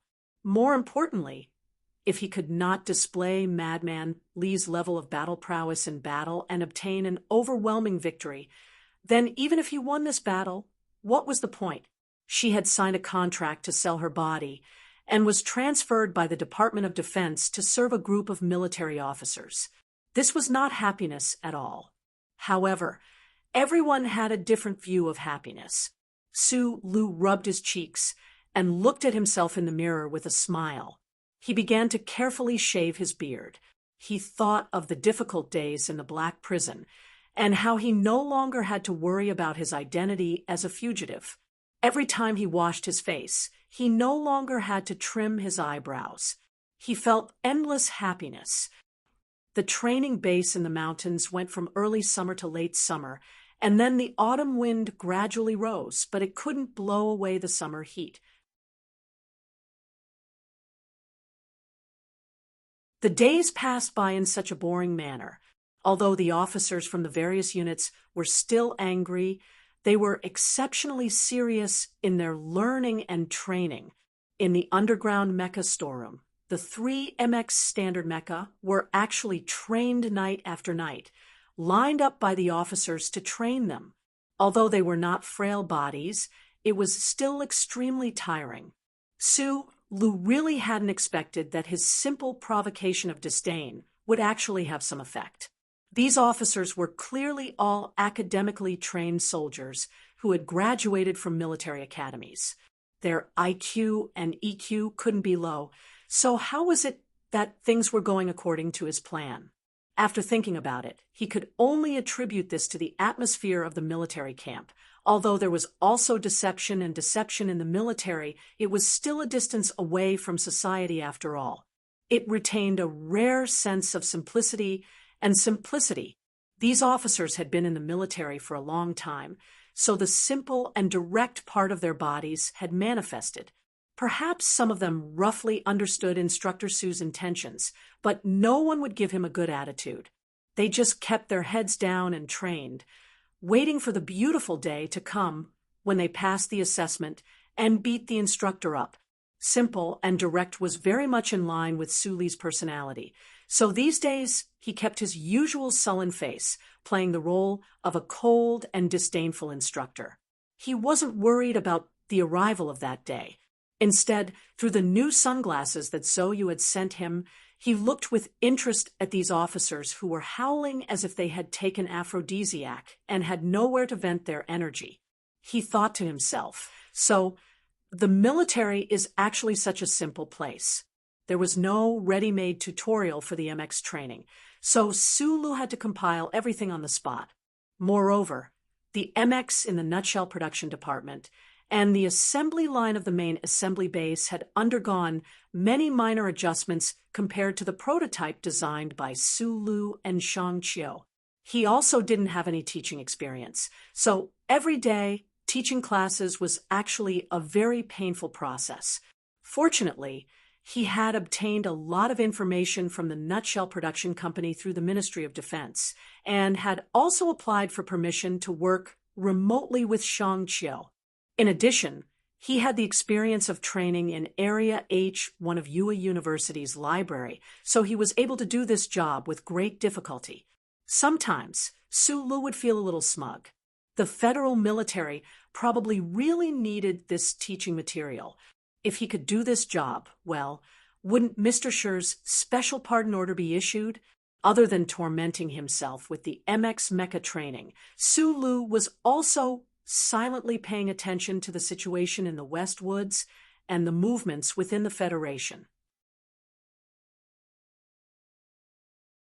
The Federation's proverb had once said, even after leaving the palace of His Majesty and being amongst the stars, one still could not forget the troubles of the world. Sulu knew what kind of intelligence this imperial spy had sent back, but he didn't know when the next war would break out. The Federation government was anxiously waiting, and so was he. But first came the good news that the leader of the Green Dragon Mountain anti-government army, Nan Shui, was visiting the capital. In these peaceful days, the first gust of autumn wind at the beginning of September brought another batch of students to the training base. Sulu, who had been ordered by the base's commanding officer to receive them, saw the dozen or so men jumping out of military vehicles at the entrance of the base. His eyes narrowed involuntarily. Autumn had not yet arrived, but he could already feel the chill.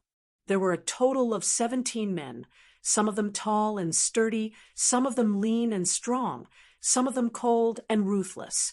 They were not wearing military uniforms, but they exuded a murderous aura from head to toe. However, some of them could hide this murderous aura with just a slight turn of their bodies, leaving not a trace of it exposed. Xiong Linquan, Lu Jiao, Gu Shifeng, and Major Lan Xiaolong.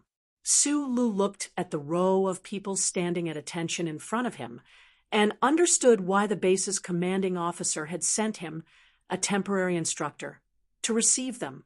It was because of these 17 men. Other than Lan Xiaolong, the rest were all members of the 7th Combat Team of the Whitewater Company. The 7th Combat Team of the Security Advisory Department of the Whitewater Company under the jurisdiction of the Nutshell Company has been reorganized. We have been ordered to report to the commanding officer. Please give us further instructions. The fierce combatants stood side by side meticulously. Gunner Xiong Linquan took a step forward and shouted at Sulu, his voice shaking the mountains. Sulu was speechless. He did not know if this person was shouting at him because he had stabbed by Yulan, or if it was because of his habitual loud voice. Fortunately, he had been a cold and ruthless instructor at the training base for more than 2 months. He had more or less cultivated the cold and fierce aura of a soldier, so he could calmly look at the big face in front of him and did not take a step back. After a moment of silence, he did not understand and said softly, "There are no instructions. Since you're here, let's eat first." Sitting behind the self-propelled green rail car that entered the base, Sulu took off his sunglasses, narrowed his eyes, and asked with a frown, "What's going on?" The 7th Combat Team was reorganized. Why was it sent to the base? It was a direct order from the Ministry of National Defense. The 7th Combat Team has been reorganized for a long time, but you, the director, have not been here, so they have been idle. The 83-84 Combat Team also picked a group of people to be the peripheral force of the 7th Combat Team. This time, they did not come with you. Now that I think about it, the people you can command are basically a battalion. Major Lon Xiaolong sat beside him. As an officer of the Harbor City Guard District, he had spent some time with Sulu, so he was comfortable talking to him. He shrugged and said, "In Harbor City, the order I received was to protect you, and now it seems to be the same."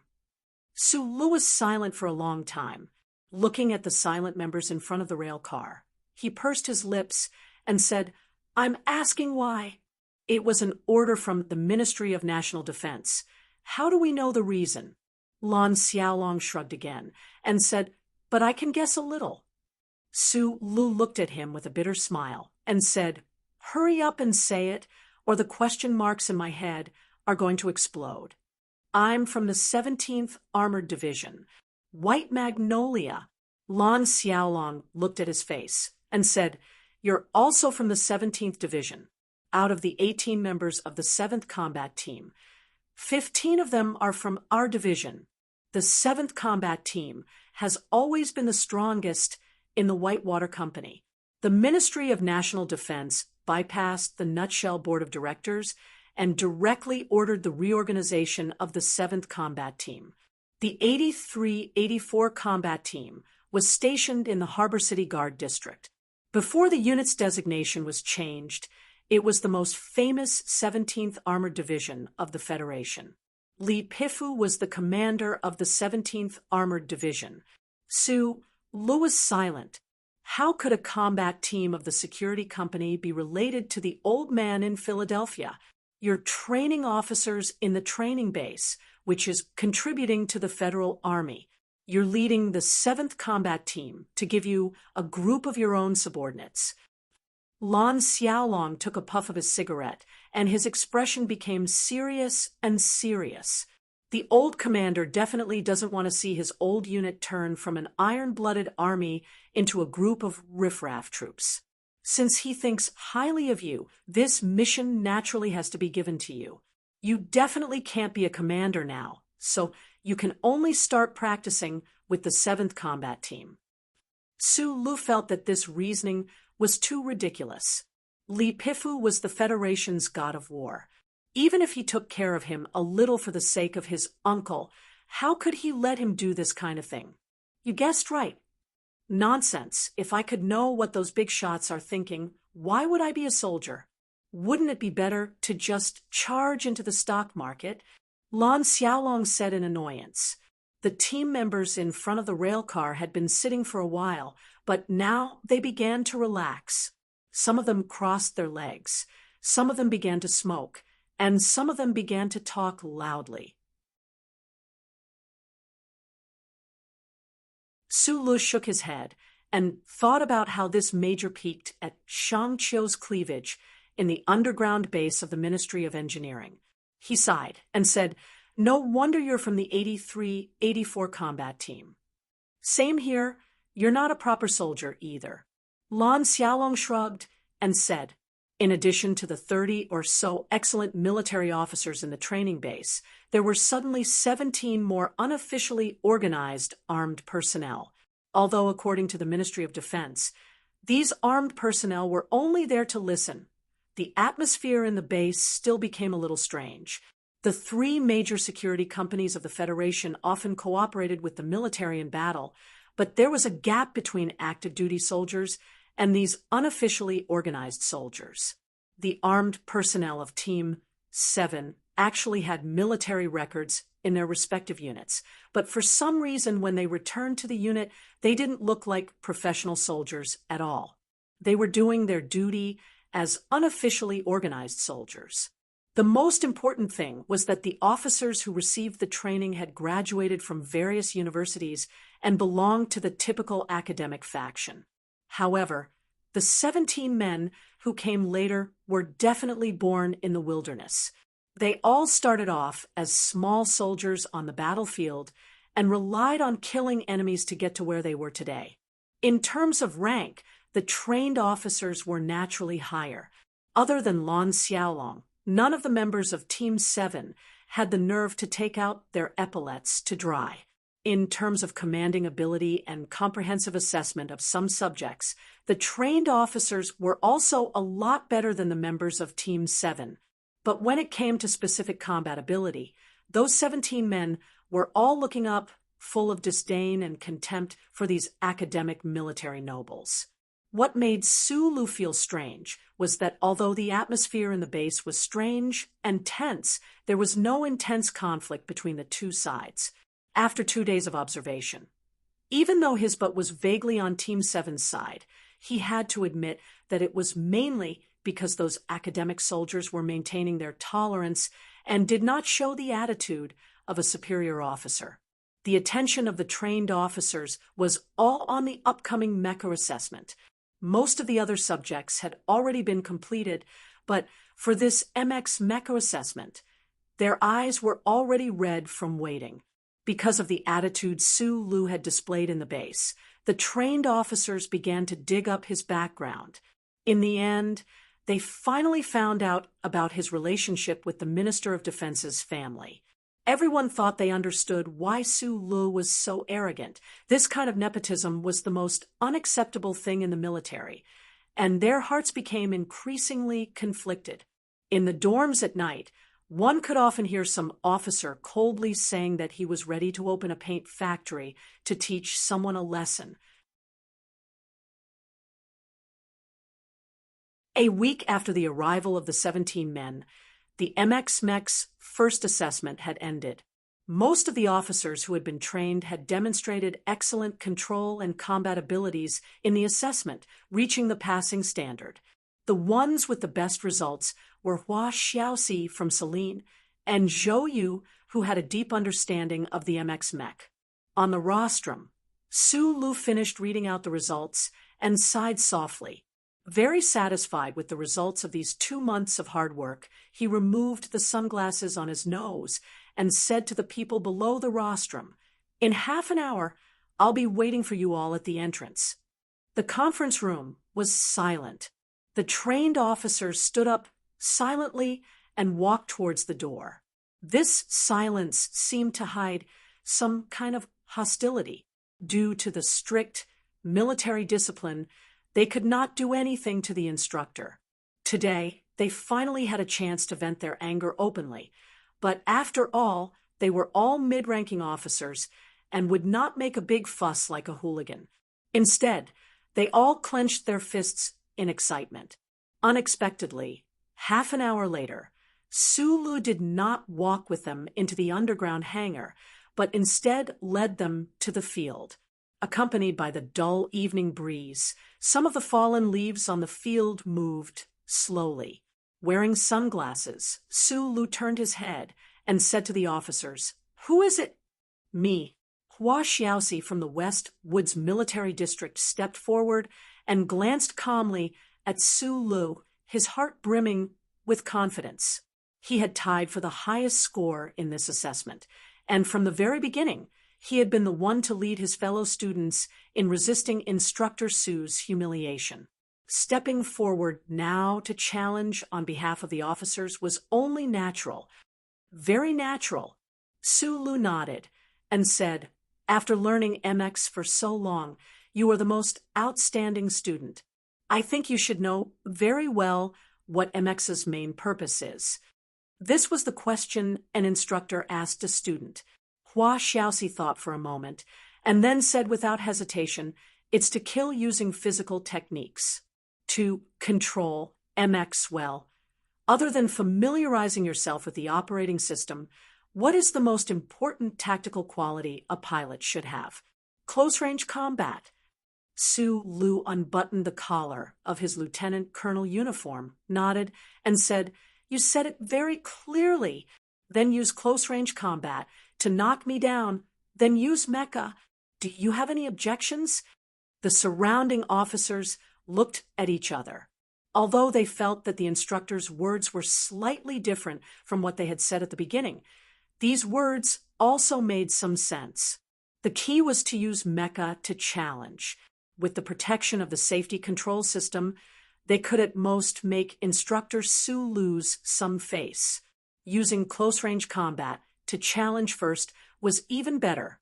Other than making the instructor lose face, they could also make the instructor's face bruise and vent their anger. As for whether these people would lose or not, they had not considered it until today. They still thought that the young instructor Su was a pretty good technical supervisor, an arrogant brat with a great background.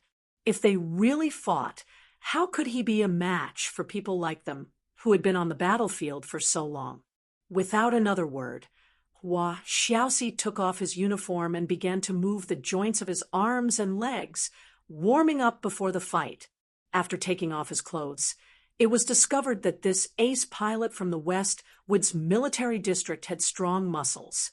He was definitely also an expert in close-range combat. The surrounding officers had expressions of schadenfreude on their faces. Now that the test was over, there was naturally no need to maintain absolute courtesy to the instructor. Occasionally, a trace of doubt would flash across the faces of a few people. They felt that there was something wrong with the instructor agreeing to this challenge. However, no one noticed that at the edge of the crowd, two officers were staring at Su Lu with cold gazes. They were from the 3rd Military District and had been silent these past few days. Only when the officers found out Su Li's true identity did the coldness in their eyes grow thicker and thicker. The members of Team 7 who were listening in stood far away at the edge of the crowd, leaning against the trees and lying on the stone steps, their figures lazy. They were also very curious about Su Li's strength. Seeing was believing. They wanted to see if their supervisor was as ferocious as Lao Bai had said. Only Zhou Yu laughed bitterly and turned his head away, unwilling to see Hua Xiaoxi's miserable appearance later. "You're the instructor. I won't hit your face." The wind rose on the field. Hua Xiaoxi's face was dark. The moment he attacked, it was the sharpest direct attack of the military special forces. At this time, Su Lu was still wearing his sunglasses. His eyes narrowed under the lenses, and he allowed the fierce wind from the fist to hit him in the face. Only then did his left hand flip up, casually blocking the bend of the opponent's elbow. He took 3 steps forward. The edge of his palm, his fingertips, his wrist, and the hard tip of his elbow sprayed out like raindrops, hitting Hua Xiaoxi's body like a drum. His movements were too fast. It was like countless shadows flashing between the two of them. Hua Xiaoxi barely covered his chest and retreated. He felt a wave of pain and numbness on his body and arm. He couldn't help but turn pale. He didn't know what the instructor's body was made of to be able to reach such a fast speed. Just as everyone was shocked and Hua Xiaoxi was retreating with a grunt, Su Lu suddenly pulled back his fist, raised his right leg, and struck out like a bolt of lightning, hitting the outer side of Hua Xiaoxi's knee. Hua Xiaoxi's strength was all concentrated on the defense of his upper body. His body suddenly lost its balance. Like a scene in a movie, he flipped in the air and then fell tragically onto the hard ground with a muffled thud. "I want votes. I want monthly votes." He clenched his fist and shouted with stars in his eyes.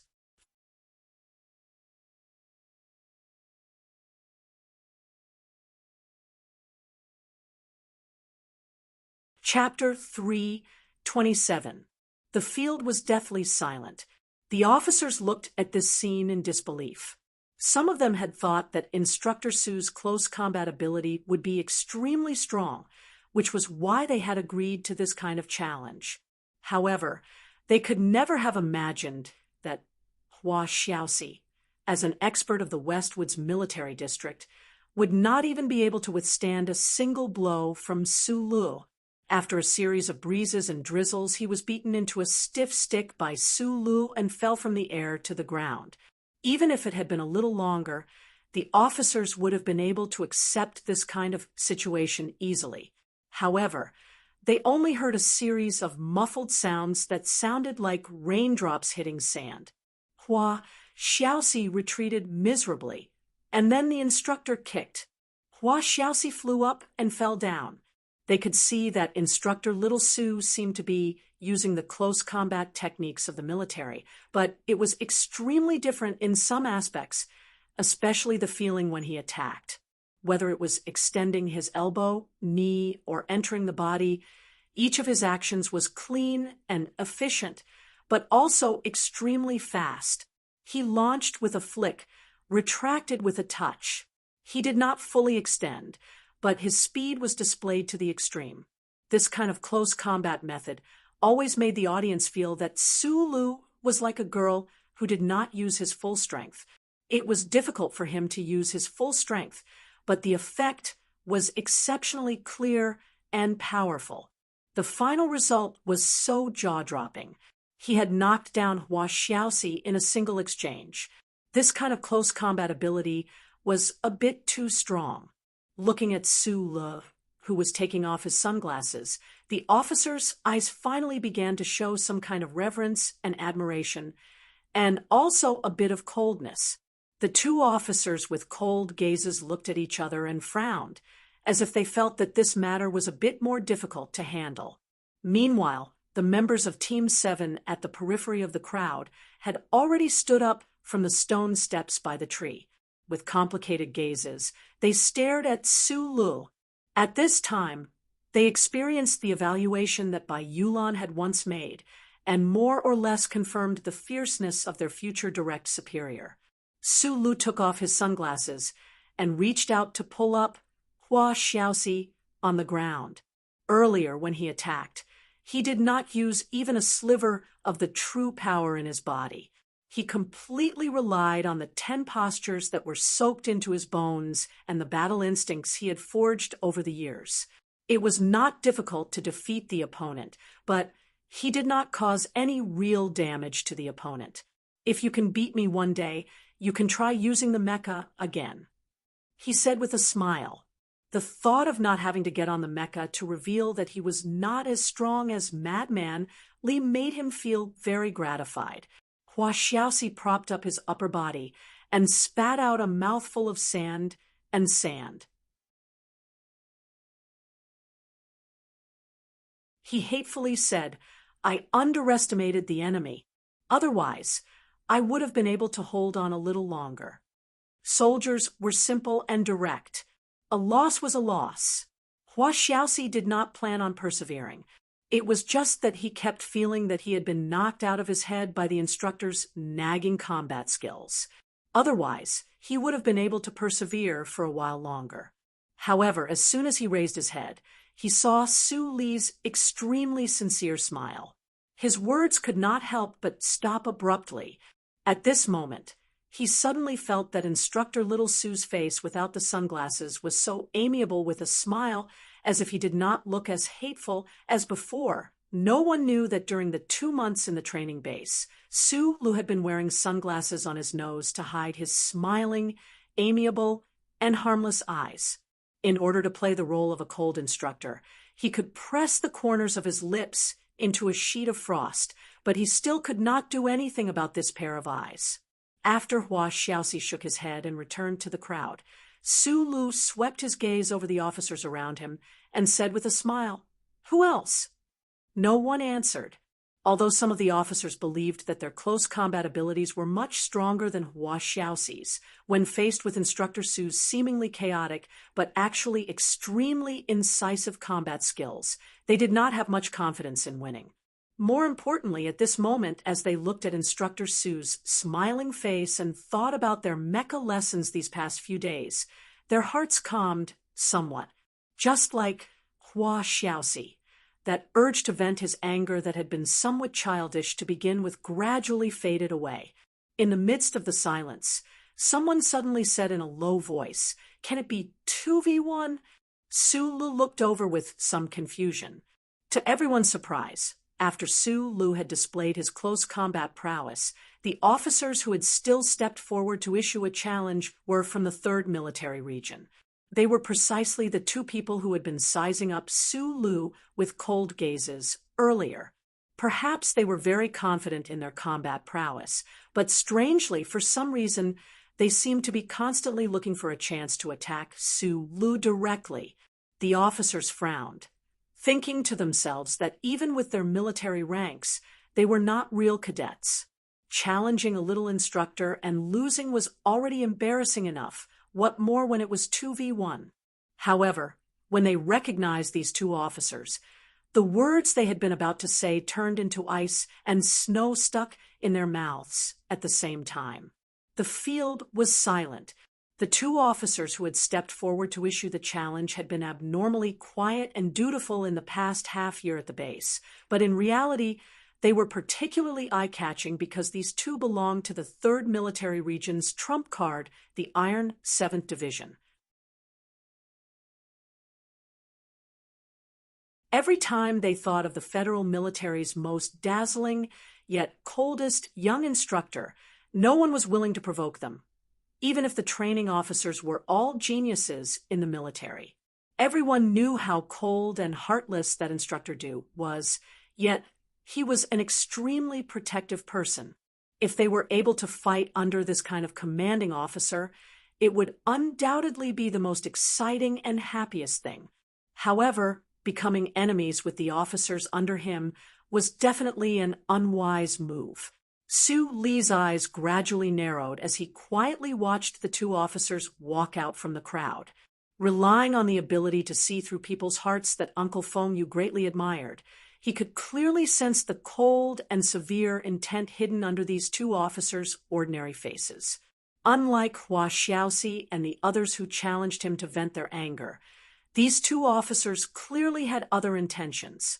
One of the officers said coldly, "We are cadets. We want to ask for guidance from Instructor Xiao Su. Please agree." Su Lu was slightly taken aback. He used his hand to comb through his slightly messy hair and tossed the sunglasses in his hand to Zhou Yu. Then, when he raised his right hand and was about to say something, he found that he couldn't seem to find any reason to refuse this challenge. "What are your names?"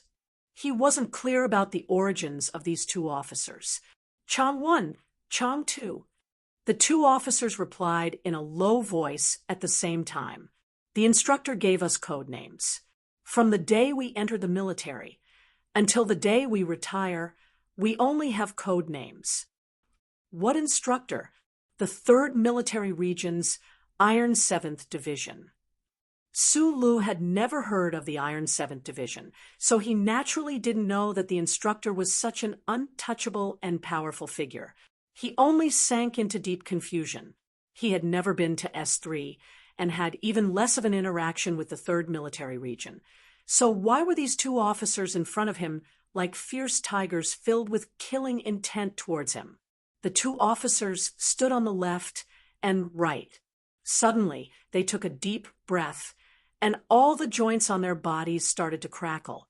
What was shocking was that their bodies seemed to swell up along with the crackling sounds, and their uniforms were extremely tight. When the surrounding crowd saw this, they subconsciously expanded their area, including Hua Xiaoxi. All the officers stared at the field with suspicion and vigilance. They knew very well that the two officers who came out to challenge Su Lu were ranked at the top of the list for close combat in this assessment, and the 3rd Military Region's Iron 7th Division was also an ace troop that was famous for its close combat ferocity. What kind of level did the Special Forces personally train by such an instructor have? Not to mention, the current state of the two Iron 7th Division officers meant that they had once learned some kind of technique in the training hall. With these two officers attacking one, would instructor Xiao Su be able to hold on? Everyone felt a sense of danger pervading the field. Right now, there was no commanding officer or military police present, but presumably these two officers wouldn't dare to make a move. But for some reason, everyone felt that something dangerous was about to happen. The members of the 7th Division on the periphery had already stood up. They were all skilled soldiers in the forest and could faintly smell the scent of blood. In particular, Xiong Lin Xuan's pupils constricted slightly. Thinking of Bai Yulan's instructions on the sickbed, his palm subconsciously moved to the bottom of the stone steps and applied a bit of force. At this time, Su Lu was still thinking about where the gloominess and hatred in the eyes of the two officers came from. He lowered his head and was silent, his mind wandering. However, before his mind could calm down, a strong wind rushed toward his face. Chang 1 and Chang 2, these two Iron 7th Division close combat experts, stomped their thick-soled military boots on the solid surface of the field. The ground trembled slightly, and 2 wisps of light smoke rose into the air. The two of them were like fierce tigers leaping down from a cliff. In an instant, they closed the distance between them and Su Lu and attacked him, who had his head lowered in thought. One of them punched towards Su Li's chin, while the other moved close to his body and raised his knee to attack the base of his thigh. The attack was extremely ruthless, and the wind whistled as it broke through the air. This might have been a sneak attack, and it might have been somewhat shameless, but with the challenge before them, Su Lu acquiesced. These two officers of the Iron 7th Division would always be able to find some excuse afterward. Furthermore, with the arrow on the bow and the fist in front of them, regardless of whether it was the audience or the person involved, they could only watch as this scene unfolded. Su Lu suddenly raised his head, and a trace of anger flashed through his slightly narrowed eyes. His anger wasn't because of the sinister and vicious attacks of the officers, but because he still didn't understand why they hated him. In a flash, his state of mind was as steady as a rock. Just like in the countless dangerous moments in the past, he calmly took a step forward. His body was like a nail nailed to the ground. At the same time, he flipped his left hand and grabbed Chang 1's wrist, who was attacking his chin. His right leg swung to the right and slapped the inside of Chang 2's knee with the outer edge of his thigh. If he had been dealing with an ordinary person with the reaction speed and skill he displayed at this moment, this would have been a perfect response. According to the usual development of close-range combat, Su Lu would have closed in on his opponent again and used his iron shoulder to push one of them away. At the same time, his left hand would follow the opponent's elbow joint and stab the other person's armpit. One punch would numb the opponent's blood and make him unable to continue fighting. However, what Su Lu did not expect was that although his left hand grabbed Chang 1's wrist, what his fingertips touched was like an old tree root. In particular, the fine muscles on Chang 1's wrist suddenly tightened and jumped horizontally, like the skin of an old tree root bursting. This made his 3 fingers unable to wedge into the other's muscle fibers. And when he leaned violently to the right, it was like leaning against a thick wall. Not only did he not push the other away, but he also exposed his right rib to Chang 2's attack. Su Lu would never underestimate any of his enemies, but he didn't treat these two officers as irreconcilable enemies. He hadn't used a single vicious move, hadn't mobilized a single strand of the violent power in his body, yet in the end, he had lost the initiative. The two officers of the Iron 7th Division did not let go of this opportunity. A cold light flashed in their eyes as they attacked Sue Lee's vital points. With two muffled sounds, the three people on the field quickly blocked a few times. Like three shadows, the shadows turned into concrete bodies in an instant. The situation on the field had changed completely. The two officers of the 3rd Military Region had broken through Sue Lee's defense and used the exact same method to get close to him. They grabbed his wrist with one hand and blocked under his armpit with the other, waiting for the right moment to exert force. This was the most vicious close-range combat technique, the anti-joint technique. If these two officers were allowed to unleash their full strength, even if Sue Lee's shoulder joint was still intact, the cartilage in his elbow would definitely shatter into pieces. The two officers of the Iron 7th Division did not immediately press down on Sue Lee. They just maintained this posture, as if they wanted to show the surrounding officers what would happen if Sue Lee was defeated. They looked coldly at Sue Lee's face, who was right in front of them. They were not worried that Sue Lee would be able to win, because no matter how big the difference in strength between the two sides was, they already had the absolute advantage. Using the simplest lever theory in physics, Sue Lee, whose arms were blocked, was unable to exert any force at all. The spectating officers had felt a strange sense of danger when the challenge started. However, when they saw that the two of them had defeated Instructor Xiao Su in one fell swoop, they thought that even though the two of them were Iron 7th Masters, Ice Men, they still wouldn't dare to hurt an instructor as students.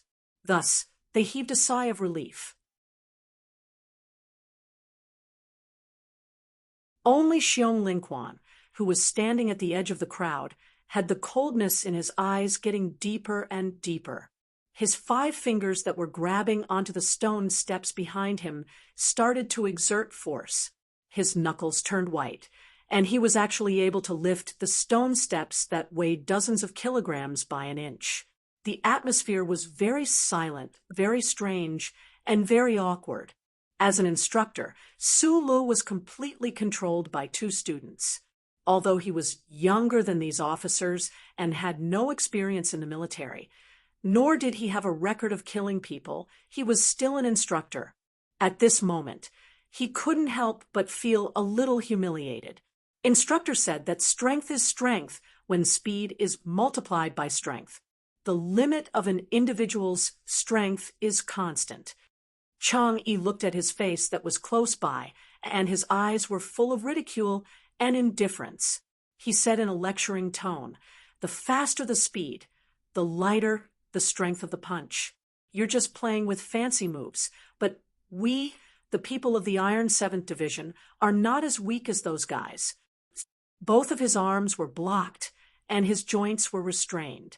Human physiology and basic physics confirmed that Sue Lee was completely restrained, so this Iron 7th Division officer was in the mood to appreciate his failure and ridicule his incompetence. "I admit defeat," Sue Lee said directly with a smile. He wasn't obsessed with winning or losing. On the contrary, he was obsessed with the opponent's hatred for him, and he really wanted to know how far the Iron 7th Division officer wanted to go. The officer didn't expect Sue Lee to admit defeat so easily. After a slight pause, he said fiercely, "I don't accept. You're an instructor. If we kill you, we'll definitely have to go to military court. But I think if we just break your arms, there shouldn't be too much of a problem." His eyes were cold and ruthless. He said in a low voice, "In close combat, there are often accidental injuries like this, right?" The conversation in the field was very low and fast, so the officers in the crowd didn't hear it at all. They wondered why Instructor Xiao Su still didn't admit defeat. Sue Lee was silent for a moment, then lowered his head and said, "Since it's revenge, let me know the reason. Then I'll feel better, right?" Park Ji-ho is someone that the Iron 7th Division wants. Chong Yi said coldly. I'm from the same yard as him. Su Lu raised his head, an indescribable emotion flashing through his eyes. Almost at the same time, the two Iron 7th Division officers' eyes flashed fiercely. Their muscles tightened, and they clamped their arms around his elbow joint, pressing down hard. Not all the people in the crowd were combat experts, but as outstanding officers that the Federation focused on grooming, they definitely had a sharp and accurate eye. When the two Iron 7th Division officers lowered their shoulders and crossed their legs, at least half of the people in the crowd could see what they were going to do next. It was just a very common camp challenge. The winner was already decided, but who would have thought that it wasn't over yet? In these past 2 months, the officers had hated MX Mecha class to the core. However, after passing the assessment, they no longer hated instructor Little Sue for wearing sunglasses and pretending to be cool. Deeply educated in discipline and self-control, they knew very well that upholding the original challenge agreement today was more of a tradition of steel in the military camp. In some ways, this was just a game between men. But these two people from the Iron 7th Division were actually going to break Instructor Xiao Su's arm in front of everyone on the field. Could it be that the soldiers raised by Commander Du of the Iron 7th Division were so cold and cruel that they weren't even afraid of the military law? Or could it be that because they had the Iron 7th Division as their backing, they didn't care about the military law at all? In the midst of the shock, Lan Xiaolong and Zhou Yu's expressions changed drastically, and they immediately started to move. But there was one person who reacted faster than them. Outside the crowd, there was a crisp sound as the stone steps were lifted up by someone. Xiong Lingquan roared as he held the heavy concrete steps with both hands. Like a deity, he shook the crowd and rushed over before the other two. He valiantly smashed the stone steps down.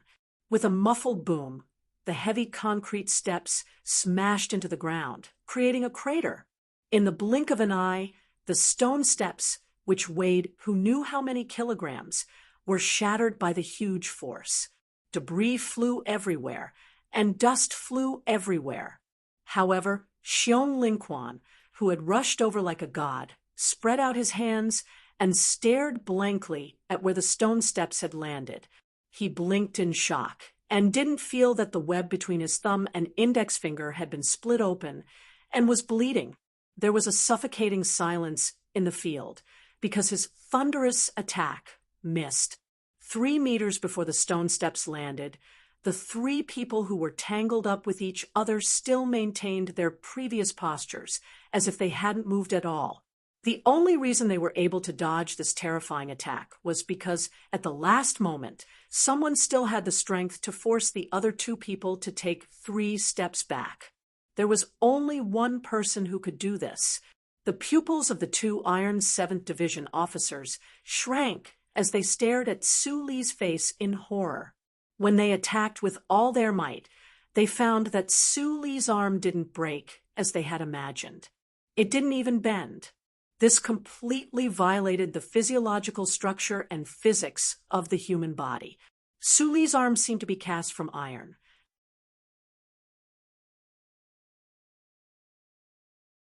Su Li's eyes were unusually bright.